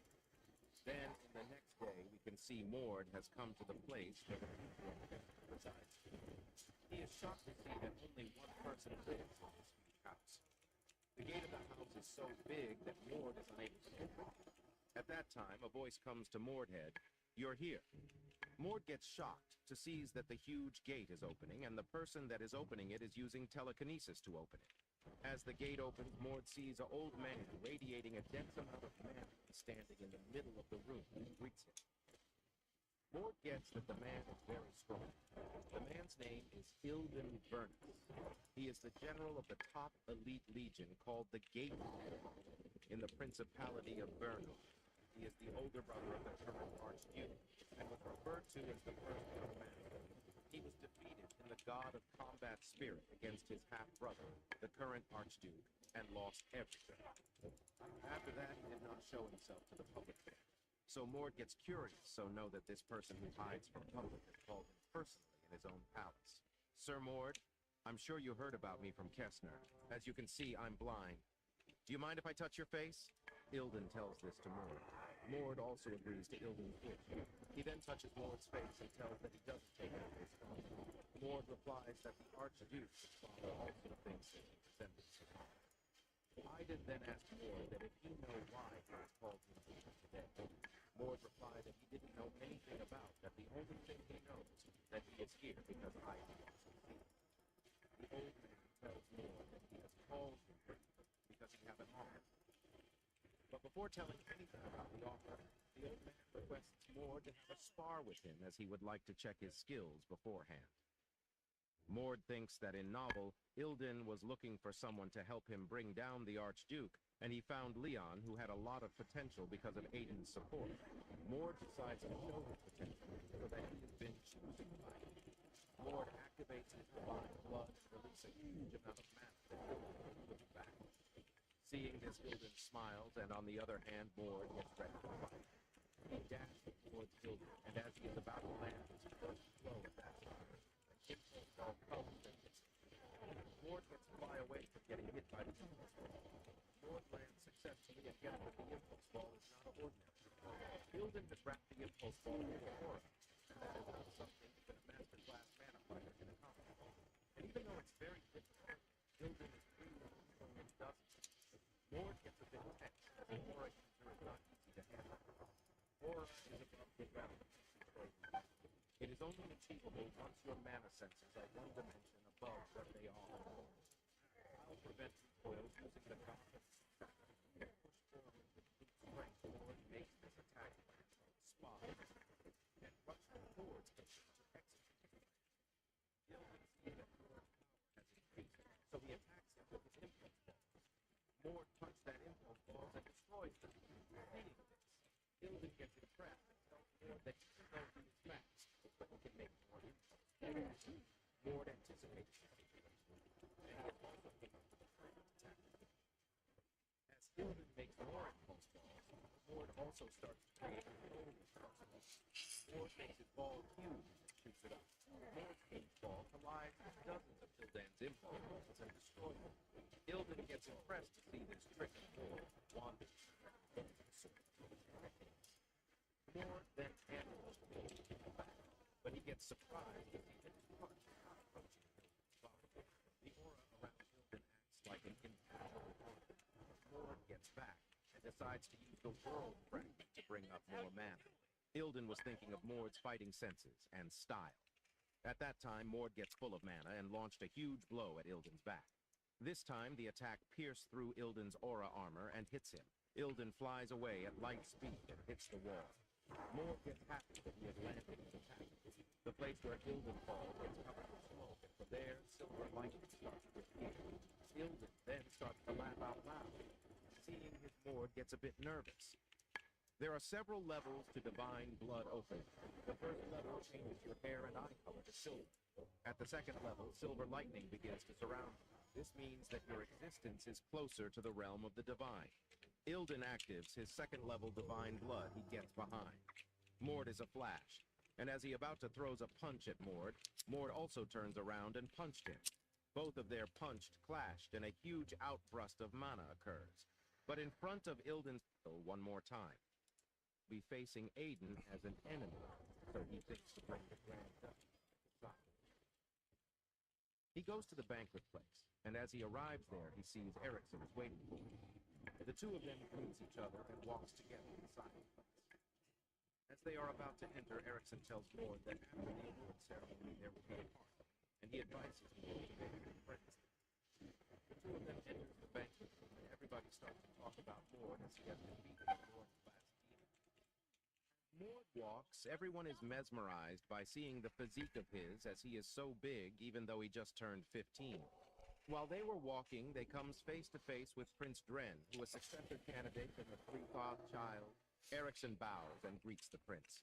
Prince Dren tells Erickson so, leave him alone as he has something to talk with. At that time, the sixth child Biden comes and tells Dren that talking like this is not considered a good move. Dren asks Biden that if you want to talk to him, isn't that quite obvious? You want to recruit Sir Mord? Biden said this to Dren. Hearing this, Dren listens and says to Biden that he is wrong, as he is here to apologize to Mord for the misbehavior of his subordinates. Hearing Sir Dren's statement, everyone present in the banquet gets shocked. Dren then apologized to Mord for in front of everyone, and he gives Mord credit. Oh shit! Forcing him to accept What the his fuck? apology in front of everyone in order to improve his own image. Mord then happily accepts the present. Dren thanks him for accepting it. Seeing this, Viden gets angry as he thinks that if this goes on, he will lose Mord. So Viden approaches Mord and tries to start a conversation with him, but at that time Erna comes and Mord starts to talk with. Viden gets angry and asks Erna that why she is interfering between them. Erna smiles and says that she is not interfering him as she only saw Dren talking with Mord. She also tells Viden that he didn't even greet Mord. Viden shouts at Erna and tells her to drop her arrogance, as he will not leave her alone just because she is younger. With the way you're talking, someone might think that you're an older brother who cares about their younger sister, despite you being the one who broke my arm. Erna says this to Viden with an angry face. Viden then says that it was his mercy that he just broke one arm while she broke his leg. The two of them starts to argue. At that time, Mord analyzes all of them and gets that Dren Burness is strategic but not a trustworthy person. Viden Burness is not in his right mind, so he is excluded. And lastly, Erna Vernars. She's a little strange. But he haven't seen her skills yet, so he will have to put her on hold. While the two of them are arguing at that time, the fourth child, Hurian Vernus, come and tells them to stop. Seeing him, Erna asks that why he is here as he was supposed to be working. He replied that he has left this subordinate behind who will handle all of the work of the day. Hurian, I wasn't aware that you liked banquets, though. Viden says this. Hurian replies that he didn't come here to enjoy the banquet. He is here to see the main character of all the rumors. Saying this, Hurian goes towards Mord and introduces himself as a Hurian, a high-ranking warrior. The both of them shakes hands, and Hurian asked Mord that if he defeated the Lord Class Demon with his firm hands. Mord replied yes. Hearing this, Hurian, this Mord is amazing. Of monsters in one go. Kessner was seeing all of this, and he finds so only those who have awakened. He gets up. I've never owned a nicer computer chair in my entire life. And when I received the chair, straight away I could tell that this... And again comes in front of Mord. But this time, his appearance has changed a bit, and he has grown a bit bigger. Seeing the sudden power of Woolsey, Mord thinks that this is his last trump card. So Mord also wants to take this seriously and starts to awaken his divine blood. As the fight is about to begin at that time, Ernest Bernars comes and hits Woolsey and knocks him out. Seeing this, the other warrior rushes to her and says that what she is doing as Woolsey is carrying out young Master Reed's orders. If they had continued, one of them would have died, and the one who had a higher chance of dying was Woolsey. Erna says this to the warriors. She also said that as Woolsey hasn't perfected his second transformation, he has lost his consciousness and went crazy. Hearing her, the warriors understand the situation. She then orders the warriors to take Woolsey to the recovery post. Erna then moves towards Mord and introduces herself and says that she will give him special permission to call her older sister. Mord found it cringy, so he declined. After that, we can see that Erna is in the room and she is hidden in grass. Her butler then tells that as Mord is an illegitimate son, so he is worried that he is illegitimate. She understands it, and also she is impressed that Mord is the king without wisdom of divine. Her butler is also shocked at this matter, as Woolsey is a warrior who is about to be a high-ranked warrior, and Mord has defeated him easily. The butler also says that due to his incident, the competition of recruiting Mord will be higher. While they were talking about this, a warrior came rushing in and tells that Viscount Winslow has announced that Mord will accompany him on a WoW obstruction. Hearing this, Aaron gets shocked. After that, we can see that the House of Mord is completely repaired, and Woolsey is the one who provided all the repairing cost as a compensation. While Mord is standing in front of his house, he notices that Sir Kessner is waiting for him in his house. Seeing him, Mord quickly gets up and sits in a room with Sir Kessner. Kessner tells Mord that why he is only coming to see him. Mord replies that he has nothing to do. All the people want a piece of him. Kessner then tells Mord that in 10 days, he and his subordinates are going to complete a task, and if he would like to join them. Mord asked about the details of the task, and Kessner replies that it is to prevent demonification. While the existence of monsters within demonified dungeons and normal dungeons remain the same, they are different in terms of their origin. Most ordinary dungeons are merely natural occurrences or accidents. However, demonification is a purposeful act of demons trying to take over the humanity. Not only do monsters appear in the dungeon, but strong demons as well, playing a vital role. Demonification can be categorized into 3 stages of progression. Stage 1 is when an unknown vortex appears. Stage 2 is when the vortex solidifies and it becomes possible to enter. Stage 3 is when the nearby land gets corrupted and beings of the demonic realm become much more powerful if the demonification progression isn't stopped by Stage 3.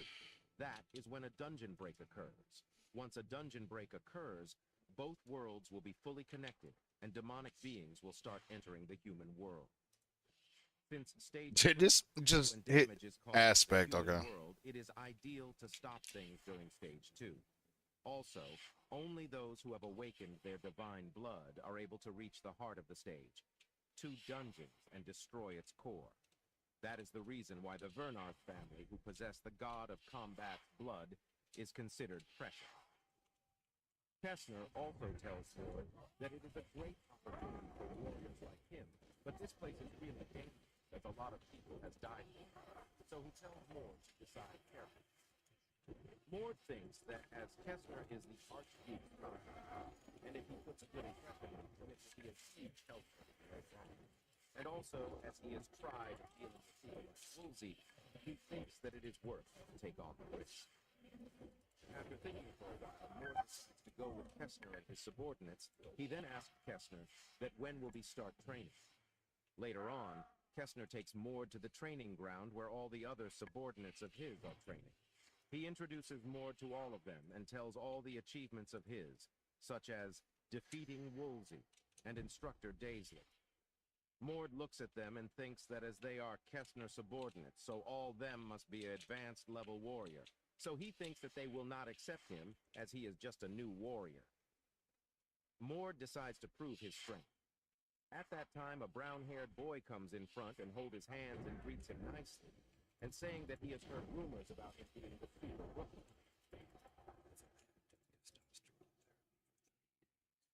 It's exactly how it's.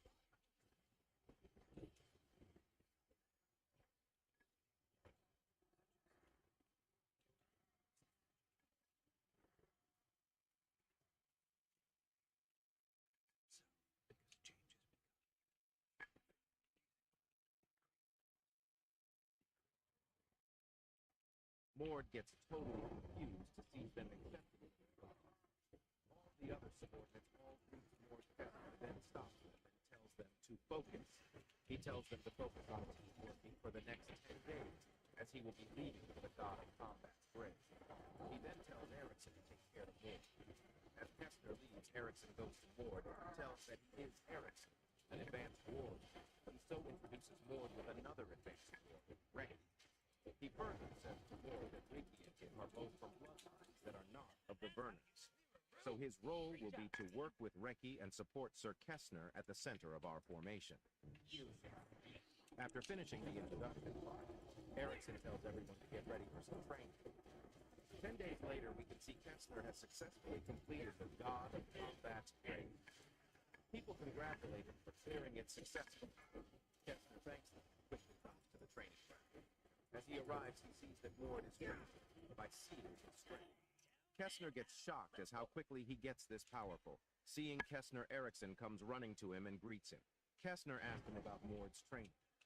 Erickson replies that they have managed to teach him the important formations, but since he's not training in magic combat, they are focusing on his basic abilities first. They are also teaching him how to utilize his physical reinforcement to nullify venoms.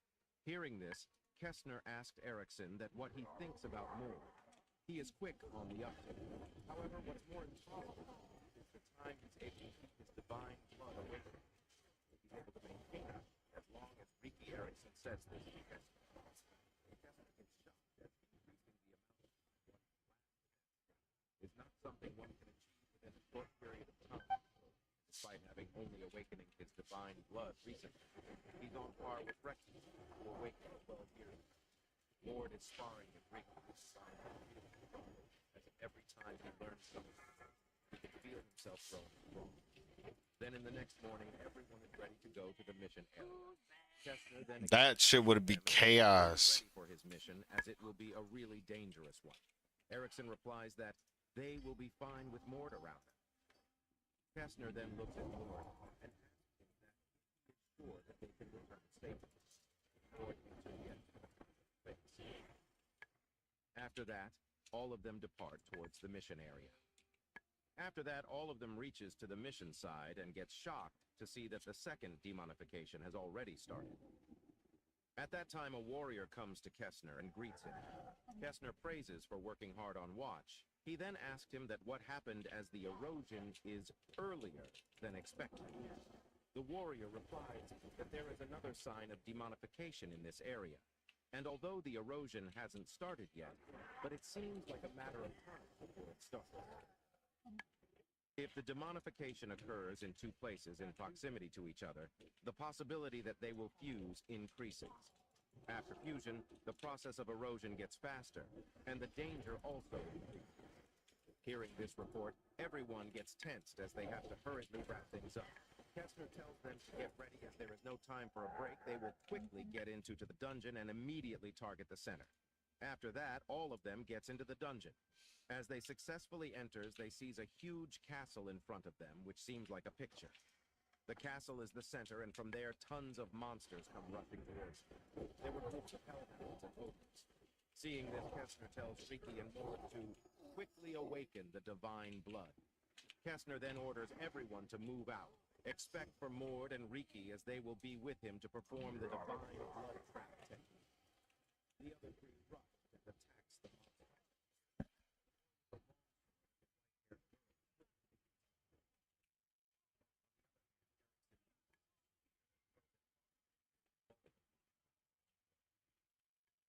Seeing all this, and he finds it a bit their pace is too fast. Ricky speaks up and says that it is occurring because of the demonification people. The three of them awaken their divine blood.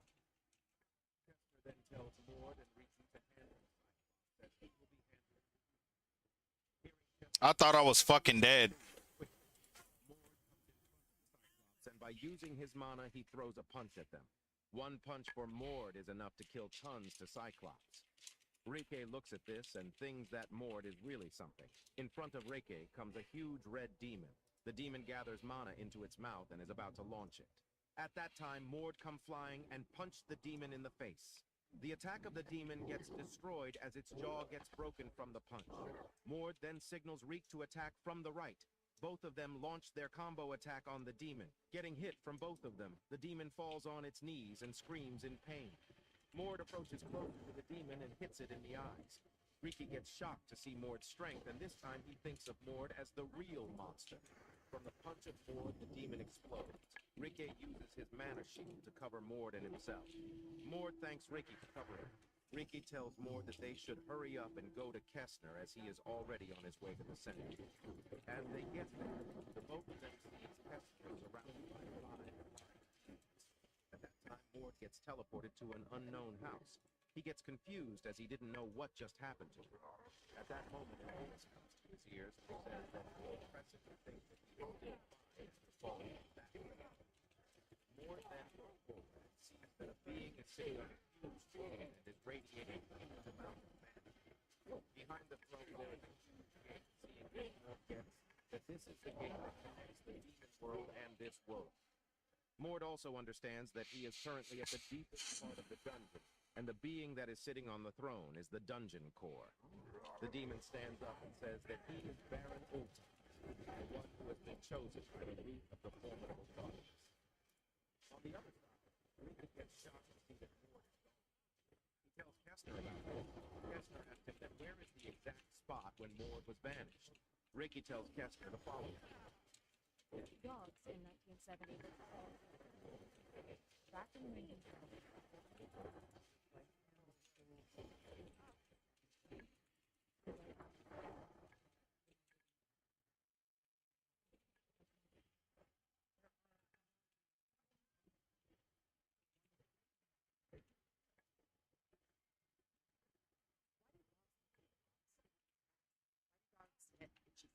Why do dogs spit in machine holes? Most importantly, why do so many dogs out? There's a lot of reasons, but every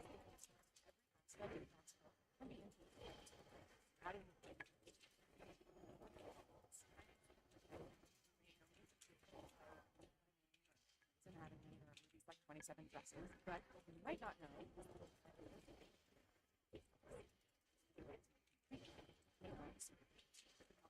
any dog.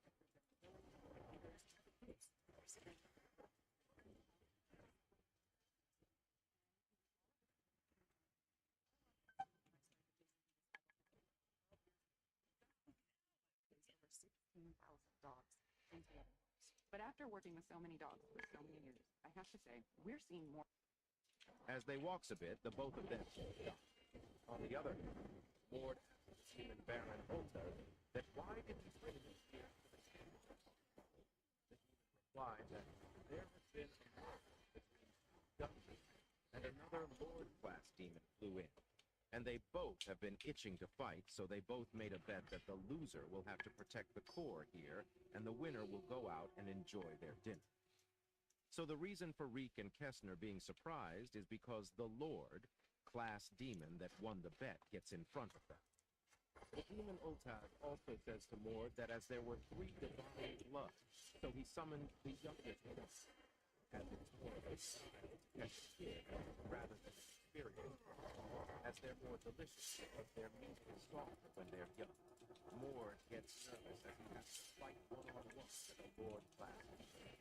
The stronger the demon is, who is the core of a demonized dungeon, the more demons can appear inside the dungeon.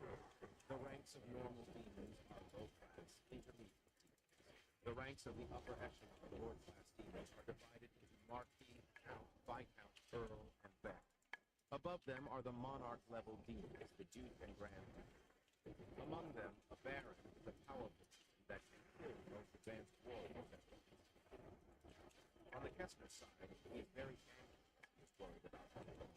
As the demon is about to move, Rike comes in between them, and he tells Kessner that he will assist him in this fight. Kessner tells Reiki to move, as he is enough for this fight. By saying this, Kessner awaits his divine blood stake, and the fight between him and the demon starts. Inside the castle, the Mord also awakens his divine blood, as he cannot take it easy when he is fighting a Lord-class demon. Seeing the awakened state to Mord, the demon says there is no use of it. At that time, Mord rushes towards him, kicks it. Getting hit from the kick, the demon slides back and realizes that Mord is more powerful than he has thought. The demon then activates a huge spell, named the Dance of the Fire Spirit, and throws it at Mord. Mord uses his Mirage Break to counter the spell. As both of their attacks collided, a huge explosion occurs. Seeing this, the demon laughs as he thinks that Mord is dead. At that time, Mord uses the smoke as a cover and ambushed the demon and land a clear hit on its face. The demon flies away and hit a wall. Mord didn't stop there. He creates many impulse balls and throws them at the demon. The balls hit the demon. Mord has been in many fights, but in all that fights, he has never give his all. But this is the first fight that he is trying to do his best. The demon uses his mana to get out from the impulse ball. The appearance of the demon has changed a bit, and it is radiating more mana. The demon then rushes towards Mord. Mord begins to use the power of the world grab, and he also moves towards the demon. Both of them clashes, and no one is overpowering the other. The demon brings out his long sword and swings it at Mord. Mord barely dodges the attack and jumps towards the demon and lands a clean punch at its face. Getting hit from the punch, the head of the demon shatters and the body of it melts, and a red orb-like thing comes out of the demon's body. Mord recognizes the orb as the core of the dungeon. Outside the castle, Kessner has also killed the demon and is about to depart towards the castle in search of the orb. Rigby also wishes to go with him, but at that time, Mord comes. Seeing him, Kessner gets surprised and asks him if there was no demon. Mord replies that there was one, and he killed it and brings its sword with him. Seeing the sword, Kessner gets that the demon was a Lord class. He then asked Mord that if he really defeated it. Mord replies that he had good luck, and he was able to win because the demon underestimated its carelessness. Kessner gets impressed as, no matter how careless the opponent was, to think that a young man like Mord, who just awakened his divine blood, was able to defeat a Lord-class demon. He also praises Mord for this use of achievement. The reason why Kessner had Mord accompany them in this mission is all for Mord, because he didn't want a genius like him with a bright future to get caught up in the competition of the succession and be trampled. So he was intending to become a fence for him until Mord has enough knowledge and experience to choose his own future. Kessner thought it would take at least 5 years for Mord to be able to choose his own leader, but now he thinks that 1 year is more than enough. After the first demonization mission, several more missions were given to Kessner. And thanks to that, they weren't able to return to the Grand Duchy until a month and a half later. After they returned to the Duchy, Kessner asked Mord that if he knew about the event that was held in 5 days. Mord questioned what it was. Kessner then tells Mord that it's an event where people who completed missions outside are gathered and officially awarded. It is held every 2 months, and only warriors can participate. The awards are also given by the Grand Duke himself. Kessner then takes his leave by telling Mord not to be late, as the banquet is an important thing. Mord bids farewell to Kessner and thinks that, as at a very big event, so lots of big shots will be present there.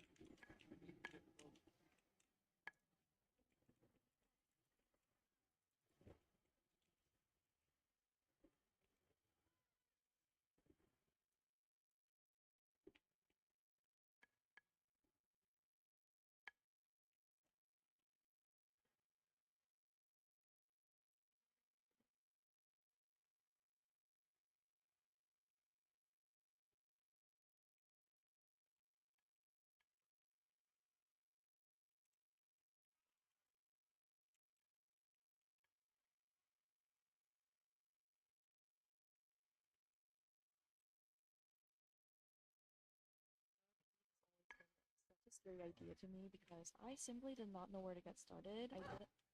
In the novel,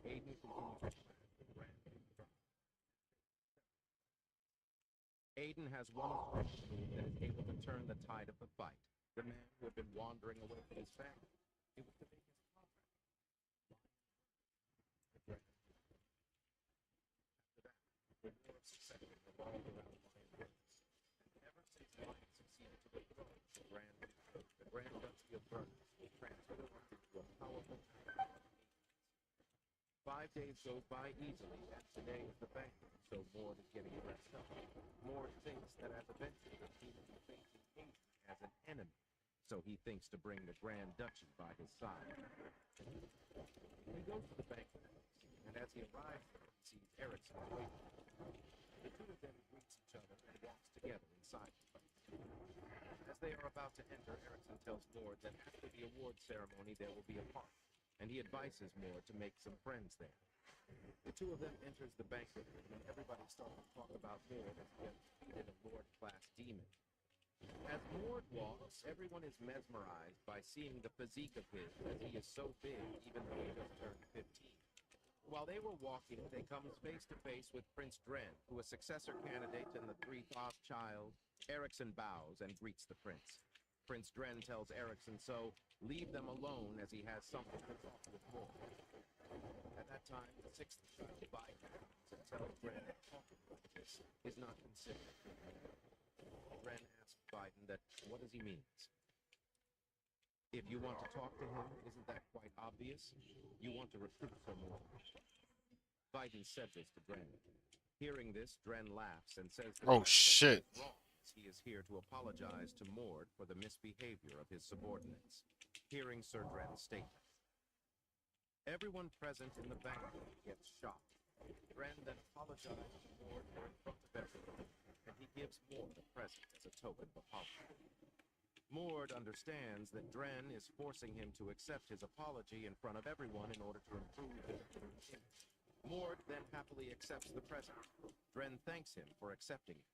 Seeing this, Biden gets angry as he thinks that if this goes on, he will lose Mord. So Biden approaches Mord and tries to start a conversation with him, but at that time Erna comes and Mord starts to talk with him. Biden gets angry and asks Erna that why she is interfering between them. Erna smiles and says that she is not interfering him as she only saw Dren talking with Mord. She also tells Biden that he didn't even greet Mord. Biden shouts at Erna and tells her to drop her arrogance, as he will not leave her alone just because she is younger. With the way you're talking, someone might think that you're an older brother who cares about their younger sister, despite you being the one who broke my arm. Erna says this with face. Biden then says that it was his mercy that he just broke one arm, while she, the one who broke his leg. The two of them starts to argue. At that time, Mord analyzes all of them and gets that Dren Vernus is strategic, but not a trustworthy person. Biden Vernus is not in his right mind, so he is excluded. And lastly, Erna Vernus. She's a little strange. But he haven't seen her skills yet, so he will have to put her on hold. While the two of them are arguing at that time, the fourth child, Furion Vernus, comes and tells them to stop. Seeing him, Erna asks that why he is here as he was supposed to be working. He replied that he has left this subordinate behind who will handle all of the work. Furion, I wasn't aware that you like banquets, though. Biden says this. Furion replies that he didn't come here to enjoy the banquet. He is here to see the main character of all the rumors. Saying this, Furion goes towards Mord and introduces himself as a Hurion, a high-ranking warrior. The both of Eat myself and you die. That was great. That's all you go.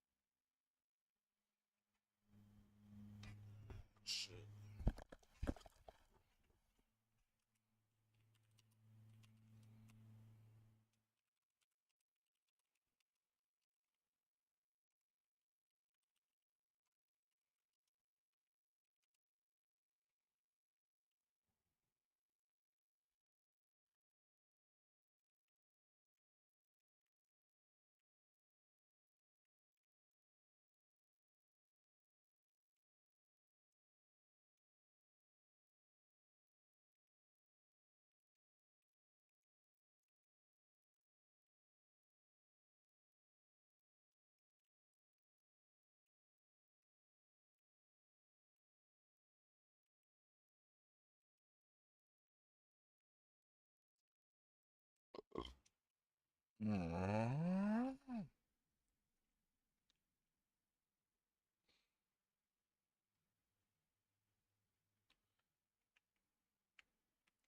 that ain't gonna work.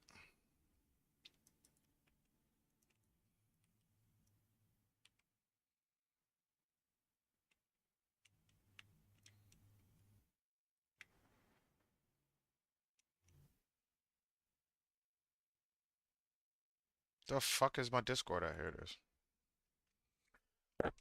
Of them shakes hands, and Hurian asked Mord that if he defeated the Lord Class Demon with his firm hands. Mord replied yes.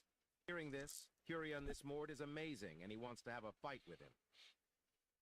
Mord thinks in this mind that Hurian is one of the two candidates that survived in the novel until the end, and he's someone that has a sad-looking face but possesses great talent.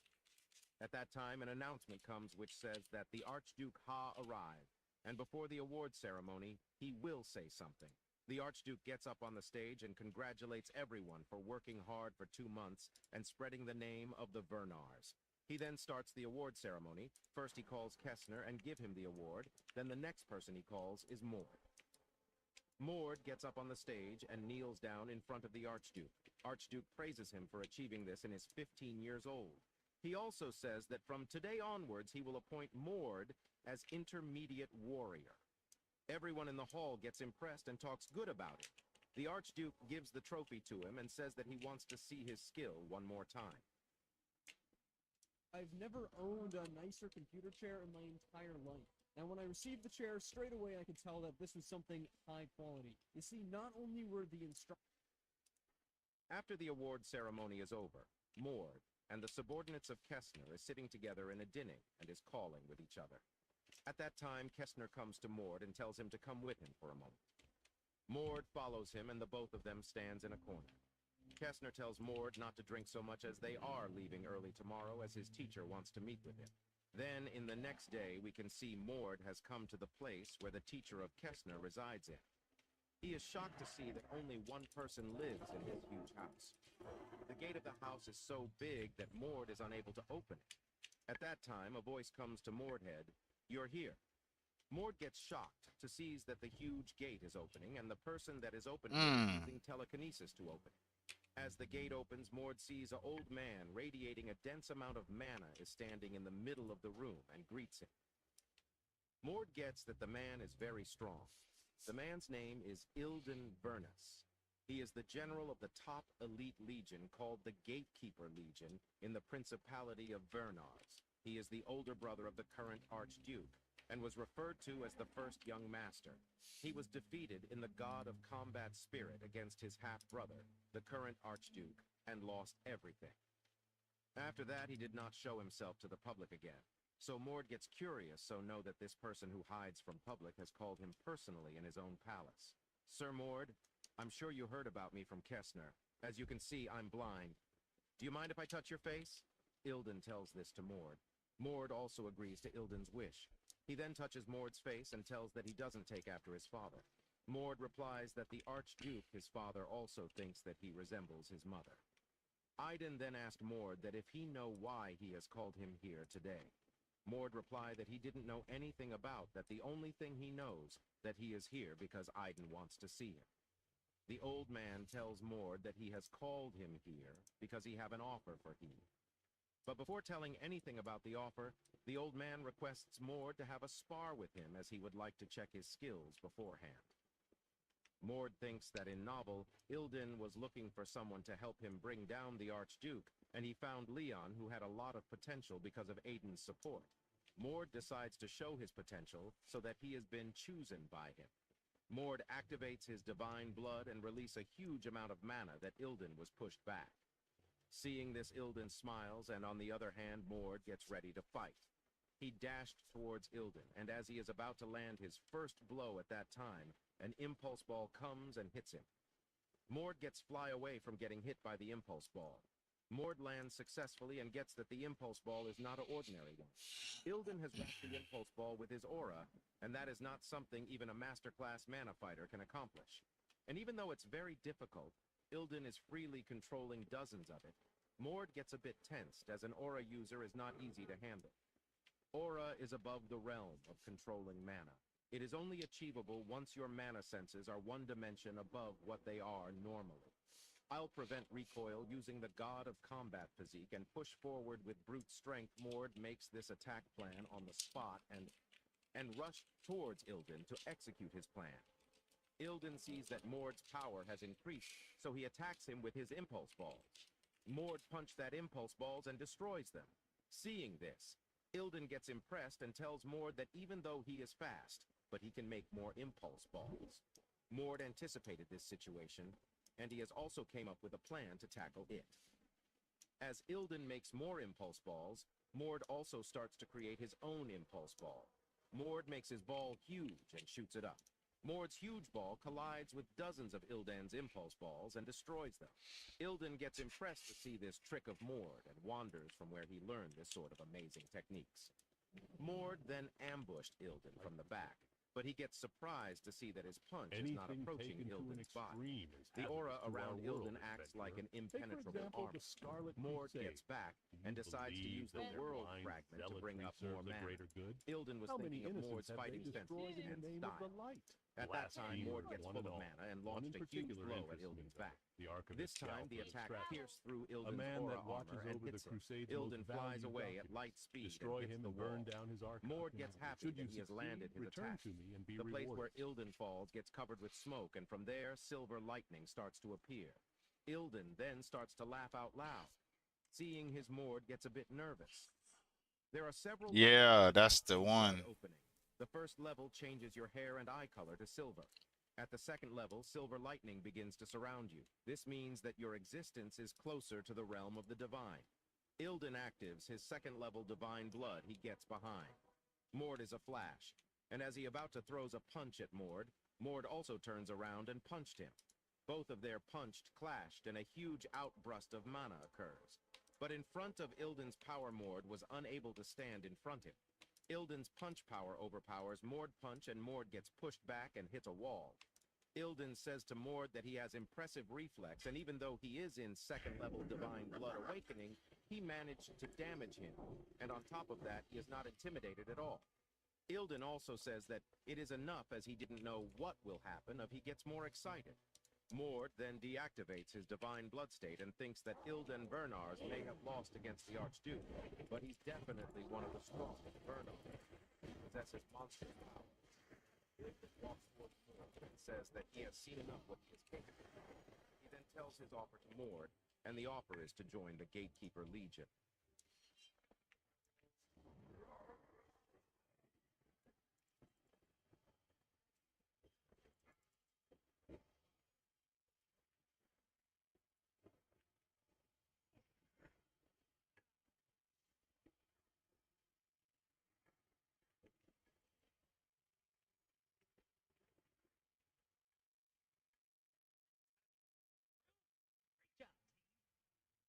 For that magic right. In the Vernus Grand Duchy, there's a unit called the Gatekeeper Unit. Along with the Guardians, they're called the most elite unit of the Vernus Grand Duchy. All members are veterans who hone their skills to the extreme and gain extensive real-life fighting experience in the southern part of the country. There is the Black Magic Barrier, and on the northern part, there is the White Magic Barrier. The Great Magic Barrier has been completely transformed into part of the Demon Realm, and it serves as the vanguard base for the demons, and those in charge there are known as the Guardians. The White Magic Barrier hasn't completely transformed into a part of the Demon Realm, but it is a gray zone where continuous demonization happens. It also serves as the base of operations for the Gatekeeper, becoming a battleground where power struggles for dominance over the continent, known as the rival of the Vernus Grand Duchy. They are another major military force, and the two are known as the Twin Mountain Rangers, the inheritors of the divine blood, the House of Warden. One of the reasons why the Gatekeeper unit is deemed to be dangerous is because of the death rate during their operation, are high due to the frequent clashes. More, for all candidates for succession, you are not just someone who they desire to have, but also someone that they don't want to hand over to their rivals. Threats and enticements will not cease until you decide on where you want to go. Although Kessner is guarding the treasure, there's a limit on how long he can hold out, Ilden says. Ilden also tells Mord that the northern white magic barrier is a territory that the candidates for succession can't touch. He can concentrate solely on nurturing his skills. Mord finds the words of Ilden true. He also needs to bring the northern white magic barrier on his side.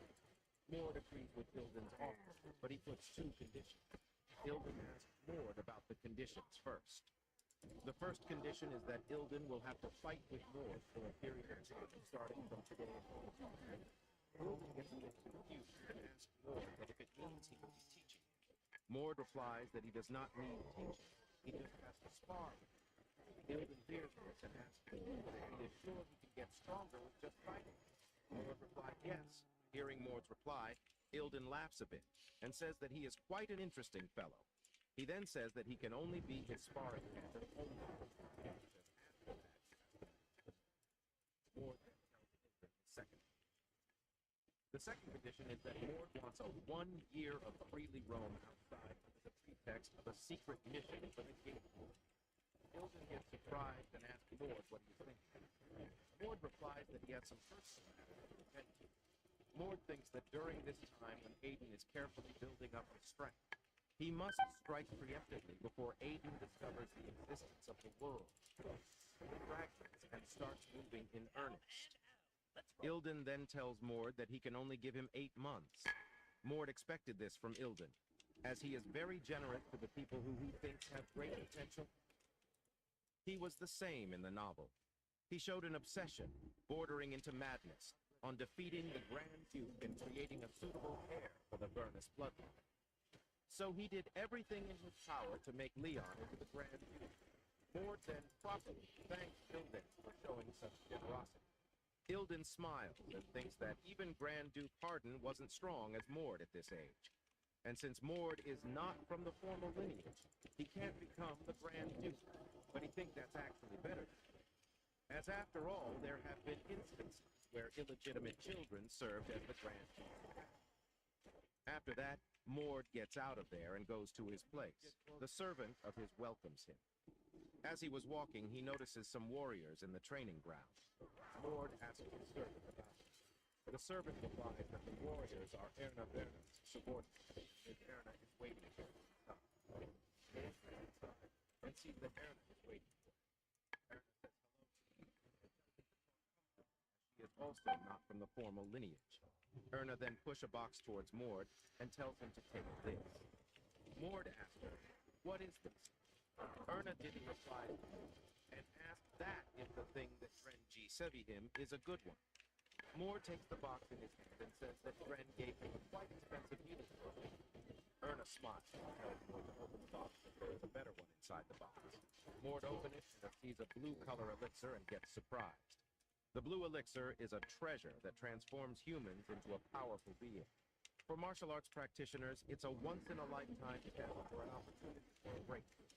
The tears of the martial arts god. In the novel, when Aiden gave this treasure to Leon, it instantly strengthened his power. However, when another extra consumed it, they died due to their own power. It's a gift that I received for my 10th birthday. It's an extremely precious object. But if you can't handle that, it'll be just poison for you. So I recommend that you don't consume it immediately, but to drink it once you feel ready. Of course, you're capable of finding a way in, overcoming it without dying, but there's no harm in being cautious. Erna says this. Mord this for a bit, and asked her if she had consumed it. Yup, 2 years ago I almost died when I attempted clearing a demonization zone without knowing anything about the world's affairs. But then I was able to save a nobleman who was about to be killed, and as a gift, they gave me one. It felt more meaningful than any birthday gift that I received, so I consumed it and kept this one for later. Erna replies this. Mord accepts the gift with gratitude. Erna has already heard that Mord will be leaving, so she says her farewell to Mord and says that the next time they will talk when he comes back. After that, Ina takes her leave. Then 20 days later, when Mord is about to leave secretly, he was caught by Kessner. Kessner lectures Mord that he is only a 15-year-old kid, so he needs to be under the protection of an elder. As Kestner is taking Mord suddenly thanks him for everything he has done for him so far. Kestner protected him and never underestimated him, and nor did he ever hinder his path anyway. Mord thanks Kestner for all this. He tells Kestner not to worry about him, as he is an intermediate warrior. Kestner understands Mord's feelings. Smile. He then puts his hand on Mord's shoulder and wishes him good luck for his journey. Protein treat.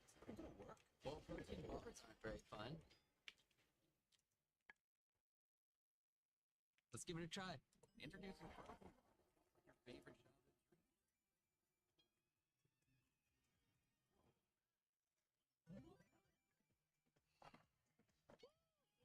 Light and airy, with 12 grams of protein and only 1 gram of sugar. A protein treat?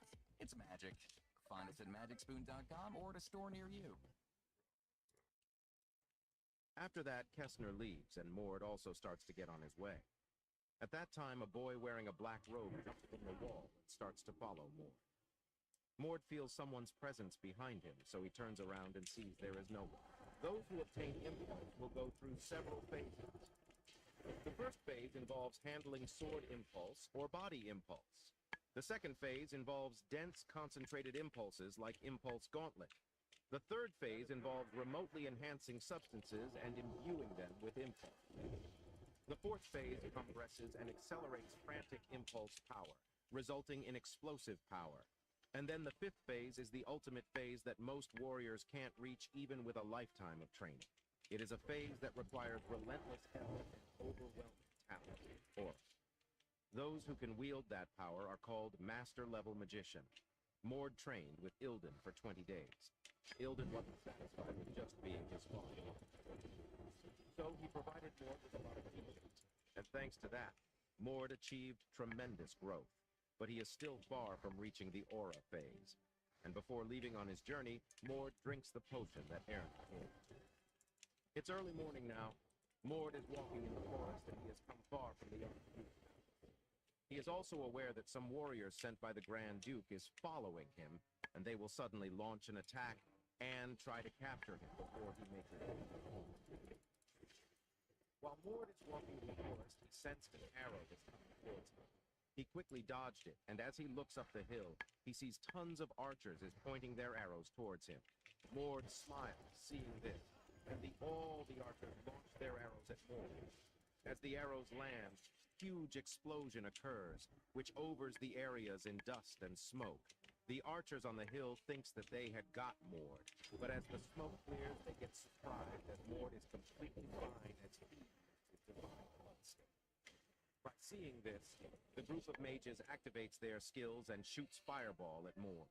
Mord gets completely surrounded by Fireball. He used his impulse balls like Wilbur and chanced the trajectory of the Fireball towards the enemies. The Fireball hits them, and fire spreads all around the forest. All the mages and archers gets knocked out except for one, who used his mana What the shield and fuck? escaped the explosion. The one that is alive is impressed to see the power of Mord. Mord then noticed him and rushed towards. Mord throws a punch on the mana shield, but it was hard. So as he about to punch harder at that time, a brown-haired boy comes from side and attacks Mord with a sword. Mord uses Aura Gauntlet to block the sword, and then punches the boy and sends him flying. He quickly goes to the boy and again hits him on the face with his Aura Gauntlet.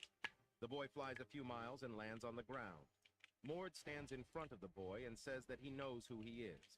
The boy is a high-level warrior named Baron. Hearing his name from Mord's mouth, the boy gets shocked, and he asks Mord that how did he find out about him. Mord replies that he saw him once at the Grand Duke's training camp, and that he again saw him during the banquet. And when he noticed a short guy alone in a place where the Grand Duke's Thank you, trusted God. troops had gathered, he asked around, and from there he finds out about it. Mord then says that he is the Grand Duke's loyal dog, so he knew that he'll send him. And he also says the reason he is after him is because of the fruit. In the novel, Grand Duke Ernest is depicted as a strong but unforgivable villain. That's because he committed the heinous crime of devouring his own offspring. Hearing the word fruit form Mord's mouth, the boy gets shaky, and in a scared voice he asks, how did he know? In the novel, Grand Duke Ernest committed terrible sins. Ever since young, he boasted of an invincible talent for war. But as he aged, he became frustrated with the fact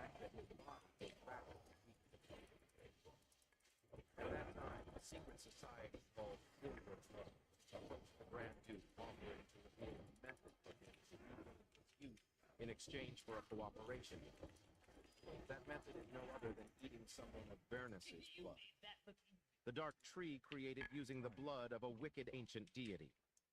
If one nourishes it with the blood from someone from Grand Duke Vernus's descent, the fruit of rejuvenation will blossom, especially when it's infused with the divine blood of an awakened. The effects died under the pretext of a secret mission for the Gatekeeper unit. Ilden gets surprised and asks Mord what he is thinking about. Mord replies that he has some personal matters to attend to. Mord thinks that during this time when Aiden is carefully building up his strength, he must strike preemptively before Aiden discovers the existence of the world, fragments, and starts moving in earnest. Ilden then tells Mord that he can only give him 8 months. Mord expected this from Ilden, as he is very generous to the people who he thinks have great potential. So we've had a problem with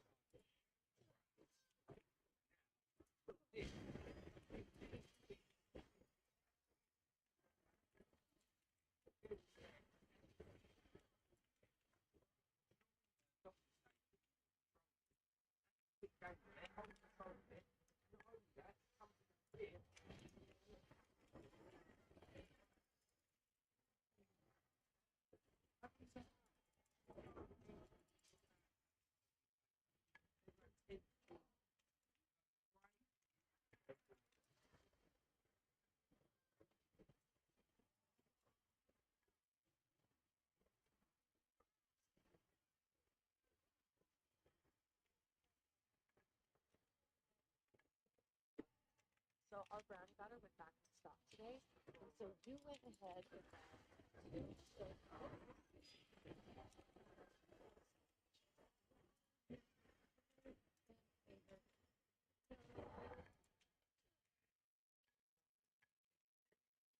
one of these broke in the warehouse this morning, and let me tell you, this smells legit.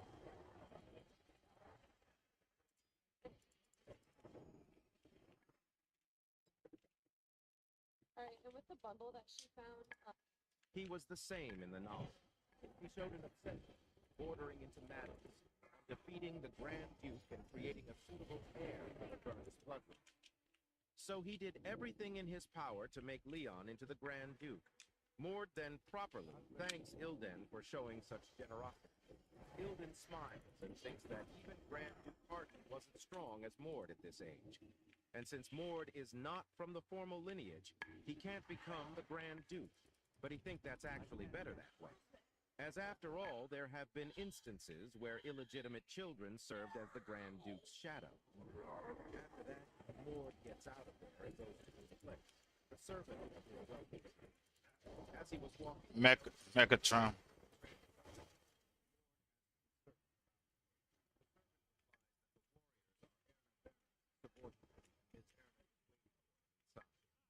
Mord gets inside and sees that Erna is waiting. Erna says hello to him and tells him to talk comfortably as he is also from the formal lineage. Erna then puts the box towards Mord and tells him to take this. Mord asks her, "What is this?"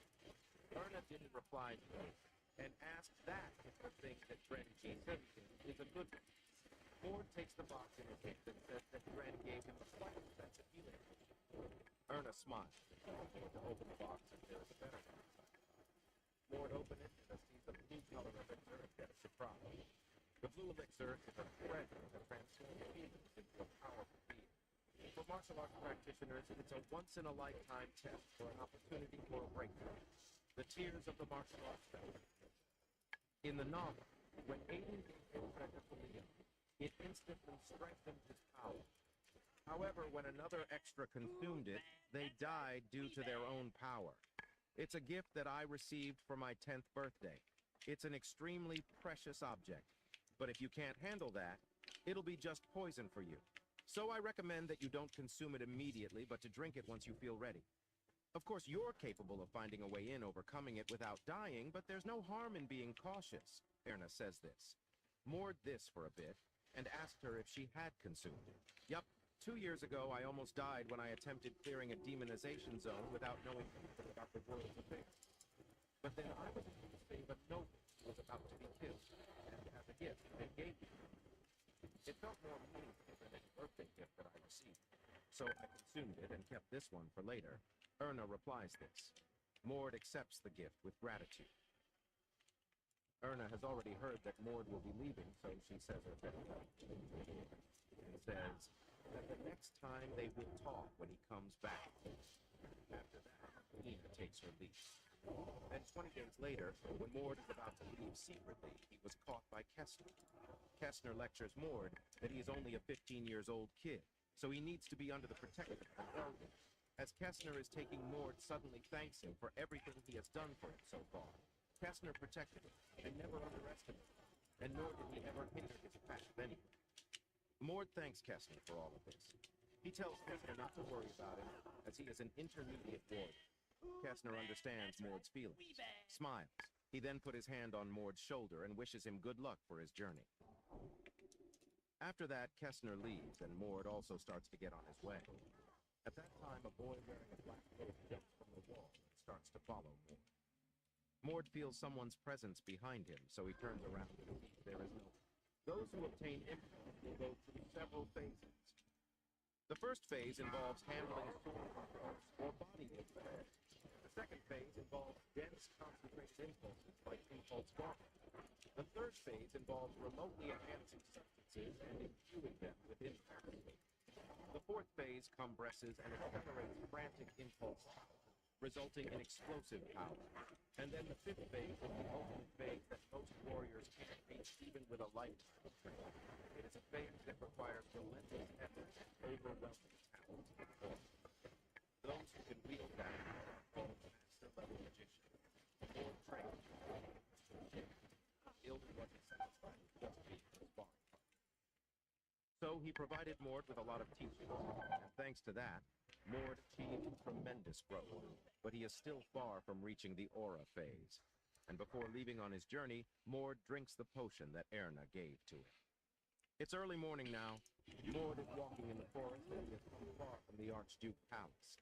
He is also aware that some warriors sent by the Grand Duke is following him, and they will suddenly launch an attack and try to capture him before he makes his way to the ring. While Mord is walking in the forest, he sensed an arrow was coming towards him.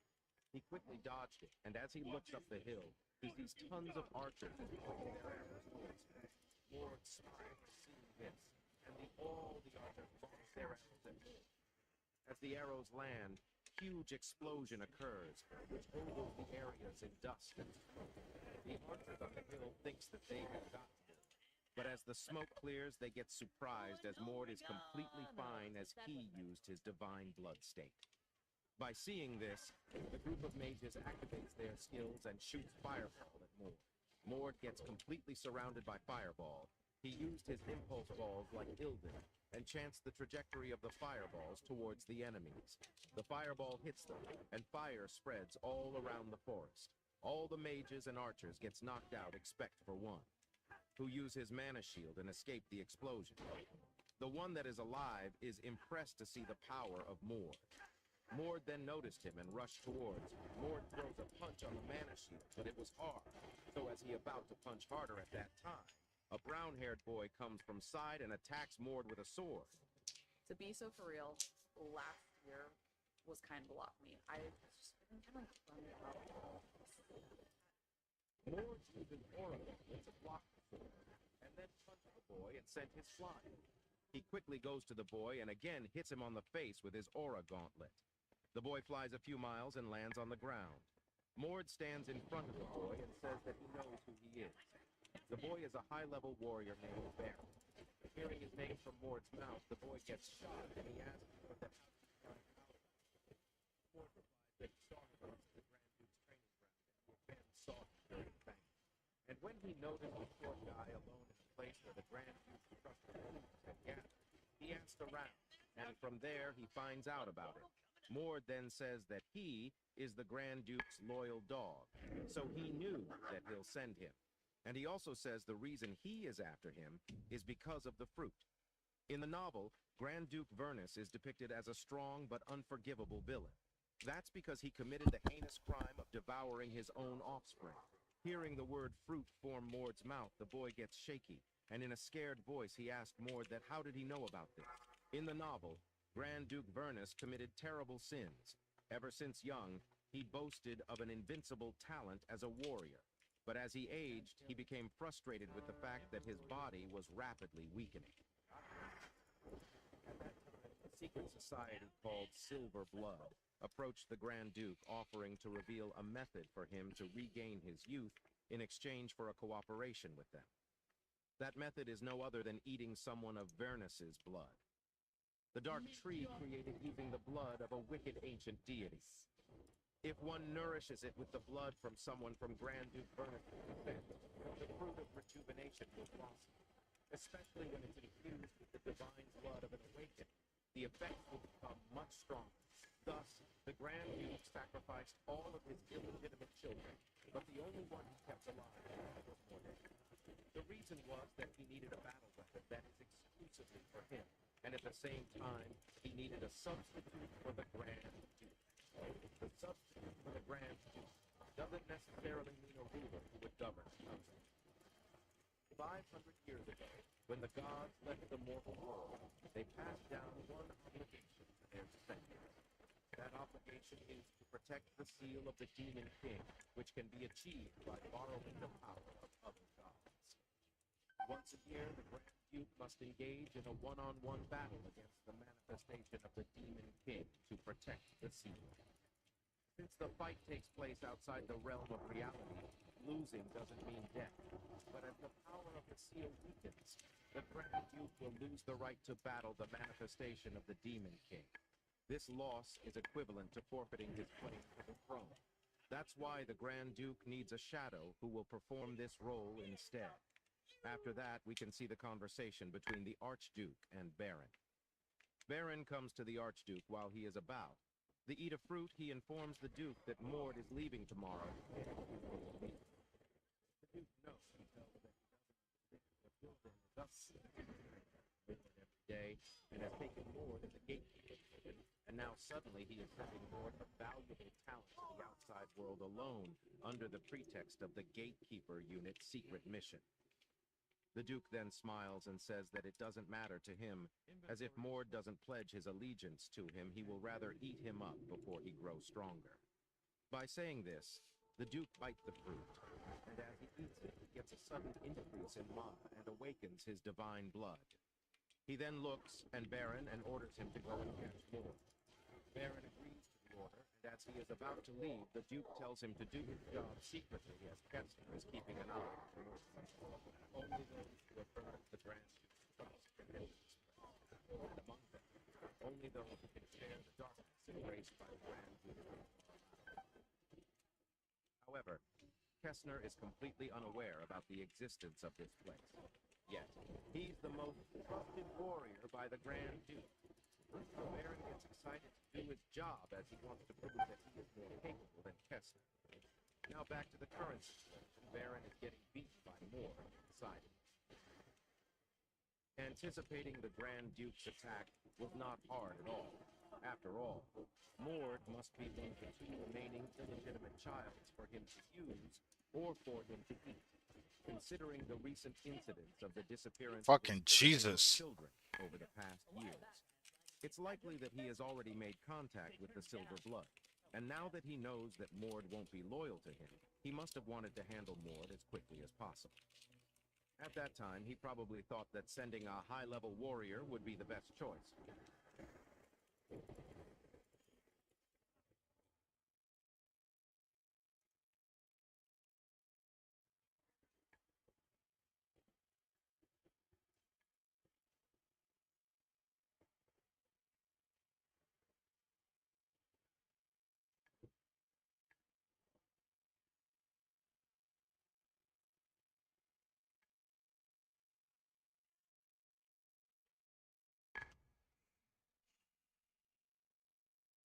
Mord gets that the old shit wants to eat him.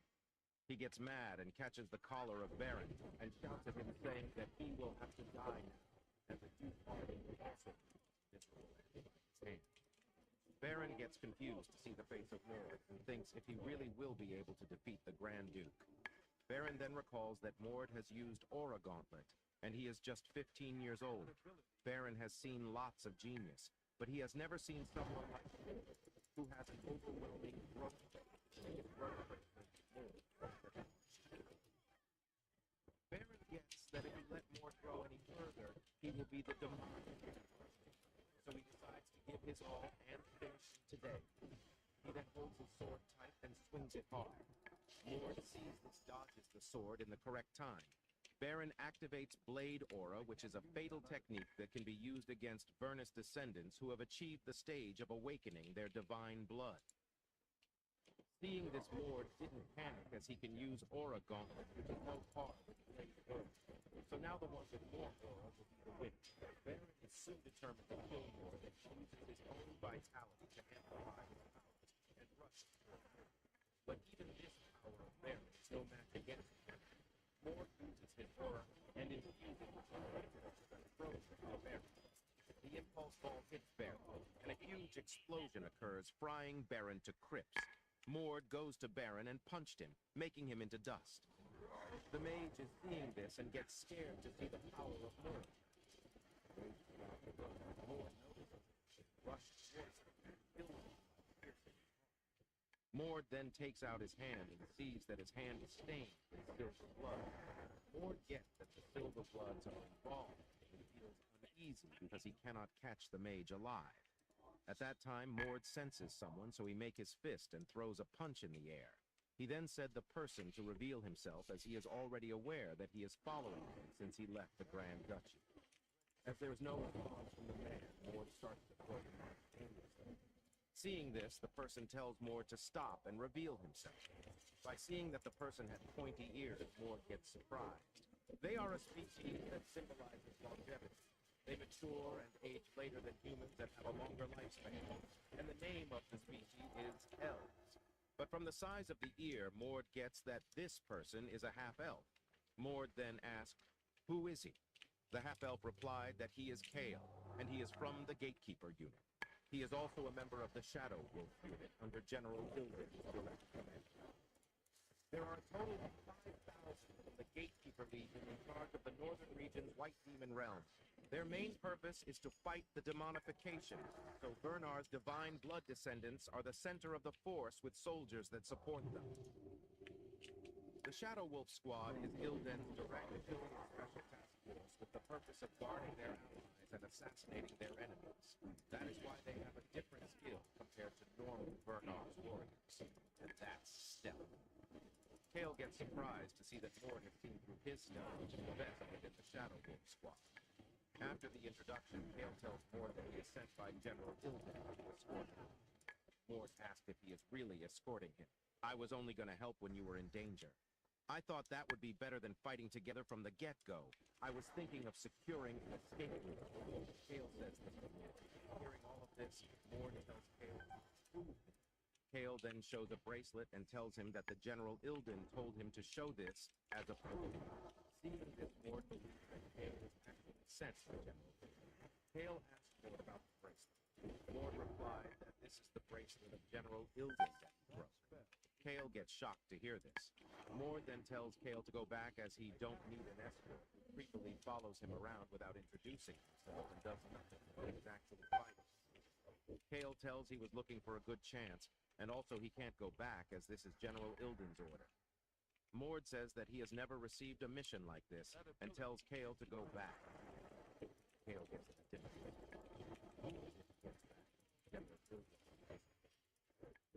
Kale thinks of a way to convince Mord. He tells Mord that he will pay for everything in this trip, and not only that he will stand guard at night when he is sleeping, he will also do the cooking and do all the chores. Mord gets a bit soft, seeing that he wants to do all the things. Mord also recognizes the name Kale. He's a character from the novel. He was abandoned by his father because he was half-elf, and when he was at the brink of death, Ilden rescued him. From that point on, he was absolutely dead. When Aiden and his companions were fighting Ilden, he was a big help with his skilled stealth techniques and spirit magic. Kale's a very skilled man, but at the end he died as an extra. Kale looks young and rather feminine, but he is older than Mord and an expert in assassination. Mord then thinks that from now on, the blood of Silver is going to ambush him, so it will be great help to have a companion like him. He then accepts Kale's proposal, and for his first task, he tells Kale to get rid of the bodies and erase their tracks from here, so that it's hard to follow them.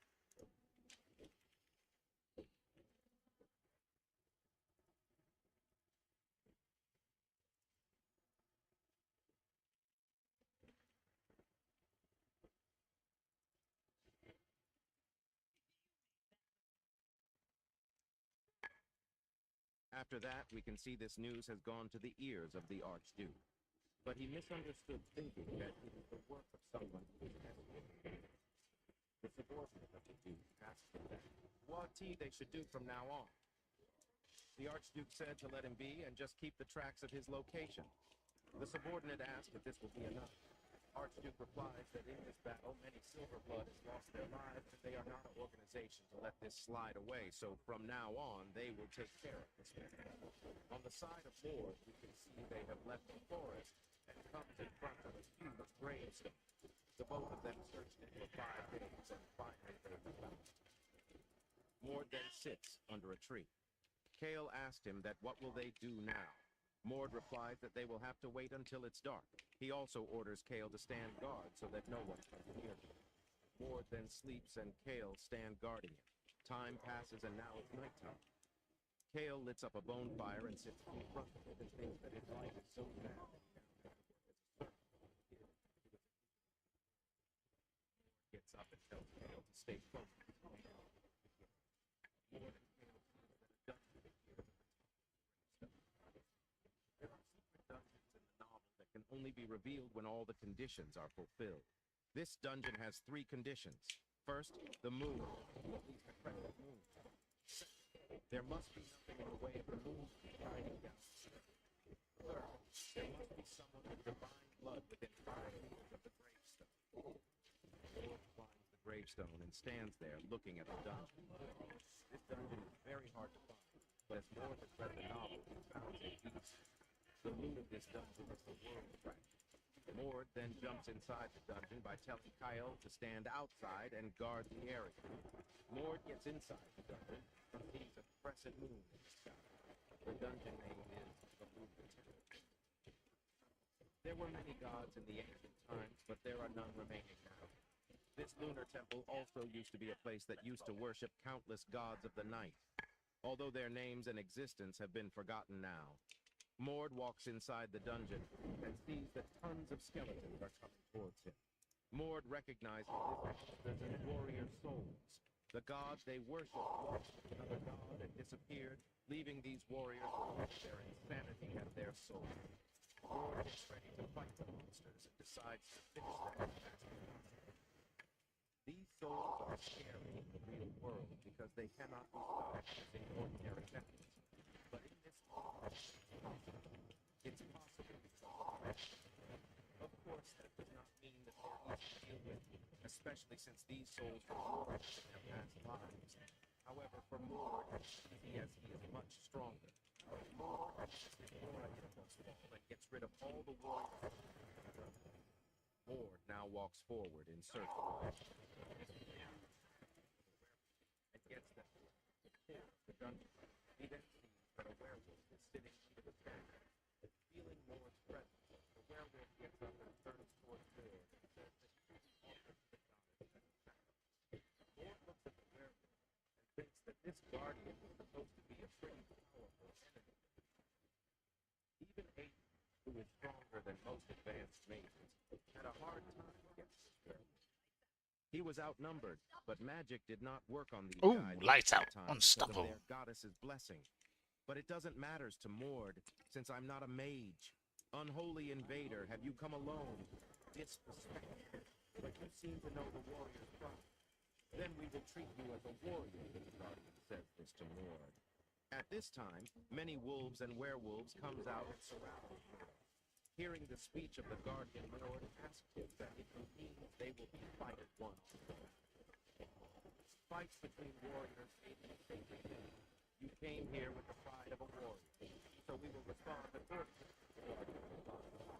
Mord finds this situation unfamiliar as it never happened with Aiden when he was here with his companions. The reason behind this unfamiliar situation must be because he is... Mord tells the Guardian that he also prefers a one-on-one fight, and he also hopes that they can wait each other. Hearing this, Guardian asks, "That does he mean?" In the novel, this dungeon is help when you were in... If you're thinking of going back to school to get a new job so you can earn more, don't do it. You don't need to waste years of your life and thousands of dollars. Here's the legitimate way to give yourself a big pay raise in just 5 days. Hi, I'm Bill Von Sumedi, and over the past 6 years, I've helped more than 8,000 everyday people earn more while working less than their previous 9 to 5 and get back control of their time and freedom by starting their own bookkeeping business. These are people who are brand new to bookkeeping, they were not math experts, and they didn't consider themselves good at sales. Many people think that in order for them to earn more... in danger. I thought that would be better than fighting together from the get-go. I was thinking of securing an escape route. Kale says this to Mord. Hearing all of this, Mord tells Kale to prove him. Kale then shows a bracelet and tells him that the General Ilden told him to show this as a prove. Seeing this, Mord believes that Kale is actually sent by General Ilden. Kale asked Mord about the bracelet. Mord replied that this is the bracelet of General Ilden that he broke. Kale gets shocked to hear this. Mord then tells Kale to go back as he don't need an escort who creepily follows him around without introducing himself and does nothing when he is actually fighting. Kale tells he was looking for a good chance, and also he can't go back as this is General Ilden's order. Mord says that he has never received a mission like this and tells Kale to go back. Kale gets in a difficult situation, as if he gets back, General Ilden will be disappointed in him. Kale thinks of a way to convince Mord. He tells Mord that he will pay for everything in this trip, and not only that he will stand guard at night when he is sleeping, he will also do the cooking and do all the chores. Mord gets a bit soft, seeing that he wants to do all the things. Mord also recognizes the name Kale. He's a character from the novel. He was abandoned by his father because he was half-elf, and when he was at the brink of death, Ilden rescued him. From that point on, he was absolutely loyal to Ilden.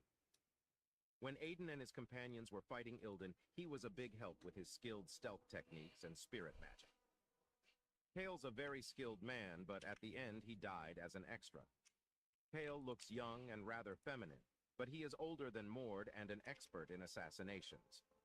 Mord then thinks that from now on, the blood of Silver is going to ambush him, so it will be great help to have a companion like him. He then accepts Kale's proposal. He tells Kale to get rid of the bodies and erase from here, so that it's hard to follow them. After that, we can see this news has gone to the ears of the Archduke. But he misunderstood, thinking that it is the work of someone who is escorting Mord. The subordinate of the Duke asked him what they should do from now on. The Archduke said to let him be and just keep the tracks of his location. The subordinate asked if this will be enough. Archduke replies that in this battle, many Silverblood has lost their life, and they are not an organization to let this slide away, so from now on, they will take care of this matter. On the side of Mord, we can see they have left the forest and comes in front of a huge gravestone. The both of them searched it for 5 days, and finally they have found it. Mord then sits under a tree. Kale asked him what will they do now? Mord replies that they will have to wait until it's dark. He also orders Kale to stand guard so that no one comes near here. Mord then sleeps and Kale stand guarding him. Time passes and now it's nighttime. Kale lights up a bonfire and sits in front of it and thinks that his life is so sad that he now has to work as a servant for a kid who is an intermediate warrior. Mord gets up and tells Kale to stay focused, and it is beginning. Mord and Kale sees that a dungeon appears at the top of the gravestone. There are secret dungeons in the novel that can only be revealed when all the conditions are fulfilled. This dungeon has 3 conditions. First, the moon has to be at least a crescent moon. Second, there must be nothing in the way of the moonlight shining down on Earth. Third, there must be someone with divine blood within 5 meters of the gravestone. Mord climbs the gravestone and stands there looking at the dungeon. This dungeon is very hard to find, but as Mord has read the novel, he founds it easily. The loot of this dungeon is the world fragment. Mord then jumps inside the dungeon by telling Kyle to stand outside and guard the area. Mord gets inside the dungeon and sees a crescent moon in the sky. The dungeon name is the Lunar Temple. There were many gods in the ancient times, but there are none remaining now. This lunar temple also used to be a place that used to worship countless gods of the night, although their names and existence have been forgotten now. Mord walks inside the dungeon and sees that tons of skeletons are coming towards him. Mord recognizes this monsters as warrior souls. The god they worshipped lost to another god and disappeared, leaving these warriors with only their insanity and their soul. You have a Zero app on your phone, you could be using it to make over 10,000. Mord gets ready to fight the monsters and decides to finish them as fast as possible. These souls are scary in the real world because they cannot be stopped using ordinary methods. But in this world, it's possible. It's possible because of mana. Of course, that does not mean that they're easy to deal with, especially since these souls were warriors in their past lives. However, for Mord, it is easy as he is much stronger. Mord uses his aura impulse ball and gets rid of all the warrior souls in one go. Mord now walks forward in search of the Guardian. He sees a huge statue of a werewolf and gets that this is the core of the dungeon. He then sees that a werewolf is sitting under the statue. Feeling Mord's presence, the werewolf gets up and turns towards Mord and says that he will be offered to the goddess as a sacrifice. Mord looks at the werewolf and thinks that this Guardian was supposed to be a pretty powerful enemy in the novel. Even Aiden, who is stronger than most advanced mages, had a hard time against this werewolf. He was outnumbered, but magic did not work on these guys most of the time because of their goddess's blessing. But it doesn't matter to Mord, since I'm not a mage. Unholy invader, have you come alone? Disrespectful. But you seem to know the warrior's pride. Then we will treat you as a warrior, the Guardian says this to Mord. At this time, many wolves and werewolves comes out and surrounds Mord. Hearing the speech of the Guardian, Mord asked him that if he means they will be fight one-on-one. Fights between warriors ape a sacred thing. You came here with the pride of a warrior, so we will respond accordingly, the Guardian replied.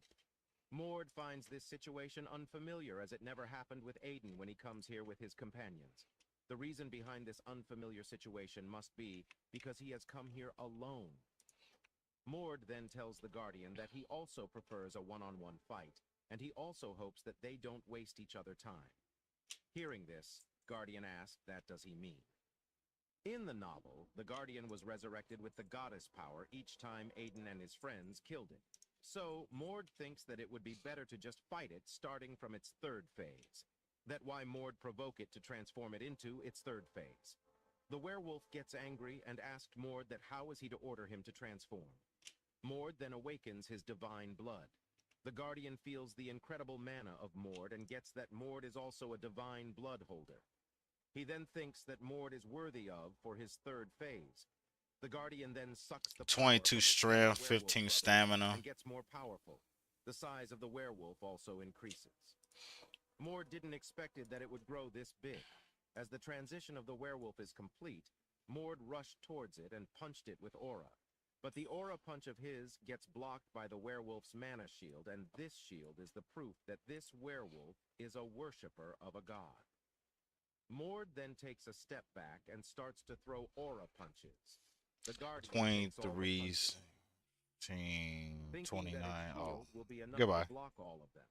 But after a while, the shield breaks, and the werewolf was spent flying from getting hit by the aura punch. The werewolf feels that Mord is very strong. At that time, Mord comes in front of him and throws a punch at him. It dodges the punch and lands a clear hit on Mord's stomach. As the punch lands on Mord's body, the werewolf gets shocked to see that it has no effect of Mord as the shock of the punch has been absorbed by Mord's muscles. Mord grabs its arm and throws it in the sky. He then jumps and punched it on the face. The werewolf flies away and hits the goddess statue and falls on the ground. Mord quickly goes towards there, and by using his lightning strike, he lands a huge blow on the werewolf's chest. Getting hit by this, the werewolf dies. Seeing this, Mord releases his divine blood state. At that time, a voice comes to Mord, which says he is amazing. Mord figures out that the voice is coming from the statue. The goddess then thanks Mord for granting his great warrior an honorable rest. Mord asked what it means by an honorable rest.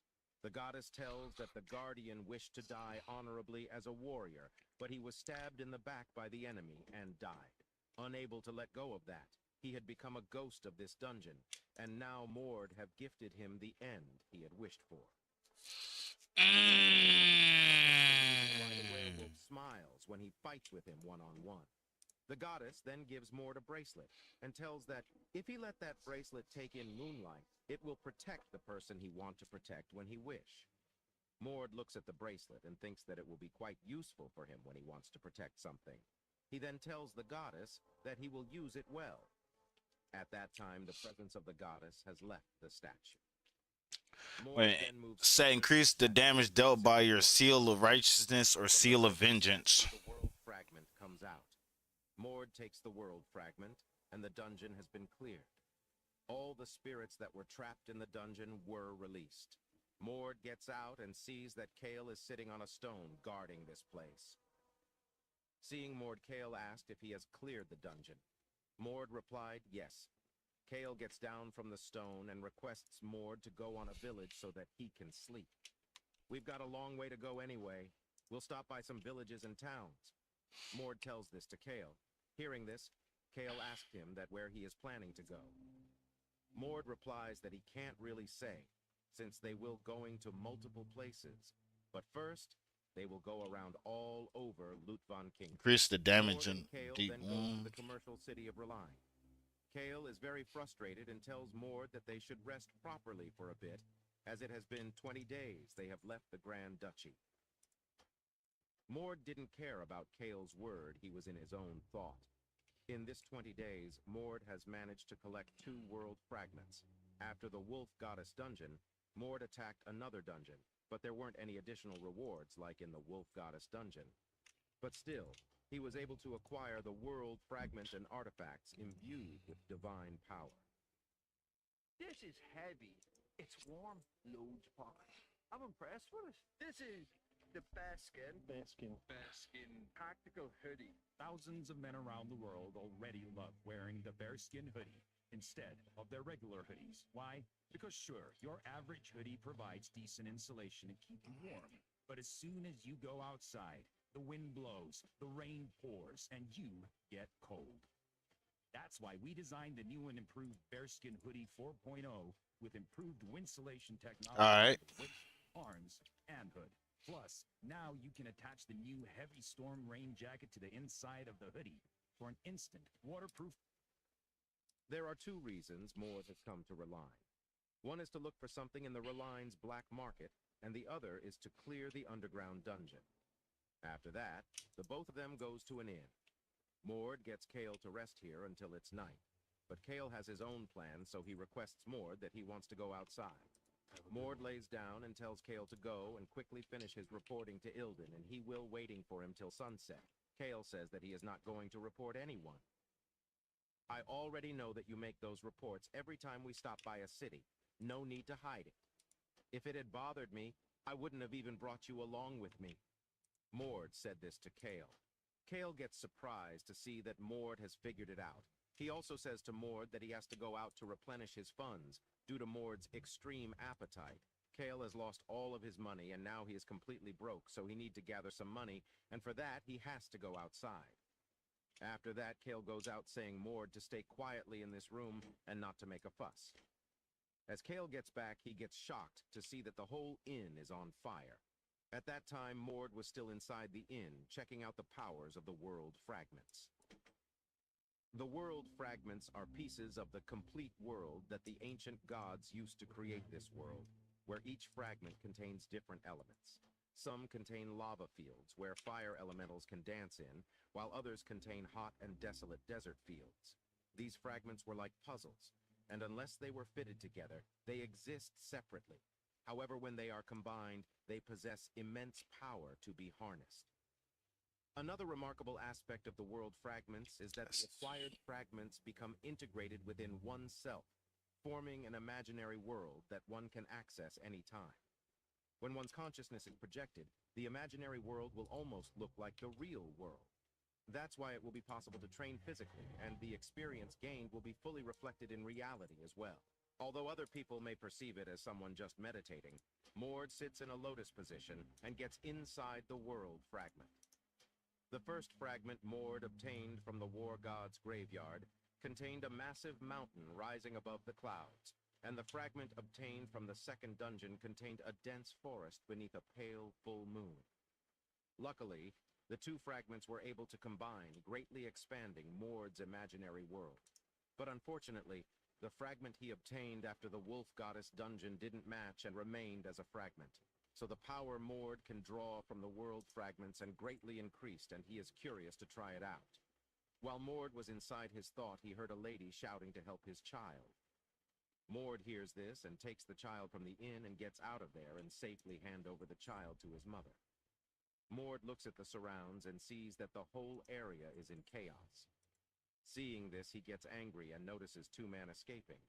Mord sensed their magic power and gets that they are the ones who caused his explosion. Mord gets mad and decides to kill him. As the men are jumping on the roofs, Mord followed them and eventually caught up with one of them. He throws a punch, but the man dodges it and falls from the roof. As the man falls, he hurts his hand, and as Mord stands in front of him, he asks, "Mord, who is he?" Mord is extremely angry and tells the man there is no need to exchange their names as he will be death soon. The man shouts that he would never be defeated by a young lad like him. While the man was talking, Mord gets behind him and punched the man on the face and sent him flying towards a wall. The man hits the wall hard and shatters it. As Mord is about to finish him at that time, the man's companion distracted Mord.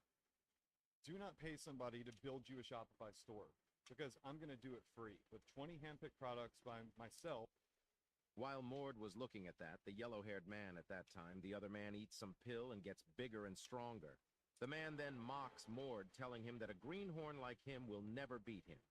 Mord didn't give a crap about it and quickly kills the man by blowing his head with a single punch. The yellow-haired man gets scared to see him. Mord tells the yellow-haired man to get down. Seeing the angry face, Mord the man gets so scared that he cannot even run away. Mord then gives a flying kick on the man's back and sent him flying towards a wall. Mord slowly walks towards the man and tells him to kneel down and obediently answer all of his questions.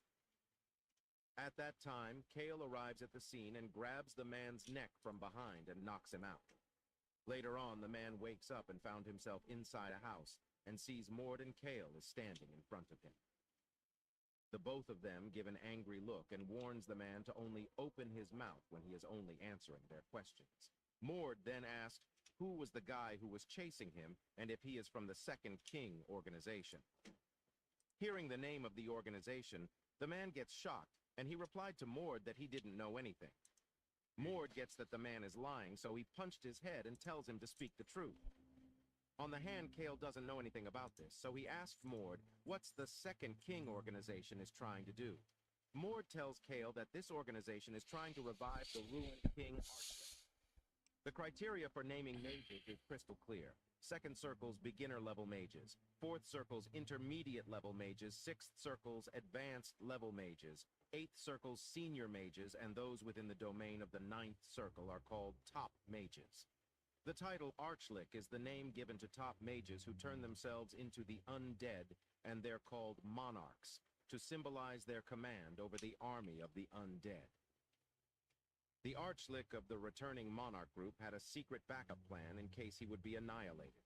He fragmented his soul into several pieces and sealed them, in a way that putting those pieces together could revive him.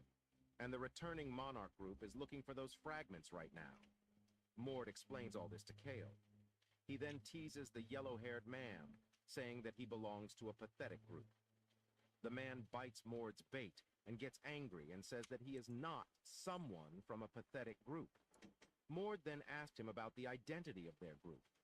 The yellow-haired man gets a bit nervous as he figures out that Mord is from the Vernar's bloodline, and if he tells him about them, the Archduke Vernars might turn his back on them. But in front of Mord's anger, the man has no choice but to reveal his group's identity.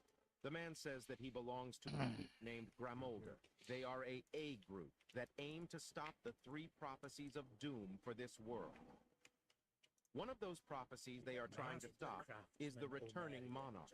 The man also says that the returning monarch group is very powerful, as even if just the upper tiers of that group unleash their power right now, they could easily turn this whole nation upside down. And the archlick that those guys worship is practically a god of death, and if he is revived, this world will meet its end. Mord understands the situation, and he again asked him that why he was been chased by that group. The man replied that he has stole something precious to them. At that time, Kale takes out a ring and says that he found this in his pocket. The man tells that this is the item he stole, and it's the key to opening the doors to the underground ruins of the Archlick in this city. Mord is a bit confused, as in the novel, neither the group Gramolder nor this key made an appearance. In the novel, the Archlick was resurrected and was easily defeated by Aiden, so this might be the reason the name Gramolder is not mentioned in the novel. Mord takes the key in his hand and thinks that the Archlick was resurrected at the later parts of the novel. And even though the Archlick is defeated by Aiden, it took thousands of life as sacrifice.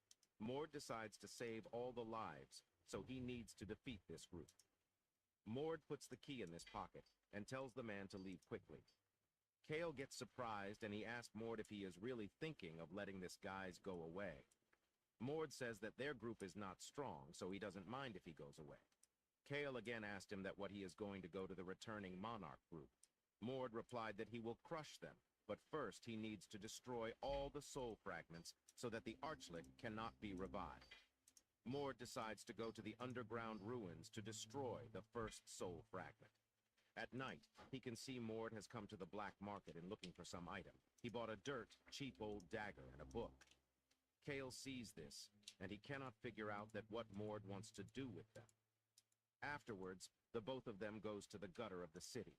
Mord tells Kale that in this gutter there is the hidden passage to the ruins. Kale said that he will never get in there to search that. Mord then tells Kale to use this spirit magic to find the location. Kale replied that he can't do that as he is a wind spirit magic user, and he cannot use water spirits. Kale then uses his wind spirits and tells them to search for any markings. The spirits roam above the water, and after a while they found some marking and reports to Kale. The spirit blows a strong wind and water splits, revealing the gate of the hidden passage. The two of them goes there, and Kale inspects it and sees that it is a steel gate sealed with some magic. Mord then takes out the old rusty dagger, and with it, he cuts the plum of his hand and spreads his blood all over the dagger. This winter, raise a glass to quiet luxury with elevated looks from Ashley. During the New Year's Toast to Style sale, discover timeless rooms starting at $17 per month. Your most Kale questioned Mord that what he is doing. A long, long time ago, the gods were at war with each other. In that war, the warrior god lost everything to the gods who used magic as a weapon. So he sacrificed his very existence to create this weapon. It's a mythical artifact that only those with divine blood can awaken. Mord tells this to Kale. After soaking on the blood of Mord, the dagger turns into a bright dagger. Mord instructs the dagger to summon anti-magic, and then he throws the sword on the gate. As the dagger pierced the gate thrust open, and the dagger goes to Mord's hand. Kale was so surprised that Mord has bought this mythical artifact with just the price of one beer. Mord then tells Kale that it is his time to fulfill his wish of going inside a secret ancient dungeon. Kale deals with Mord that he will teach him his sheath skill, and return for that, Mord will take him to secret dungeons. The two of them then jumps inside the gate and founds themselves at a huge place. Silence in the library. Hurls a book at the target. Can I actually link this? Oh, that's a badass spell. Silence in the library. Hurls a book at your target, dealing like 2,000 physical damage, interrupting his spell casting and preventing any spell from that school of magic from being cast for 5 seconds. Okay, that's a cool little spell. Seeing Mord using aura, the three of them get scared as they didn't expect Mord to be a master rank. Mord pushed the swordsman away. Seeing this magic unit starts to launch their attack, but at that time, Kale uses his wind spirit and makes the magicians fly away. The one magician that is still standing looks back and sees that Kale is waiting for him with his wind spirits and a sword on his hand. It didn't take much time for Kale to defeat the magician. He quickly subdues the mage and kills him by stabbing his sword. On the other hand, Mord has 28. put an end to all the other wars. So gain like 15. Lose defense, parry, and group members. I get a little bit of spell power. The two of them walks and gets in front of the gate. Mord uses the key and opens the huge gate. As the gate opens, dungeonization energy comes from it. Mord tells Kale that the Archlick Now created that's the fucking helm that I needed. but it is not connected to the demon realm. Defense, parry, spell power, mana, intellect, shield block. So Mord only remember is that it's a building-like dungeon that goes underground, composed of a total of 9 floors, and the deeper you go, the stronger the undeads you encounter. It's not an easy dungeon, but it took Mord's party less than 10 minutes. Helm of Righteousness. Kale is very happy as he gets a ton of gold and expensive items. He carry the gold and all the item on a cart. And final, the both of them had made it to the boss room. As they walks in, that they see the Archleek is sitting on the throne wearing bright red cloth. Seeing them, the Archleek's eyes lit up, and it speaks up to them. Kale gets a bit nervous as the energy the Archleek is emitting is very strong. That guy is just a fragment of his soul, much weaker than his original body. At best, he's as powerful as an apprentice magician, Mord said this. Hearing this, the Archleek asked if he knew about him. I've heard of a magician named Krex who used to be called Lord Archleek in the past, Mord answered. Mord further says that he didn't know anything more about him, and he also didn't wish to know more as he is a being of the past that has been destroyed. Saying this, Mord awakens his divine blood. The Archleek gets up from its throne and walks towards Mord. He tells Mord Mythic that Dungeon or Heroic Raid. left by a earthly plane god are very arrogant, and that's why all of them had their demise in his hand. The Archleek starts to cast a magic. It gathers fragments of ice and joins them to form 2 huge ice 116. Mord gets ready to fight. He jumps, and with a single punch, he shatters the ice golems. The Archleek is mesmerized to see this. After finishing, the golems Mord rush towards the Archleek and throws a punch at it. His punch gets blocked by the Archleek's defense magic. At that time, Mord stabs the dagger on the Archleek arm, and the Archleek's permanent defense gets destroyed. That's not even a defensive item. That's a straight you can't hit me fucking item. The dagger give a fatal blow to it as it has anti-magic. The Archleek gets a huge shock. Yo, the paladin shit goes hard. Mord then attacks the Lich with his mountain beaker. The attack lands on the Lich's shoulder and separates its head. Mord picks up the head and crashes it to powder. Mord releases his divine blood state and tells Kale, and final, the both of them had made it to the boss room. As they walks in, So I'ma throw the Archleek is sitting on the throne wearing bright red cloth. Seeing them, the Archleek's eyes lit up, and it speaks up to them. Kale gets a bit nervous as the energy the Archleek is emitting is very strong. That guy is just a fragment of his soul, much weaker than his original body. At best, he's as powerful as an apprentice magician, Mord said this. Hearing this, the Archleek asked if he knew about him. Damage you deal with Seal of Righteousness or Seal of Vengeance. Archleek in the past, Mord answered. Increase the damage dealt by Shield of Righteousness by 15%. Didn't wish to know more as he is a being of the past that has been destroyed. Saying this, Mord awakens his divine blood. The Archleek gets up from its throne and walks towards Mord.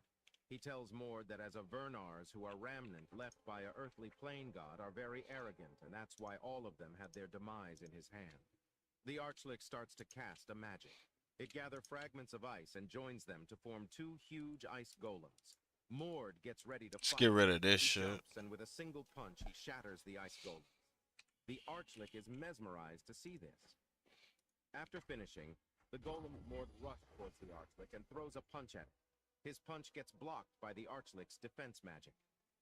At that time, Mord stabs the dagger on the Archleek arm, and the Archleek's permanent defense gets destroyed, as an Archleek is entirely created by the power of black magic, so the dagger give a fatal blow to it as it has anti-magic. The Archleek gets a huge shock, and the clothes of the Archleek burns to ash. Mord then attacked the Lich with his mountain beaker. The attack lands on the Lich's shoulder and separates its head. Mord picks up the head and crashes it to powder. Mord joins them to form two and final the both of them had made it to the boss room. As they walks in that they see the Archleek is sitting on the throne wearing bright red cloth. Seeing them, the Archleek's eyes lit up, and it speaks up to them. Kale gets a bit nervous as the energy the Archleek is emitting is very strong. That guy is just a fragment of his soul, much weaker than his original body. At best, he's as powerful as an apprentice magician, Mord said this. Hearing this, the Archleek asked if he knew about him. I've heard of a magician named Krex who used to be called Lord Archleek in the past, Mord answered. Mord further says that he didn't know anything more about him, and he also didn't wish to know more as he is a being of the past that has been destroyed. Saying this, Mord awakens his divine blood. The Archleek gets up from its throne and walks towards Mord. He tells Mord that as a Vernars who are remnant left by This goes. plain are very arrogant, and that's why all of them had their demise in his hand. The Archleek starts to cast a magic. It gathers fragments of ice and joins them to form two huge ice golems. Mord gets ready to fight. He jumps, and with a single punch, he shatters the ice golems. The Archleek is mesmerized to see this. After finishing, the golems Mord rush towards the Archleek and throws a punch at it. His punch gets blocked by the Archleek's defense magic. At that time, Mord stabs the dagger on the Archleek arm, and the Archleek's permanent defense gets destroyed, as an Archleek is entirely created by the power of black magic, so the dagger gives a fatal blow to it as it has anti-magic. The Archleek gets a huge shock, and the clothes of the Archleek burns to ash. Mord then attacked the Lich with his mountain. The attack lands on the Lich's shoulder. I think I'll keep that. Mord picks up the head and crashes it to powder. Mord releases his divine blood state and tells Kale thanks for accompanying him. Kale then asked Mord that, where is the core of this dungeon? As even after killing the Archleek, the dungeon is not clear. Mord replied that the throne the Archleek was sitting is the core. He then breaks the throne, and the world fragment comes out from it. This is the fourth world fragment that Mord has acquired successfully. After breaking the core, they return to the entrance of the dungeon. And just as it was described in the novel, the entrance of the dungeon was changed to a fake room. Kale gets surprised as he cannot find the cart where he put all the gold and magic items. Kale asked Mord if he know anything about this. Mord asked that it was a dream of chaos. Dream of chaos. I have 12 emails, 30 messages, and a proposal due by 10. How am I already underwater? I'm in the same boat. I'm in an actual boat. It's a space composed solely of powerful information that blurs the boundaries between reality and dreams. Hence, everything was just an illusion. It's like virtual reality, where everything that happens inside feels real, but you can't bring out what has been manifested inside, like loot, into the real world. Seeing Kale so depressed, Mord tells him that as he has traveled with him for so long, he will properly compensate for it. Saying this, Mord punched the ground and it makes a hole in IT. The two of them falls and lands on a secret floor. Kale gets surprised to see that there is a hidden room like this. At the front of the room, there are some quite expensive items, and seeing this, Kale gets super happy. Kale starts to inspect the items, and he sees an ordinary bag. So asked Mord that what an ordinary bag like this is doing here. Mord says that this is not an ordinary bag, rather it is a subspace bag, and it can hold up to 5 times the size of this room. It also lets you search for and find objects that were placed inside after etching your mark on it. Further, there's also a security feature preventing others from touching it if they're not the owner. And if it's within close range, the owner can use telekinesis to move it back to their hand. Kale gets amazed by hearing the features of the bag.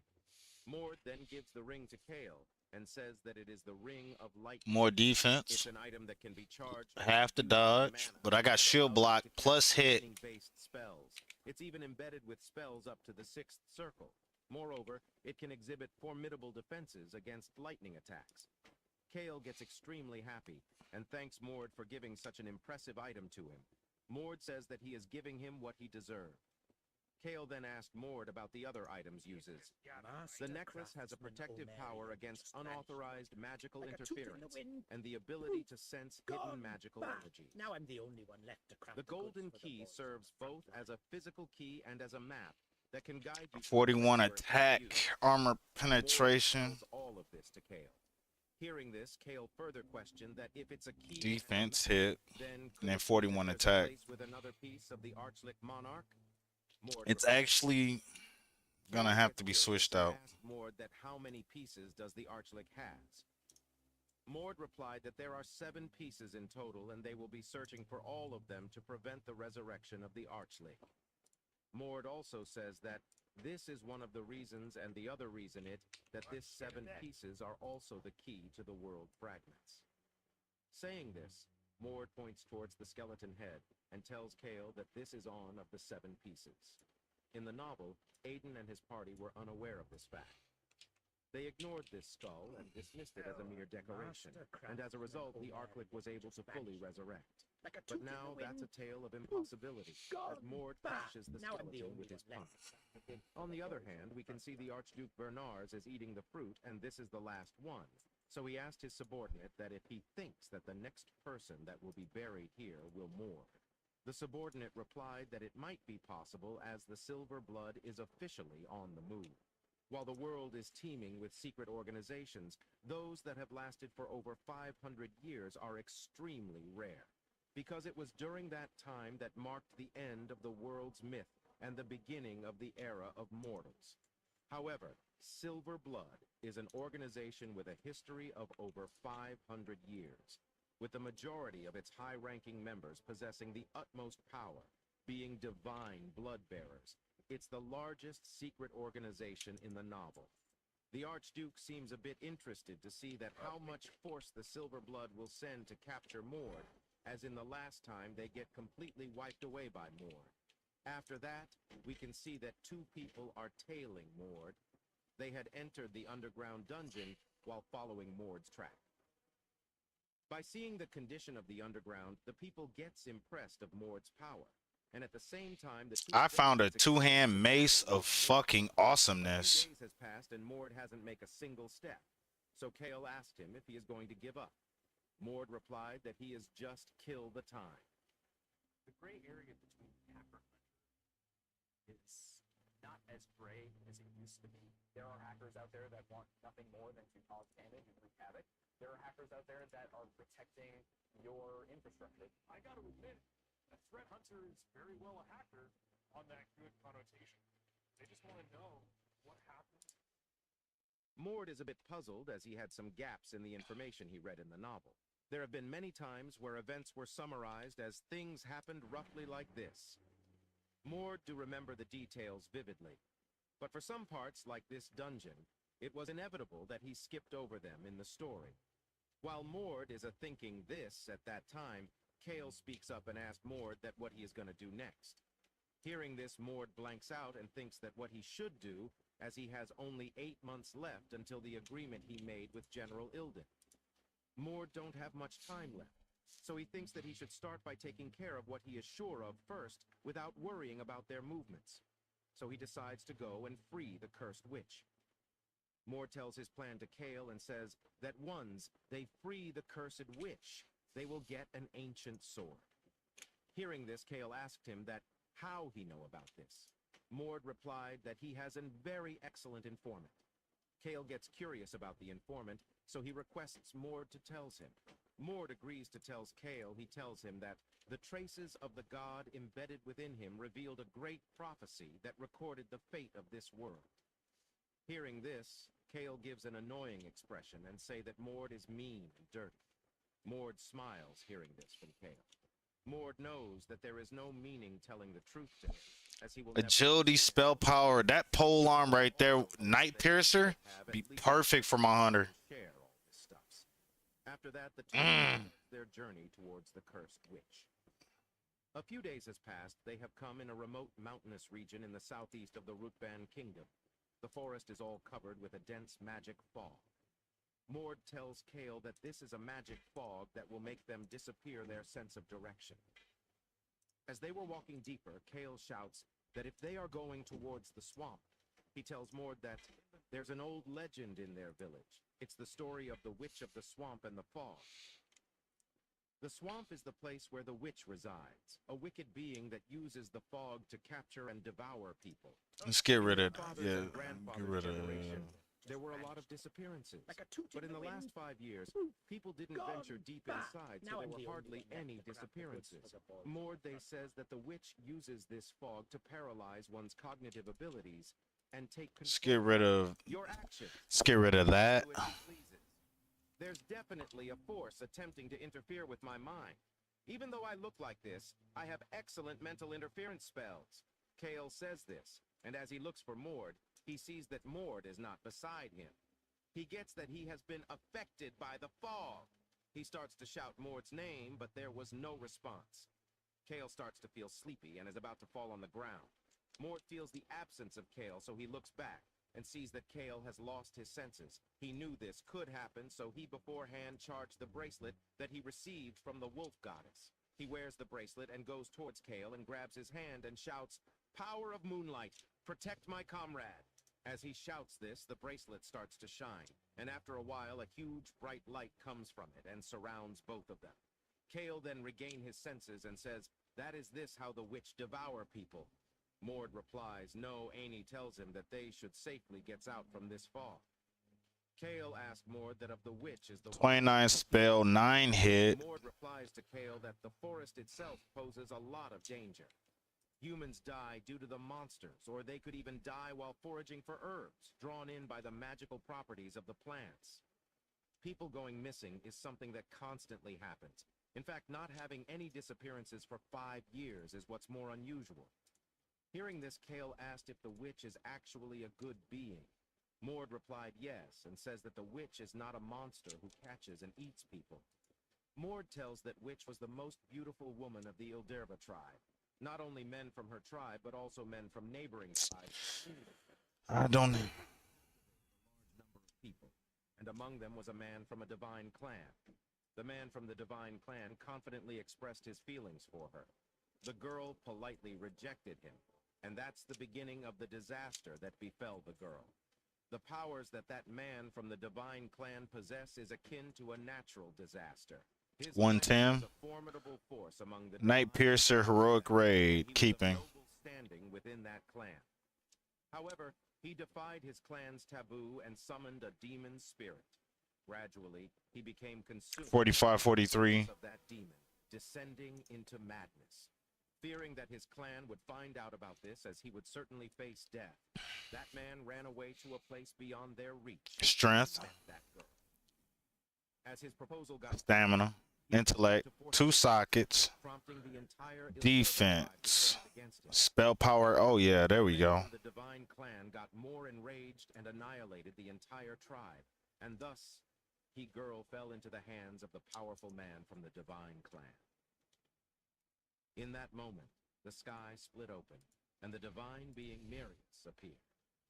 The man was discovered by their clan's king because of his excessive use of power. Attack power, spell power. The clan pleaded for forgiveness and mercy, having heard of everything.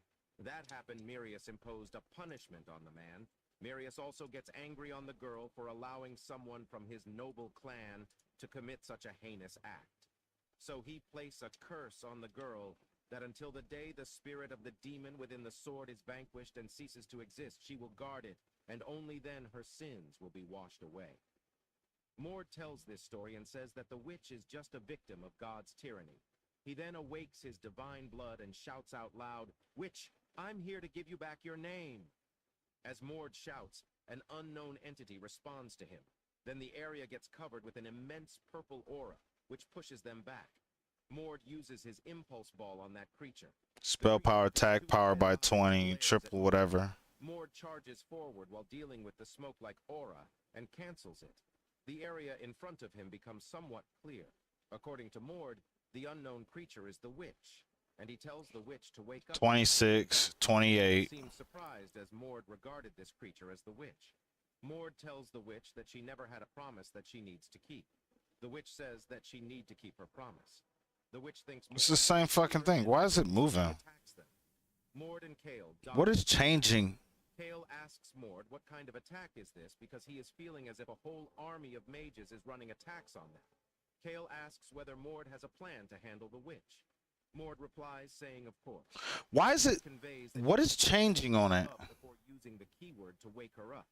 By saying this, Mord jumps up and tells Kale to keep himself saved while he is gone. Required DE skill 300. Aura in front of him. The witch is covered with a dark aura. Mord attacks the witch with It's the same fucking thing. destruction. The witch screams while Mord speaks the name Ilderva. And Oh, equipment sets. Ilderva is the name of her own kind that risked their lives and fought for her. Mord accumulates his mana on his leg and kicks the witch. The witch again screams. This time Mord speaks the name Calvis and says that Calvis is the name of the person who killed her family. Mord utters the name Mirius while attacking the witch. Mord reminds her that Mirius is the name of the god who cursed her. Mord concludes that there was never a promise that she needs to keep. It was just a curse put on her by the god Marius. Mord utters the word remember. He tells the witch to remember the things she must not forget for the sake of her kind that died unnecessary deaths, and for her own sake, while releasing 251 947. Yeah, that can go. I simply did not know where to get started. I didn't know how to find.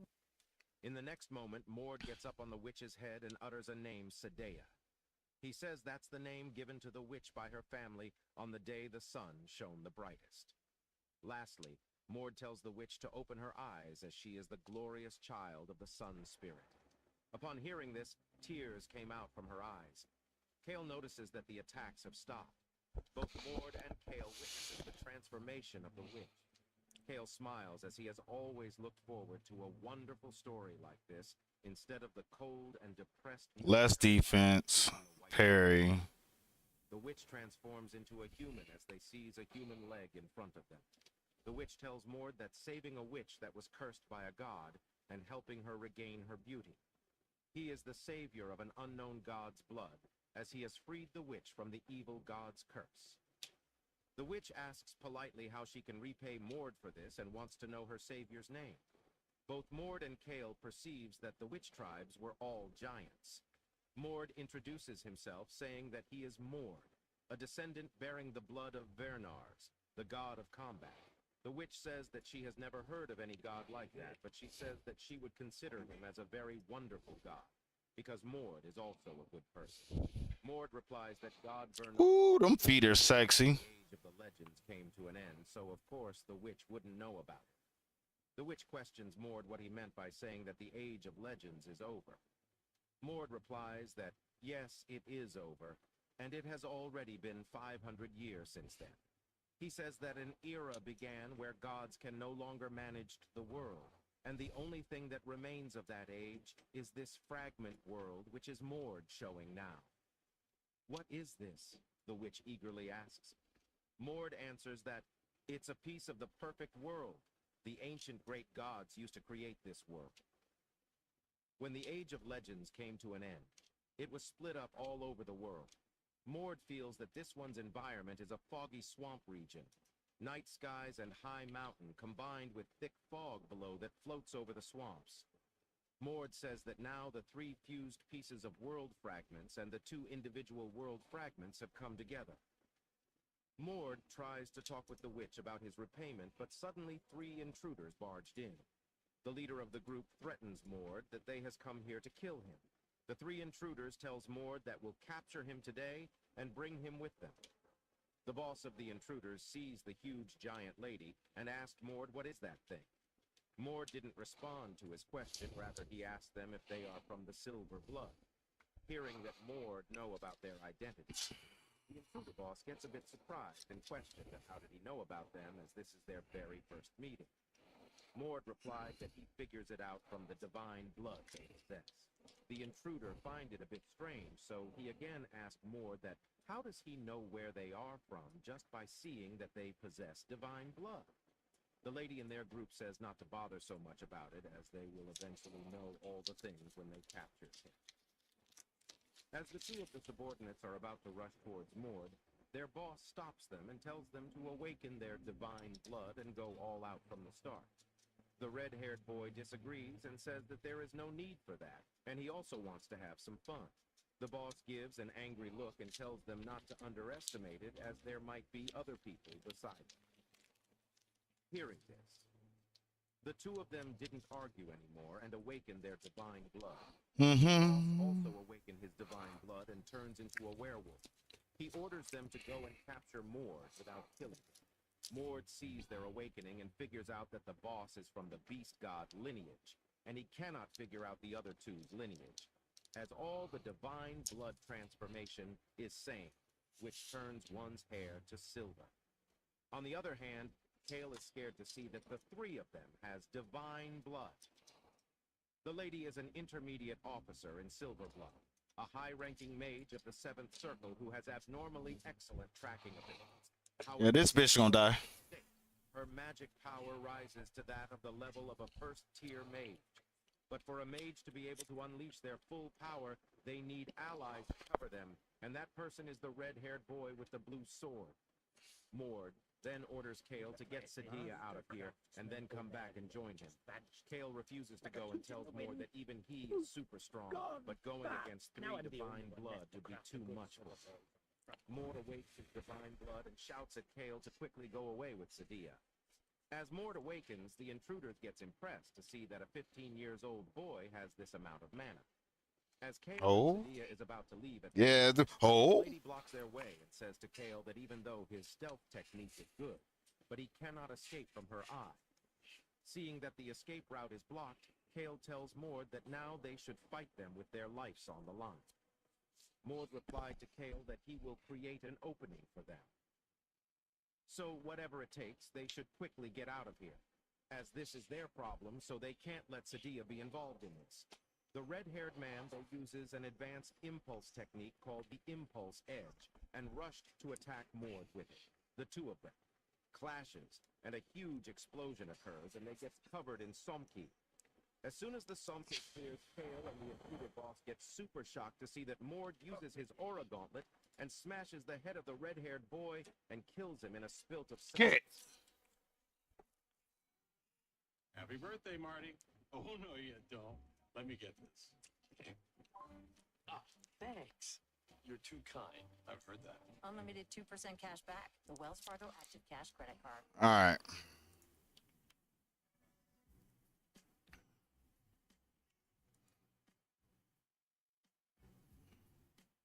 I don't want none of that shit. The fighting between the two parties starts. Kale is barely holding himself against the lady using his wind magic. On the other hand, Mord has already killed one of the intruders, and now he up against with their boss.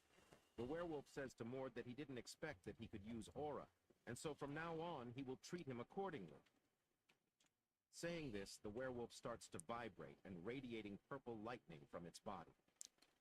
Seeing this, Mord gets a bit nervous, and at that time, the werewolf launched an attack. Mord blocks the attack with his arms. But the strength of the attack was so much that he was sent flying, and he hits the ground hard and cracks it. The werewolf didn't stop there. He again rushed towards Mord and launched an attack with his purple lightning. As the lightning hits Mord, a huge explosion occurs, and this time gets hurt, and he lays down on the ground. The werewolf then stands in front of him and says that they have formed this unit in a way that they would overwhelm him. Mord looks at the werewolf and thinks that he's stronger than he expected. Mana, size, physical prowess, and speed, he's ahead of him in all of those. Moreover, he also has an artifact. God's item, artifacts. When the Mythic Age ended and the gods departed from the mortal realm, artifacts disappeared from this world. However, those with divine blood, who can wield divine items to a high degree, can temporarily use artifacts with the permission of the gods. Seeing the surprised face of Mord, the werewolf laughs and says that he wonders how much he can hold up before the power Let down. Mord is far behind in comparison of strength with the werewolf, so he decides to draw power from world fragments. And on top of that, he will also use the war god's body blessing. As planned, Mord uses all of this, and his mana has risen to a whole new level. He attacks the werewolf's chin with all this mana. Getting hit on the chin, the werewolf flies away and spits blood from his mouth. Mord jumps in the sky and goes towards the werewolf. I'm still like, I can't figure out which one's gonna be better. The lady attacks Mord with her Skyfang technique. The attack lands on Mord's back, and he falls on the ground. He then looks back and sees that the werewolf and the lady has come together. Mord cannot understand why the lady is here, so he looks at Kale's side and sees that he is being chased by the reinforcements of the Silverblood. Mord is currently injured and is laying on his knees. At that time, the werewolf uses his artifact and rushes towards to finish Mord. As he is about to land an attack, he gets stopped by hearing the screams of the lady. As he turns back, he sees that the lady's leg is broken and is on fire. The giant lady is the one responsible for this. The giant says that she didn't interfere before because Mord didn't want her to. But she cannot just watch idly while her benefactor is getting beaten. She gets angry and looks at the lady angrily and uses her fire to surround them. Seeing the angry giant, the lady crawls on the ground out of fear. The giant stands up and said that we, the Ildervas, share divine power amongst ourselves. The more of us there are, the weaker we are individually. However, I am currently the sole lineage of the fire spirit. I'm the strongest I could ever be. By saying this, the giant lady starts to radiate intense fire, but as she walks forward, she feels a huge headache and falls on the ground. She is also unable to use her powers. Seeing her status, Mord understands the situation. The reason she cannot use her powers is because the age of legends has ended. Sadia is now someone that should not exist here. For someone like that to use a god's power, she needs to pay with something, but now she has nothing to give in this moment. Mord then tells her that there is no need to push herself, as he will be able to handle the boss. He also tells her to go and help Kale. I'll be right back, everybody. But assures her that he will be enough to beat.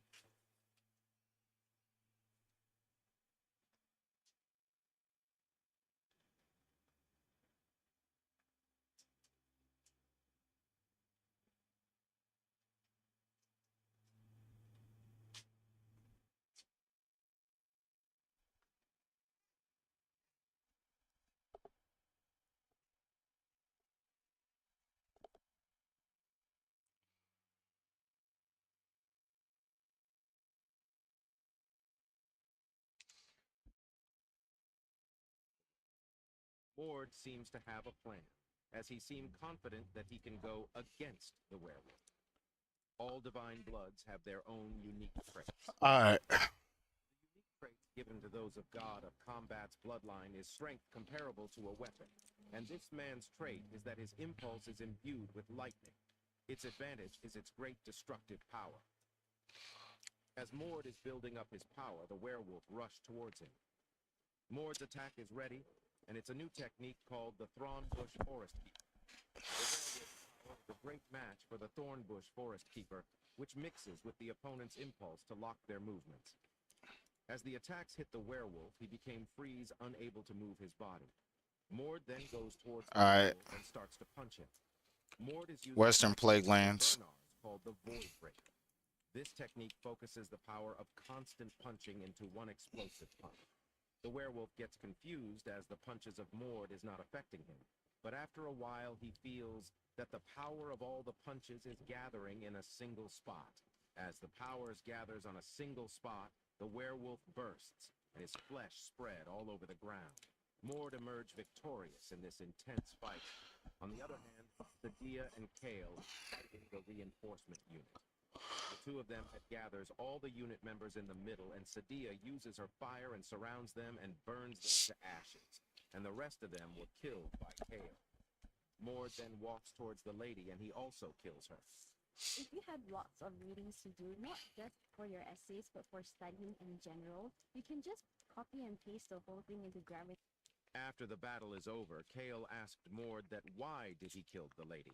Mord saucy that the higher-ups of the Silver Blood has bans. If they try to expose important information, the ban activates and turns them into enraged monsters. Hearing this, Kale says that he knew they were dangerous, but he didn't accepted them to be so cruel. Mord then asked Kale if he was aware of the Silver Blood. We come across them sometimes in the White Demon realm. They're dangerous guys, so people like me in the higher ranks receive some basic information on them. Kale replied this to Mord. Mord understand it as the Vernars is also a very powerful family, and they have excellent informants, so it is a basic thing that they will know about the Silver Blood. Kale cannot get that, how Mord knows so much about the Silver Blood, so he asked Mord about this. I'm sure I've told you. It's because I was shown a great prophecy through the traces of the god left in me, Mord replied. Kale speaks up and says that no one will believe in this. At that time, Sadia asked Mord that if some other divine power and the god of combat burners show you such prophecies, Mord replied yes. After that, Mord walks towards the corpse of the red-haired man, and he picks up the blue sword and gives it to Kale. Kale gets happy as this sword is better than his own. The three of them gathers all the corpses into one place, and Sadia set fire on them. She said that she will also seal it, as if they burn the corpses here, they will be easily tracked down. Mord and Kale is amazed to see her godly powers as they have never seen. All right, let's get my ass over to Western Plaguelands. Mord that how can she repay him? Mord says that he wants to take the sword that she is protecting. Sadia says that it is a cursed sword. Mord tells her that he already knew that, and he also know how to uncurse it. Sadia asked him how. The reason that sword is dangerous is because of the soul of a strong demon within it. It's a weapon with its own consciousness, so it lures the owner with power to turn them insane. In the end, it pulls the owner into ruin. If so, then I just need to invade the sword with my own consciousness and get rid of the soul. Mord says this to Sadia. Hearing this, Sadia asked if it is possible to get rid of the demon in the sword. It wasn't back in the time when you were cursed, but after such a long time has passed, its consciousness should have weakened, Mord replies. Mord then thinks in this mind that it's actually a proven method. Aiden got rid of the curse in the very same way. Plus, during the battle, he felt that the second level of the divine blood opening isn't something that he can reach through training or talent.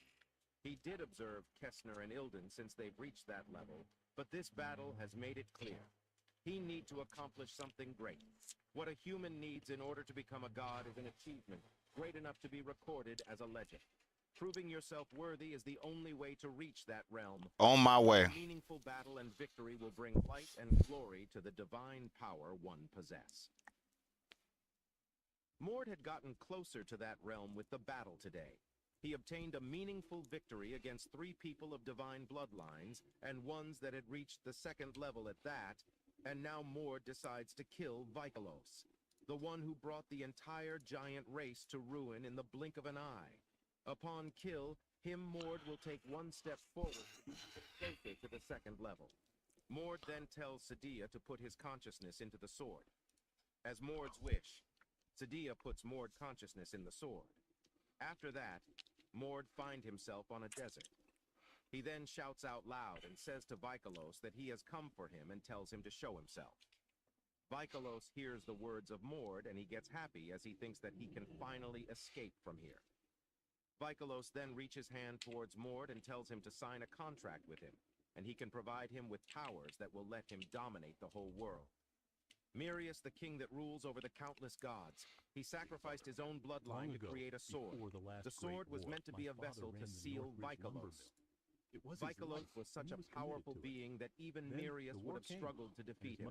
So sealing Vikalos was a great feat for Mirius. So as now Mord has come to him, he wants to possess Mord and take his physical body back. After that, he will kill Mirius, who sealed him here, and later he will establish himself as this world's demon king once again.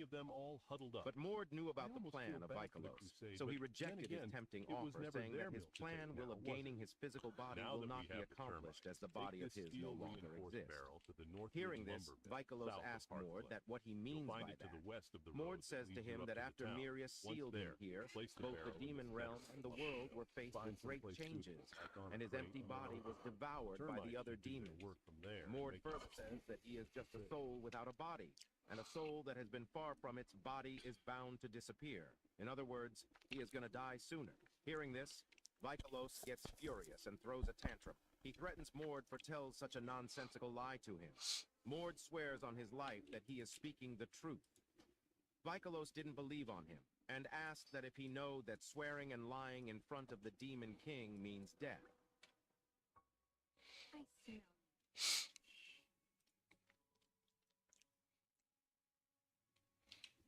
We are the apex of our kind.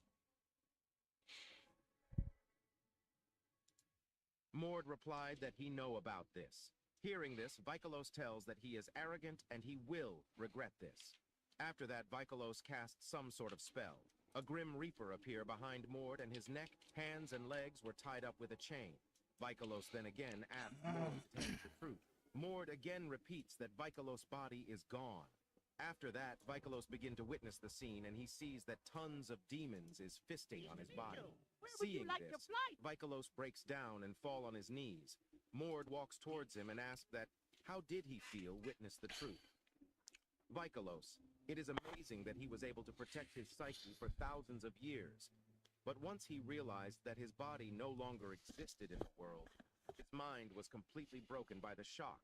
Mord grows huge, and now Vikalos is like an ant in front of him. He then crashes Vikalos with his feet and kills him. As Mord successfully uncursed the Read that. Kale takes the sword in his hand and gets very excited. He wishes to take the sword to sea. Asked Mord that what is he going to do with him? Kale thought that Mord would give it to him, but Mord's reply breaks his heart as Mord tells him that there is someone who is the rightful owner of that sword. Mord takes the sword and puts it inside the subspace bag. Kale asked about the identity of the rightful owner. Mord replies that he won't know even if he tells him, and he also tells Kale to stop his greed as he just received a nice sword. Mord then asks Sadia that what she will do now. Sadia replies that she is not sure as she is a being that should not be here. She also don't know when she might die. Plus, she has nowhere to go, and no chance for revenge. As Sadia was about to speak further, Mord stops her and says that there is a chance for her to get her revenge as Mirius exists in this world as a member of the Silver Blood. Hearing this, she gets shocked and asks, how is this possible? He'll look much different than what you remember as it seems. A lot of things happened between your sealing and the end of the Age of Legends. Mord tells this to her. She understands what Mord said, and she tells that if he still exists in this world, then there is a reason for her to be here too. But as this world denies her existence, so she have no choice but to seal herself until the time comes. She tell Mord that she will be sealed once she enter this door. She requests Mord to hold on to the key of the seal for her. Mord and Kale seems a bit confused. Sadia tells them she has become the strongest witch of her kind, and she is sure that she can kill a god. But there is no point in such a power that she die before she can even use it. So she requests Mord that the moment he enter a fight against Mirius, he should undo her seal and allow her to get her revenge. Hearing this, Mord asked her. Sadia replied that she, yes, getting her reply, Mord promises her that he will make this happen no matter what. On the Silver Blood Castle, we can see Mirius is enjoying his wine and laughing. Seeing this, his subordinate come and ask for the reason of his laughter. Mirius replied that he felt his power be set free, and it's been a very long time since he felt that. In a place covered in swamps and fog, there were still traces of your power in this world. Then why did you leave it be instead of retrieving it? His subordinate asked. Mirius tells him that he might have died if he tried to retrieve it. So he had planned to retrieve the sword and the fragment once he had recovered some more. But it seems like someone has done the work for him. Hearing this, his subordinate asked, isn't that a loss then? He and says that he is rather thankful as now when he goes nice. He can avoid seeing someone he didn't want to see. Mirius then takes a sip of his wine and says that he intend to give that person a reward. On the other side, as Sadia is sealed in the gate, Mord Kale goes somewhere. There, Mord smashed a mountain cave. As they enter there, they see a golden chest. As Mord opens it, they found some items in it. Kale asked Mord about this, and he replied that these are the 6 relics left behind by a great mage from ancient times. Mord then takes a red bracelet and gives it to Kale. He further tells Kale that this bracelet will help him summon a fire spirit, and he should be able to control it and use fire. Kale seems surprised, so he asks Mord that if it is possible. Mord replies that it's a relic made by a great mage who possessed divine powers, and a god's authority can make the impossible possible. Mord gives this bracelet to Kale as he sees him as reliable teammate, so he wants him to grow into a strong mage who can control both wind and fire spirits. Kale then asked Mord that what is he gonna do with the rest? Mord replies that he has already thought whom he will give them to, and he taking the ring which function is to lets the owner detect ambushes and other sudden dangers and activates a power of protection. He will also take the bracelet that will let him store some mana for later. After that, the two of them goes to a restaurant. They were eating and talking to each other. At that time, a waiter comes to them and asks them if they are mercenaries. Mord asks the waiter whether he needs a mercenary. The waiter thinks that he should be honest with them and shares a story of an incident. The waiter shares that about 2 weeks ago, ogres started appearing around town. He says that ogres are creatures which are too terrifying for humans to face, and he has heard a lot about them. But he saw one for the very first time in his life. Fortunately, his village has some pretty good fighters, and they managed to push one back. I've helped thousands of people make at least $1,000 every single day trading. I'm going to show you how to do it completely for free. But first of all, who am I? My name is Josiah, aka Juvir, and I'm honestly a regular person just like you. The only real difference is I fell in love with day trading 7 years ago, and it's completely changed not only my life, my family, and my friends' life as well. Day trading has a... But that wasn't the end, though.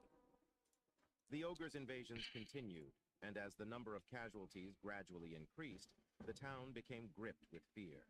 But then, 3 days ago, a man showed up. The moment that man heard of our town's plight, he gladly offered to help. And slaughtered all of the monsters around the town within a single day. No. Even the ogres that appeared again were slashed by his sword. Wait a minute. A sword? No. Thinks deeply. Lastly, the waiter informed No. Mord that the man he was talking about... These motherfuckers don't like. Yeah, give it to me right now for 2 gold. 2 gold. He didn't return until evening. Mord asks the waiter about that guy's appearance. The waiter recalls that the man had a muscular body like Mord, and that his light brown hair was tied at the back, and he even used a huge double-handed greatsword. Mord predicts that the waiter must be taking about Leon Vernars, so he decides to venture there to see in his own eyes. Mord and Kale arrive at their destination and see lots of demon corpses lying on the ground. Kale wonders who is this town's hero who is killing all the ogres and demon, and assumes that he must be someone from the Vernars bloodline. But Kale says that he has one confusion. If the person is a Vernars, then why he would a sword, and a long one at that, he wonders. Mord replies that there is law saying that all the Vernars should fight barehanded, and he adds that the man must be trying to hide his lineage. Mord remembers that in the novel, Leon said to Aiden that during his journey to a rural territory, as he stopped approaching danger, he coincidentally stumbled into the ruins where he's said to have received the god of combat's legacy. And according to Mord, it seems like now's the time for that to happen after all. Mord says that he has arrived to the place. Kale replies that the thing that is happening in this place right now must be demonification, but the entrance seems strange to him. Mord replies that the ground probably collapsed due to some shock like an earthquake.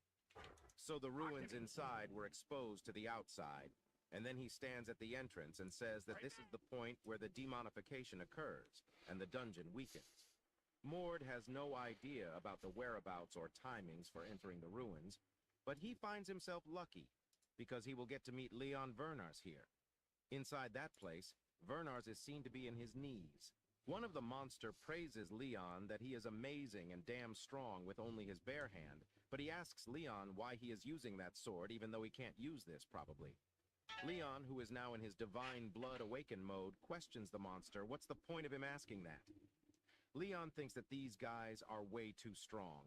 Not only is each one of them at the level of a high-ranking undead, judging from their similar combat skills, it's a guarantee that these ashes are from Vernars' bloodline. The monster says that he is ready for another round. The monster is using a technique similar to the Vernars to attack Leon. Suddenly, Mord makes an outstanding entry, breaking his skeletons into pieces. One of the monster asks Mord to introduce himself.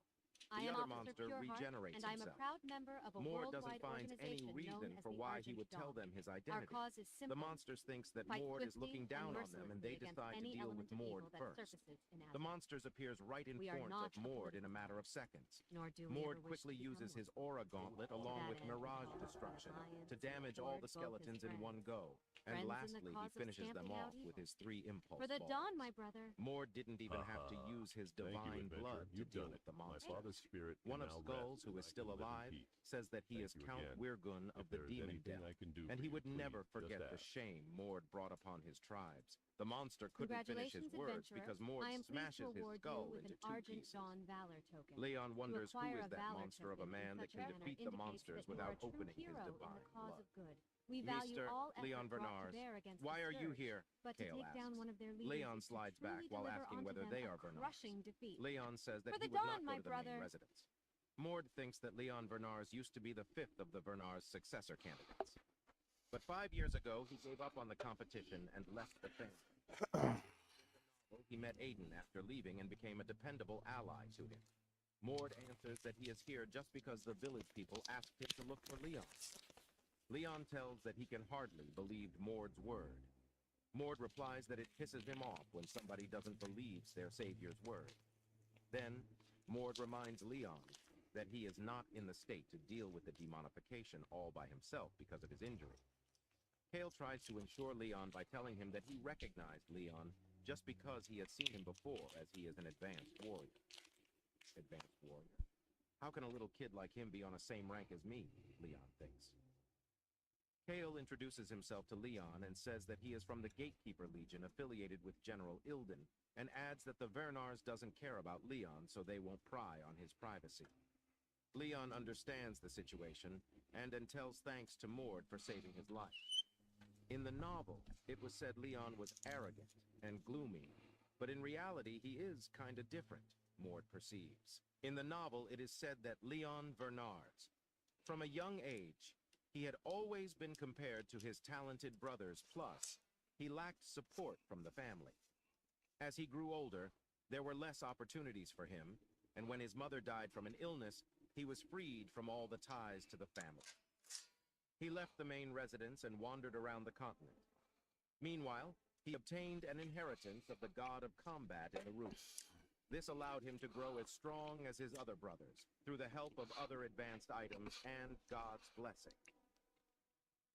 5 years from now, he will meet Aiden. Aiden will see potential in Leon, and will convince him to jump into the successor competition. Then, with Aiden's full support, he will take the Archduke position.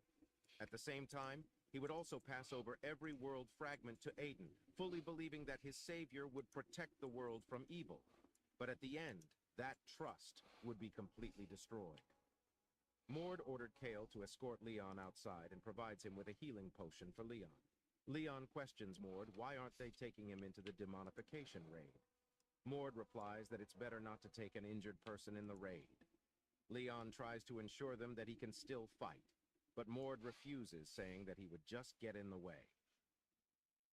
Why do guys wear ponchos if they never actually work? All you need is the new bearskin fleece-lined waterproof soft-shell jacket, the 8-pocket tack. Do you want to be a hindrance to the same people that saved your life, just for the sake of your own ego? Mord questions. By hearing this, Leon realizes his mistake and tells them sorry for his stubbornness. Kale asks Mord whether he would continue on his own. Mord replies by saying yes, and tells Kale to put a wind spirit on Mord to find his location. Mord thinks that Leon fell into a trap here, and fell into the ruins underground. That's how he was able to obtain the god of combat's inheritance. So how will I find it? Mord wonders. Mord guesses that he would be able to find it if he destroys this whole place. Mord destroys the place, and arrives at a place where historic books are kept. The book which Mord is looking at right now is about the research and development of combat techniques, and these are all things left behind by the Vernars. Mord decides to take some books as he already had a bag with him. He finds a box which he remembered can only be opened by Vernar's bloodline, and this is where the god of combat's inheritance is. He opens that box and sees a world fragment on it. He thinks that this okay. is the 8-1 that he acquired. He finds a stone plaque which he assumes was used to summon the god of combat in the novel. As he touches the stone plaque, Mord feels a strange aura covering him. Mord smiles because by only touching the stone plaque, it fills him with the desire to fight. It's definitely not a normal stone plaque. Mord conceives, and he is sure it's an object that offers the same experiences as the god of combat's grave. Mord looks at something, and says that this is the god of combat's inheritance that helped Leon overcome his lack of talent. He says the word dragon, a mythical creature that no longer exists. and the object created, the head dragon that was hunted by the god of combat, was a belt named the god of combat's belt. Kale arrives at that area and asks Mord whether this belt is a magical item. Mord replies that it's apparently an ancient relic made from dragon leather. Mord wears the belt, and Kale thinks that Mord is sharp for not letting Leon see this item. Outside that area, Leon is sitting under a tree and thinks that he is powerless, and suddenly he feels that somebody is approaching him. Mord and Kale meets Leon. Kale tells Leon that they didn't find any demons inside, and Mord asks Leon how is he feeling. Leon replies by saying that he is fine, thanks to them. Leon asks for Mord's name. Mord introduces himself by saying that he is Mord Vernars from the outside lineage. Leon remembers that there was no Mord in the direct bloodline, so he must be from the outside. Then, Leon asks for Mord's age. Mord answers that he is 15. By hearing this, Leon gets totally shocked. Mord wants to leave this area and tells Leon that they should go, and Leon must take rest and eat well since he has opened his divine blood. Mord says that they have to stay here for a couple of days and then leave this area. Leon questions, where are they going? Mord replies, saying that it doesn't matter where he is going. Then Leon asks Mord whether he is going somewhere related to the family. Mord answers by saying no. Then can I come with you? Mord asks desperately. Mord asks Leon to state his reasons for saying this, but Leon cannot explain his reasons at first. Mord gets angry and says that he would give Leon one day to think about it, and he tells Leon that he would decide after hearing Leon's decision. Kale invites Leon to come with them to have dinner. They arrive at the restaurant. That night, the lord of the village asked us if there was anything we wanted as a reward for preventing the demonification of the village. Kale asked for some money, and Leon asked for a new sword to replace his broken one, and Mord asked for a large space completely isolated from the outside world. Mord is currently in his divine blood awakened form, and he provides some of his blood to the stone plaque that he received recently. Mord assumes that he entered into his mind realm, but the location isn't specific this time. Ha ha ha! What a great view! It's a great place to beat someone to a pulp. Mord turns around and sees that the god of combat is saying these things. The god of combat greets his descendant. Mord sees that the god of combat is the same being as last time. Vernars, the god of combat, explains that he looks the same because he is a remnant of the god of combat, not some illusion or copy. The authority of the god of combat in the heavens is still linked with him. Vernars notices that Mord has gotten stronger from the last time, so he tells Mord to get ready for his last lesson. Mord tells Vernars that before starting, he has two questions. Firstly, why are you smaller than your descendants? Secondly, does someone of the god of combat bloodline realizing more than a certain amount of potential lead to any side effects? Mord asks these two questions. Mord told the god of combat how the Vernars family has changed and what kind of things the Archduke is doing right now to stop aging. By hearing these, the god of combat was very displeased. Mord says that the Archduke is strong enough to be called the incarnation of the god of combat. From what he knows, the Archduke has reached level 4 divine blood opening, but he's aged very quickly ever since. Vernars explains that it's possible if other blood is mixed in, considering the height thing. Since the family is more than 400 years old, he is sure various kinds of other bloodlines are mixed in. There are those among the giants who are strong but have short lifespans. Mord thinks the reason the Archduke aged so fast wasn't revealed in the novel, and if it was an issue of other bloodlines, then it makes sense. Let me show you why I started paying for all my other companies. As Mord was thinking about these matters, suddenly the 10-year-old Vernars arrives. As the 10-year-old Vernars arrives, he tells Mord that he was feeling down after losing to him in the last time, so now he wants to have a go with him with all of his strength. Mord also agrees to fight with him. Getting the confirmation from Mord Vernars awakens his divine blood, and by seeing him, Mord also does the same. Mord also feels that there is a different kind of power in the young Vernars' divine blood power. Vernars is a demigod born to the god of the heavens, Arita, and a human woman.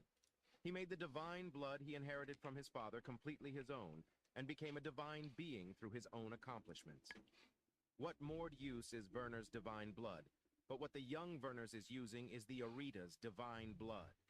The power of Arita is definitely different from Verners, but for some reason Mord feels this power quite familiar. The young Verners rushed towards Mord and beat the shit out of him. The young Verners says that it's been 5 months they have last fought, and in this, like, he has learned Aura. He then smiles and says that he is quite late, as he had already learned Aura when he was 12 years old, so now he will show him the next level that he will need to attain.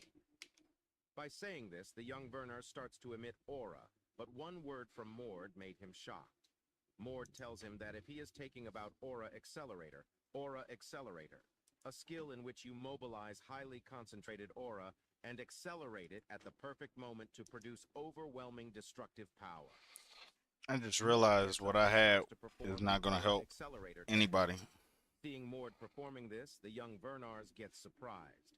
Mord has practiced this technique countless times in his mind realm, but this is the chance for him to test the technique in a real-life combat. Mord accelerates at a lightning speed towards the young Vernars. The young Vernars didn't get a chance to move, and the attack hits him directly. As the attack lands, the body of the young Vernars gets shattered into pieces, and by seeing this, Mord gets shocked. Mord then asked the old Vernars that if he really win this easily. The old Vernars replied yes, and says that he also didn't expect this. Mord tells him that he is not satisfied and wants a more challenging battle. The old man then calls his 23-years-old self and tells Mord to fight him, as he will not be disappointed.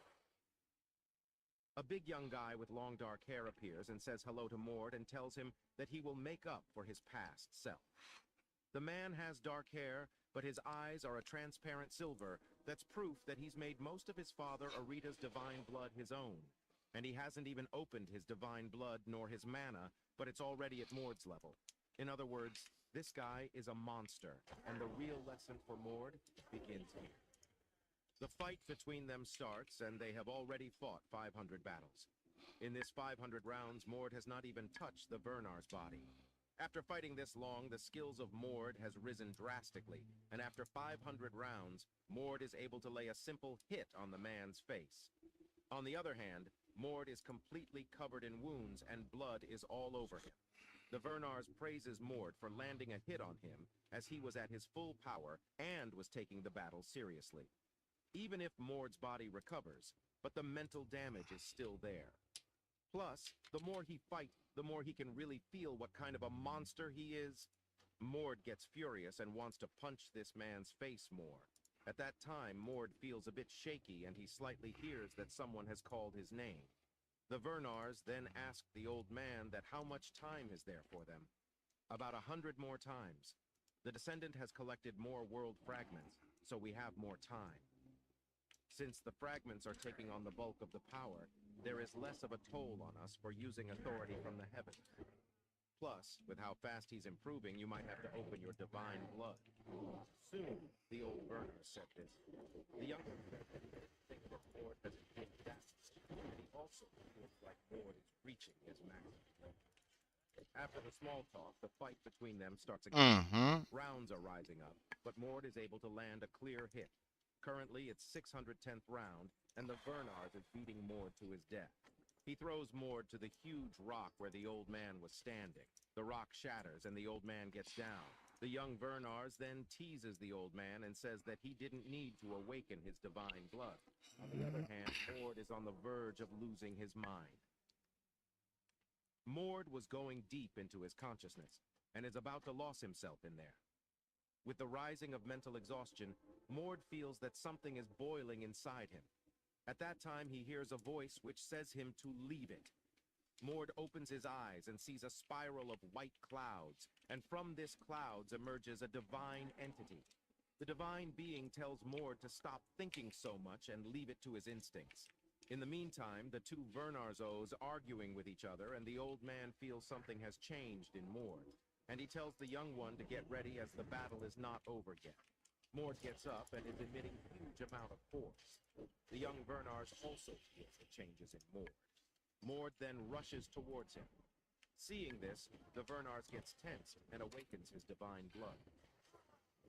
I'm afraid we do business differently from the other guys.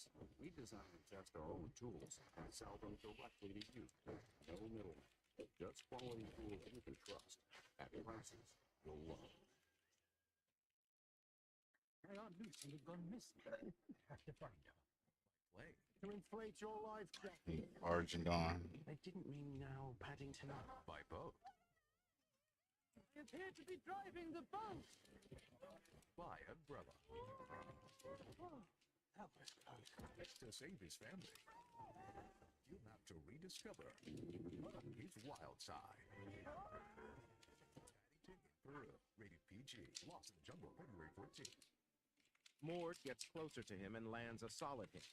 But due to the man's divine blood, he minimized the damage and survived the powerful hit. But Mord didn't stop there. He jumps towards the man with a more powerful attack. As the attack lands, a huge explosion occurs, creating huge dust smoke. The man successfully dodged the attack, and if he didn't dodge it, Al would be a goner. The smokes rise up in the sky and takes a spiral shape. Mord is completely drained out and is laying on the ground. Mord is also confused as he didn't know what he'd just do. At that time, the old Vernars comes towards him clapping his hands and congratulates Mord for awaking the divine blood of Arita. Mord asked him if this is the power of the god of heaven. Yes, your instincts understood that this power was within you. Don't forget that feeling. It may have just opened its eyes, but when you finally manifested its true powers, and when it forms a balance with the power you have from me, you'll realize what it's like to have two divine powers within you, the old Vernar says. Mord also gets that maintaining balance is important, as his power from Arita is divine authority. It's strong, but it has the possibility of swallowing the human mind. Mord needs to have the god of combat's power be the base, so that he can utilize this power without his mind being shredded to nothing. As the time is running out, the old Vernars blessed Mord with divine physique for winning against his old self. After that, the old man tells Mord that he will look forward to their next meeting, and he is curious to see how much he will have mastered Arita's power by then. After that, the old man bid farewell to his descendant, and this is how the meeting between the descendant and the ancestor ends. As Mord gets out, he sees that Leon is waiting. Leon is serious, and tells Mord that he wants to talk with him. He tells Mord that in order to explain why he want to come along with him on his travels, he needs to first explain why he left the family. Saying this, Leon starts his story. My father was part of the direct lineage, but he ended up passing away in a battle against feudal lord-ranked demons.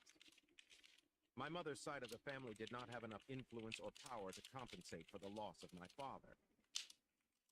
The people who had supported us began leaving our side one by one, and others began harassing us through indirect means. Back when I was a trainee, it was much more common to request a god of combat spirit in situations where an instructor would push harder on one candidate. The more we were harassed, the more pressure I received from my mother's side of the family to become the best. But compared to the other successors, I lacked talent. I was considered gifted growing up. But when I became an official warrior, I was faced with a harsh reality. The reality was that if I was gifted, then the others were geniuses. Amongst them, I suffocated from the pressure and comparisons. But what was harder to deal with was the words that would come from my mother's side of the family, and especially those from my mother herself. My mother used to try to brainwash me daily that I would become the best, but as time went on, she became more hysterical. Each time I proved not good enough for her, she was violent with me. Of course, it didn't hurt since my body was hardened, but my mind was torn to shreds each time by the pain. I always wanted to run away, but Erna was there for me. However, Erna then started to show the potential of a genius, and people began to compare us more and more. In the end, I could not look at Erna and smile. I began seeing her as a threat. I hated myself for that. That is when I decided to leave the family. Even when my mother was dying from her illness, she glared at me with demon-like eyes and cursed me with her hurtful words. Seeing her was hell for me. When she passed away, I felt free. On the day of her funeral, I left the family. In a world away from the Vernars, I felt free and strong once again, but I realized that was all an illusion. I had just been lucky enough to come across enemies that were weaker than me. In the last 5 years, I had never tested my limits. I felt powerless. I learned that only when I was on the brink of death. But in that moment, you appeared, Mord. As if the world was giving me one more chance. I felt that it was some kind of fate. So I want to come with you and find out exactly what it was that I felt. Leon says all of this, Mord. Mord hears all of this patiently and asks Leon if he is done with all of his story. Leon gets nervous and reply Mord that he is done. Getting the reply from Leon, Mord warns him that this journey will be a lot more dangerous than he thinks, as an organization called the Blood of Silver is after him, hearing the name of the Blood of Sliver. Leon gets shocked. Seeing his shocked face, Mord asked him that if he know about this organization. Leon replied that he has heard of them when he was working as a mercenary. Their forces are as strong as the Vernar's. We don't know when we might come across them, so think inside. Mord tells this to Leon. Leon didn't show an ounce of hesitation and tells Mord that he will go with him, as he can be a help to him when they fight these guys. No, I'm gonna win.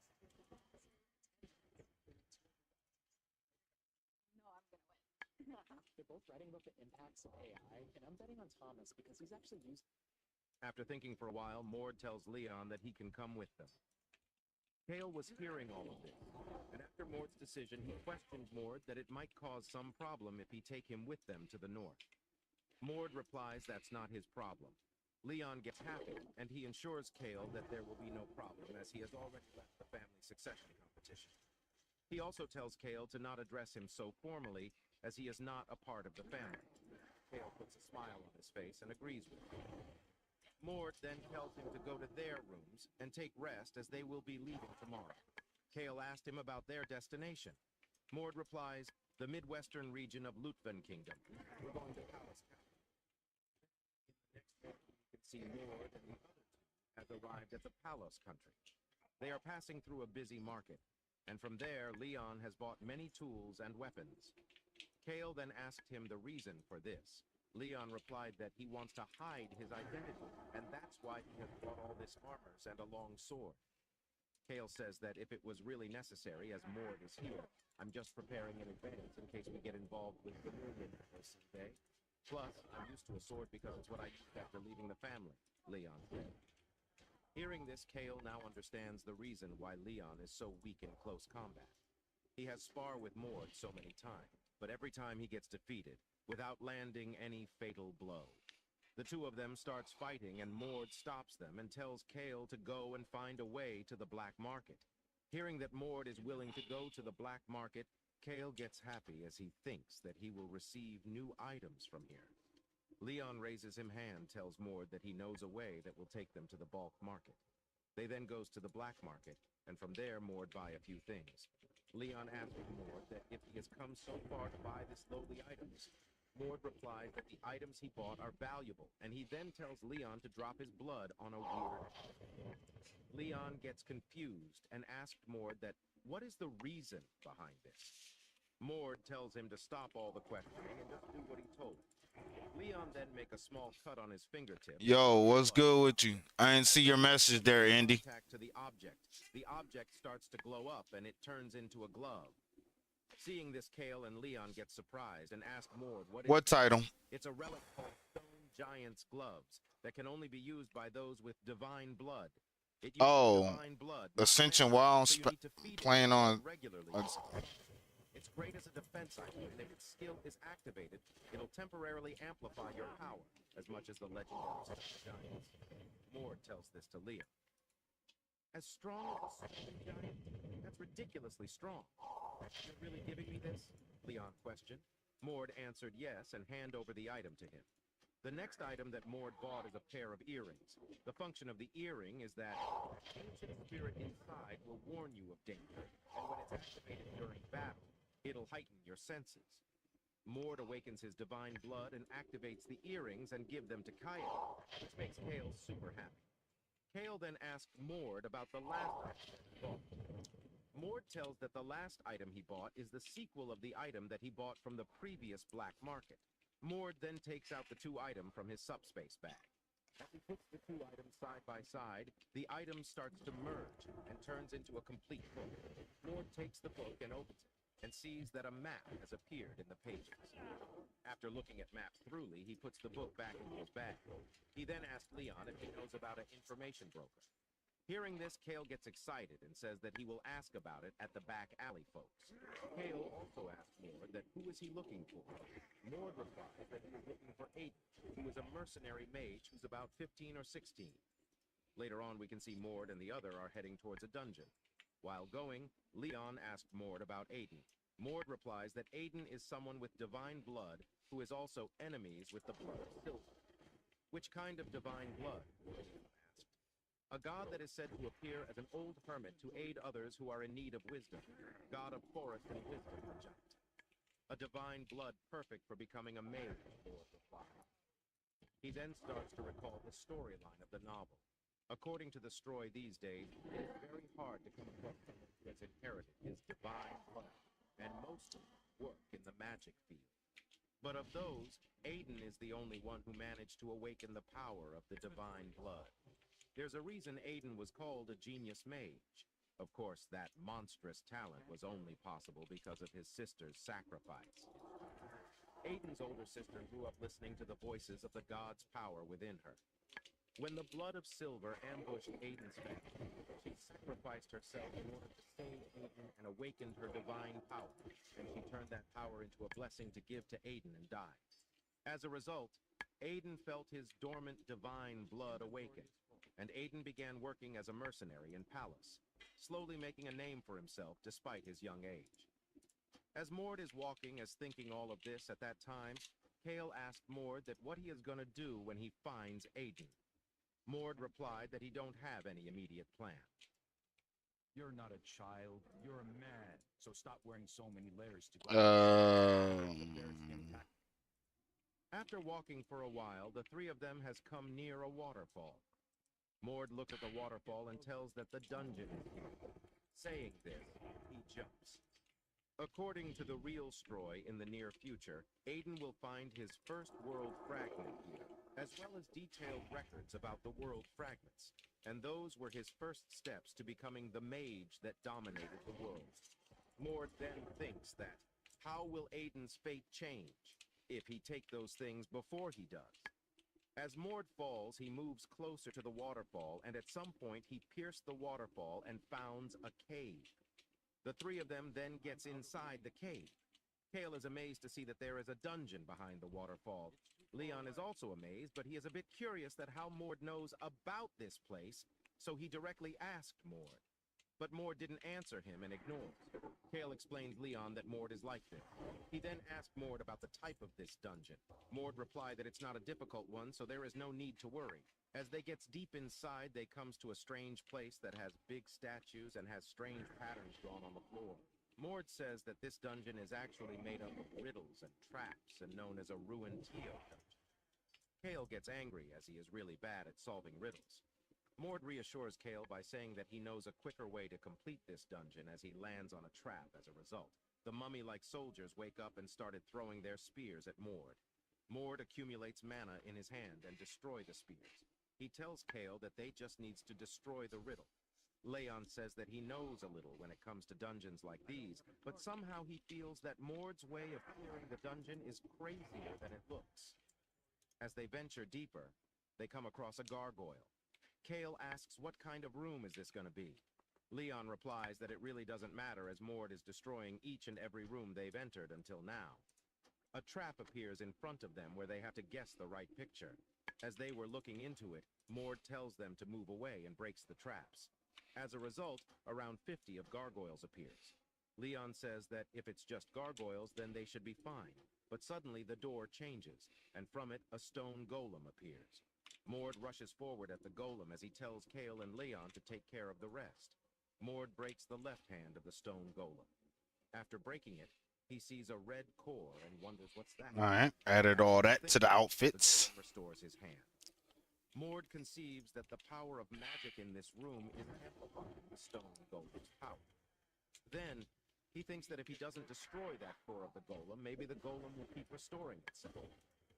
And Gargoyle charges an attack in his mouth and releases at Leon. Leon dodges it and rushes forward with his new long sword. Leon feels annoyed by the gargoyle. Kale suggests Leon to first with his bare hands while he orders his spirits to help them by preventing the gargoyles from flying. The spirits bind the gargoyles and uses a lighting sword and cuts the gargoyles into pieces. On the contrary, Mord is using his aura's second-level realm known as Aura Accelerator to completely destroy the golem and successfully destroys its core. Goodness, he destroyed that giant golem just like that? Leon thinks that he can't fathom what's happening right now. Leon says that he has seen a lot of geniuses, but this person, Mord, is a monster. Mord turns and asks Leon whether he has done his job yet. Leon drops his sword and tells Mord to wait a bit, and he will make it over quickly. And finally, he uses his fists as he destroys tons of the gargoyles in a matter of seconds. Kale watches Leon annihilating the gargoyles and thinks that Leon must use his fists from now on, as Leon is much better in fists than any sword. Finally, they arrive at the boss room. As they enter, they see that the room is empty. They hear an unknown and commends them for reaching this point. The voice says that the person only with courage and wisdom can reach this room. Wisdom and courage? Leon and Kale thinks that Mord used none to come up to this point. Only those who are qualified should possess a great god's power. You have proven yourselves worthy, so it's time for your reward. The voice speaks, and out of nowhere a box and a stone slate appears. The stone slate contains some ancient things which they have never seen before. Mord recognizes that this is a stone slate with very detailed explanations of the world fragments. This was a changing point for Aiden's life and decides to destroy it so that Aiden doesn't get to see it. Kale asks Mord why he is destroying it. Mord replies that he felt a strange sense of danger. Mord opens up the box from which the world fragments comes out, and Mord collects it. Kale questions Mord as he wants to know why Mord is collecting fragments. Mord answers that he is doing this in order to save the world. Mord feels a slight change in his body, and this time it feels like quite a big change. Mord thinks that the world fragments not only bring forth the owner's power, but also changes the owner. And with more time, the owner absorbs the world, fragments power, and becomes stronger. This fragment is like a cliff with a giant boulder placed on the edge. The three chunks that Mord previously had combined with it to become one. Mord finishes his job. What do you mean by saving the world? Leon asks. Mord ignores the question and tells them that the dungeon is about to collapse, so they should go back. Kale thinks that Mord isn't like a type of guy who will lie for his benefits, and Kale doesn't know the reason why Mord is. In the next scene, some assassins are killing the people who are from the blood of silver, and a certain person is left. The last standing guy from the blood of silver gets scared as he trembles in fear. He thinks that these assassins might be the top elites from the Shadow Wolf squad that wise that. 3 awakened divine blood guys get killed previously. He realizes that he absolutely has no chance of victory here, so he thinks that he needs to summon a higher-up's consciousness into his body before he gets killed. The boy tells the Shadow Wolf squad that he will drag all of them with him, but the Shadow Wolf squad quickly decapitates him. One of them says that the boy was a disappointed coming from the blood of silver. The other one replies that these guys are just minions, and they shouldn't underestimate the blood of silver because their general has warned them. One of them turns around and tells his young master to let them know when he gets tired, as they are going to be. In a rush from now on, and he tells his younger master that if he gets tired, they would take turns and carry him in their backs. The young master says that he wonders what kind of person Mord is, as they are going such lengths just to meet this particular individual. Lastly, he says that he is really curious. In the next scene, Mord feels that he definitely got stronger. Now that the 4 fragments are together, he can extract power from the fragments for a longer period of time now. And now he can even... I gotta keep that shadow dust. Mord thinks that the divine physique which he received as a second blessing from the god of combat takes a lot to use it, but it'll be great for the right situations. Kale knocks Mord's room and tells him that they got the results of investigation from the informants, and it seems they found Aiden. Mord opens the door and asks about Aiden's whereabouts. Kale replies that apparently Aiden left this city yesterday. Kale reads the report which says that Aiden appeared in Palace about 5 months ago. He was working as a mercenary before he met this mage named Levon and became his disciple. Levon is an advanced six-circle mage who's rather popular within the Palos Dark family. That's why no one has been able to touch the organization. Levon is affiliated with, despite it not being that big. Last night, some unidentified group attacked the organization's base. Because of that, dozens of people died, and the guards are now tracking down the murderers under the Count's orders. Kale finishes the report by saying that apparently Aiden left through the eastern castle gates. He said that he was going to the countryside because of his mentor's request, but the informants are saying that the mentor probably just sent him away for the sake of his own safety. Mord thinks that fate has changed, as this was supposed to happen at least half a year later, and plus, Levin couldn't predict that this would have happened, and sacrificed himself in Mord's past life to save Aiden, and the novel starts with Aiden setting out for revenge. Aiden grew up as the son of a wealthy family in the Lutvan Kingdom. He lived a life like that of a flower growing in a greenhouse, but he lost his family due to the blood of Silver's ambush, and after that, lost his mentor to the Sage of Darkness. Because of this, Aiden comes to abhor himself. Alright, let me turn these items in. Things are going differently from my past life. Was massacring Grammelder. What led to this, Mord wonders. Mord thinks that they not only held the returning monarch as their enemy, but also the Sage of Darkness and a future that Mord doesn't know has begun. To They both acquire a sit on the valor chairs. token in such a manner Mord indicates asks that Kale you are what a true happened to the hero mage, in the cause Levon. of good. We Kale value replies all that effort he brought to heard bear that against Levon the went scourge. missing after the But to ambush take down last one of night their and his leaders corpse is to wasn't truly found, deliver onto but them people a are thinking crushing that he's defeat. dead. For the dawn, Mord my stands brother. up while Kale asks whether Mord is going to be involved in this matter. Mord replies by saying yes, Congratulations, because he adventurer. believes I that am the pleased guys to that are award after you with an Levon Argent are Dawn people valor Mord token. has to face To later acquire on. a valor token in How such a does manner Mord has indicates this that many you are a enemies true at just hero in the 15? cause of And good. they're all We value dangerous all secret effort brought to organizations? bear against the Kale scourge. wonders. But to take down one Kale of their asks leaders Mord is to where he's truly going, deliver onto or does them he a has any crushing idea to defeat. deal with this? For the dawn, Mord my replies brother. by saying yes. Can I help? Mord remembers that Levan created several secret locations throughout the city. They were places he had prepared in case of situations like now and for his magic research. So Mord says that he is sure that Levon is one of those locations. In the next scene, an tavern owner's working Congratulations, place gets adventurer. attacked. I'm pleased to The leader award of the you with an attack Argent asks Dawn the valor tavern token. owner to The reveal token serves Levon's two locations, purposes. or else One, he will it can kill be the used to tavern further owner. your standing within Levon the shows Argent up Dawn. and tells them to To do promise so not may to avail cause you any more options harm and to this rewards place. that Then are he will reserved go for with our them. honored and The owner revered tells allies. Levon to stop this Two, nonsense they can because be the given to our attackers quartermaster, definitely aren't the type along to with let people coin, live. as payment for some of Levon the tells Dawn's the more owner prized sorry, as items. because of him, the Whatever owner you got decide, doctor in such know that dangerous you are earning situation. your commission. The owner Well, tells Levon to hide somewhere while he will stall time for Levon to hide. What a lovely friendship. The leader laughs. Dark Disciple number 29, the leader says while pointing at Levon. The owner asks Levon whether he knows what they meant by 29. The leader explains that they're higher-ups of a secret organization called Mages of the Dark. They call themselves the Dark Disciples. Long ago, there was a great mage who called himself the Sage of Darkness, Erickson. He fell into his enemy's trap and was sealed. The Dark Disciples stuck their hands into Erickson's consciousness using the seal and took his knowledge and power. The leader tells that number 29 is good at hiding, as he managed to avoid them for more than a decade. The leader reminds Levon that he is nothing more than Experiment, who was prepared to be Erickson's vessel. Levon, you're a previous experiment. I won't make this painful for you if you just comply with UT, the leader says. Levon tells to go back and starts to attack them. The leader tells Levon that he has left no choice for but to take Levon forcefully. Levon recognizes that his opponent is using a magic attack named Jar of Sealing. The leader says that he assumed that Levon was going to try and lure the guards here by creating some loud noise. But he says that they are a secret organization with centuries of history, and they're very good at getting things done while avoiding attention.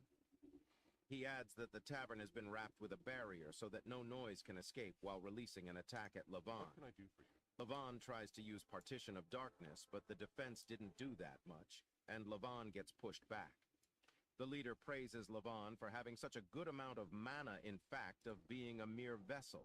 Bam! A sound comes from the leader's back, and he turns around to see what happened. The leader sees that all his guards are lying on the ground as they get defeated by Mord.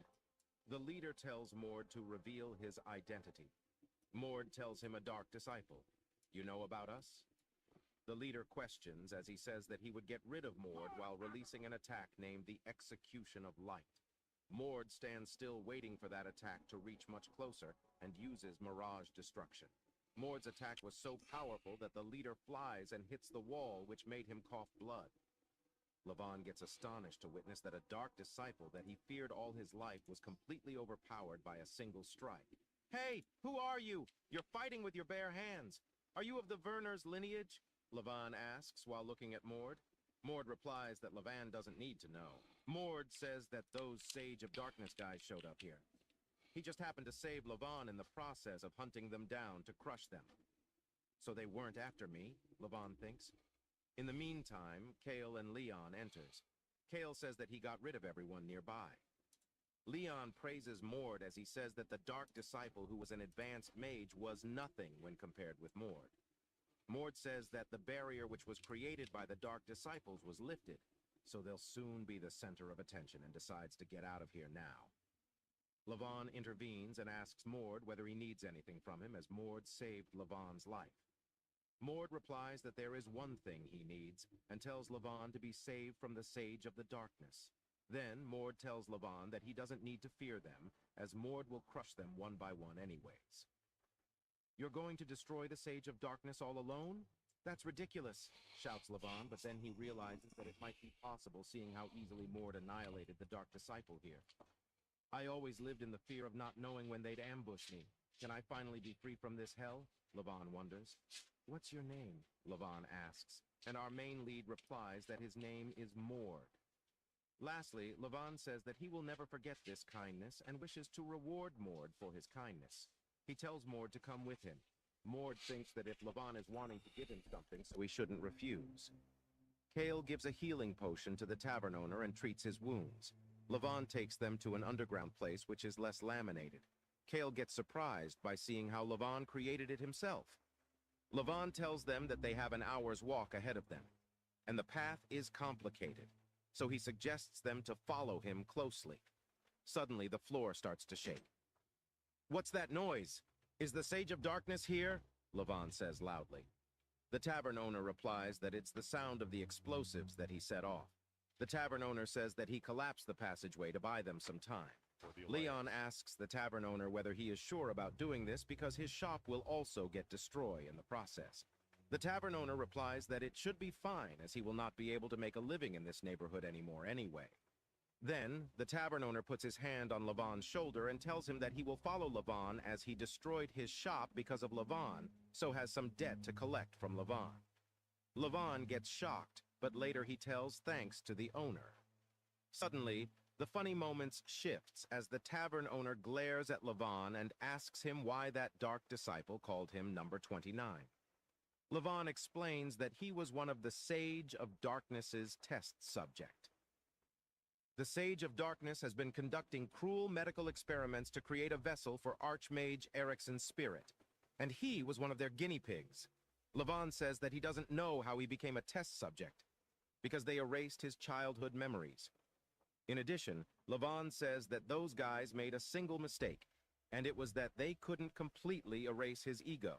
And with Ericsson's spirit inside him and his ego intact, he successfully acquired knowledge about magic through his implanted memories, thus he was able to escape using those powers. Salutations! Later, he wandered around, evading their Have a great eyes, day now. and lastly settled down in Pallas, after hearing Levon's cruel story. Both Leon and Kale loses their composure and curses the Sage of the Darkness for doing such cruel things to Levon. Be careful. Mord thinks Levon's story is exactly the same as he read on the novel. Mord knows that 10 years have passed since Levon escaped, but until now, most of the test subjects have died.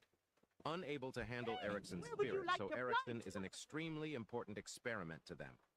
Then Levon stops them by saying that they've reached their destination. Be right back, everybody.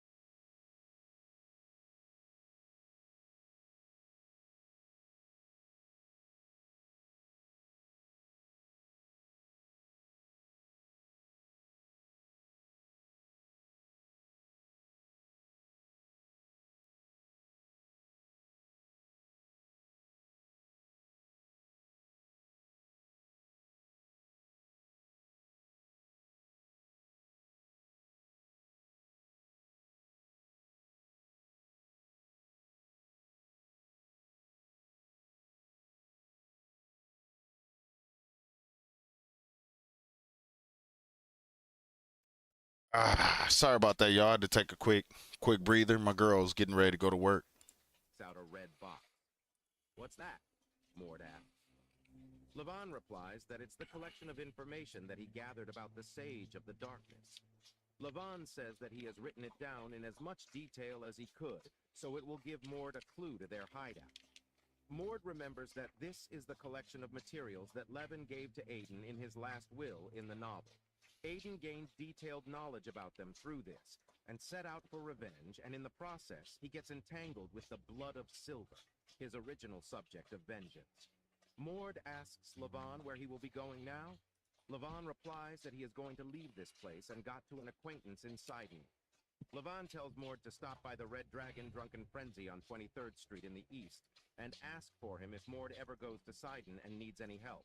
Ah, I see then ask for Mord Vernars at the White Demon Realm Gatekeeper Legion. If you ever need my help, Mord replies. In addition, Mord says that there's no guarantee he will be there, but at least Levan will get in touch with Mord. Lastly, Levon wishes Mord the best of luck in his future endeavors, and with that, the step where Aiden's journey as the magician who dominates the world would start was gone. Unlike the original story, Aiden didn't lose his master, and he left Palos much earlier.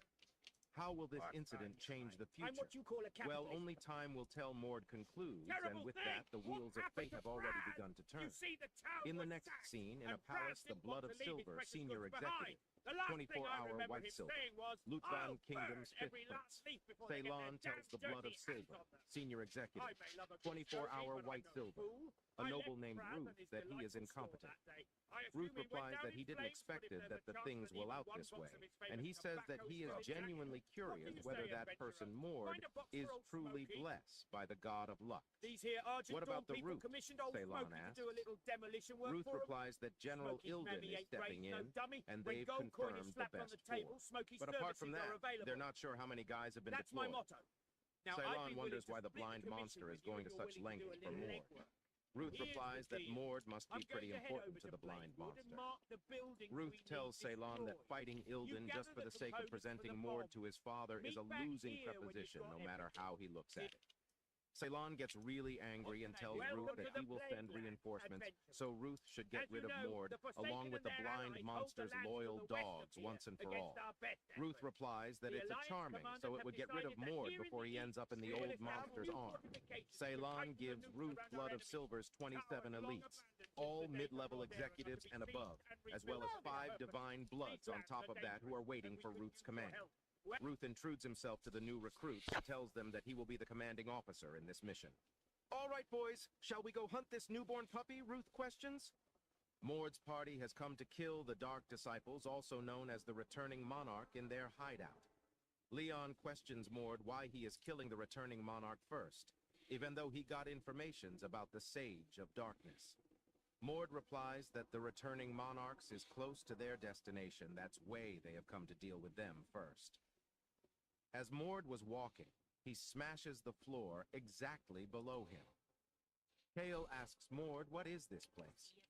Mord replies that it's the Greetings, Returning adventurer. Monarch I storage. am Miranda Leon Beachlock, sees that this one of but a storage is few full of authorized expensive equipment stuff, and material from processed quartermasters for the magical Dawn. herbs As to you fight high-end evil under alchemical our commission, potions, all and the even while expensive earning our magical respect items.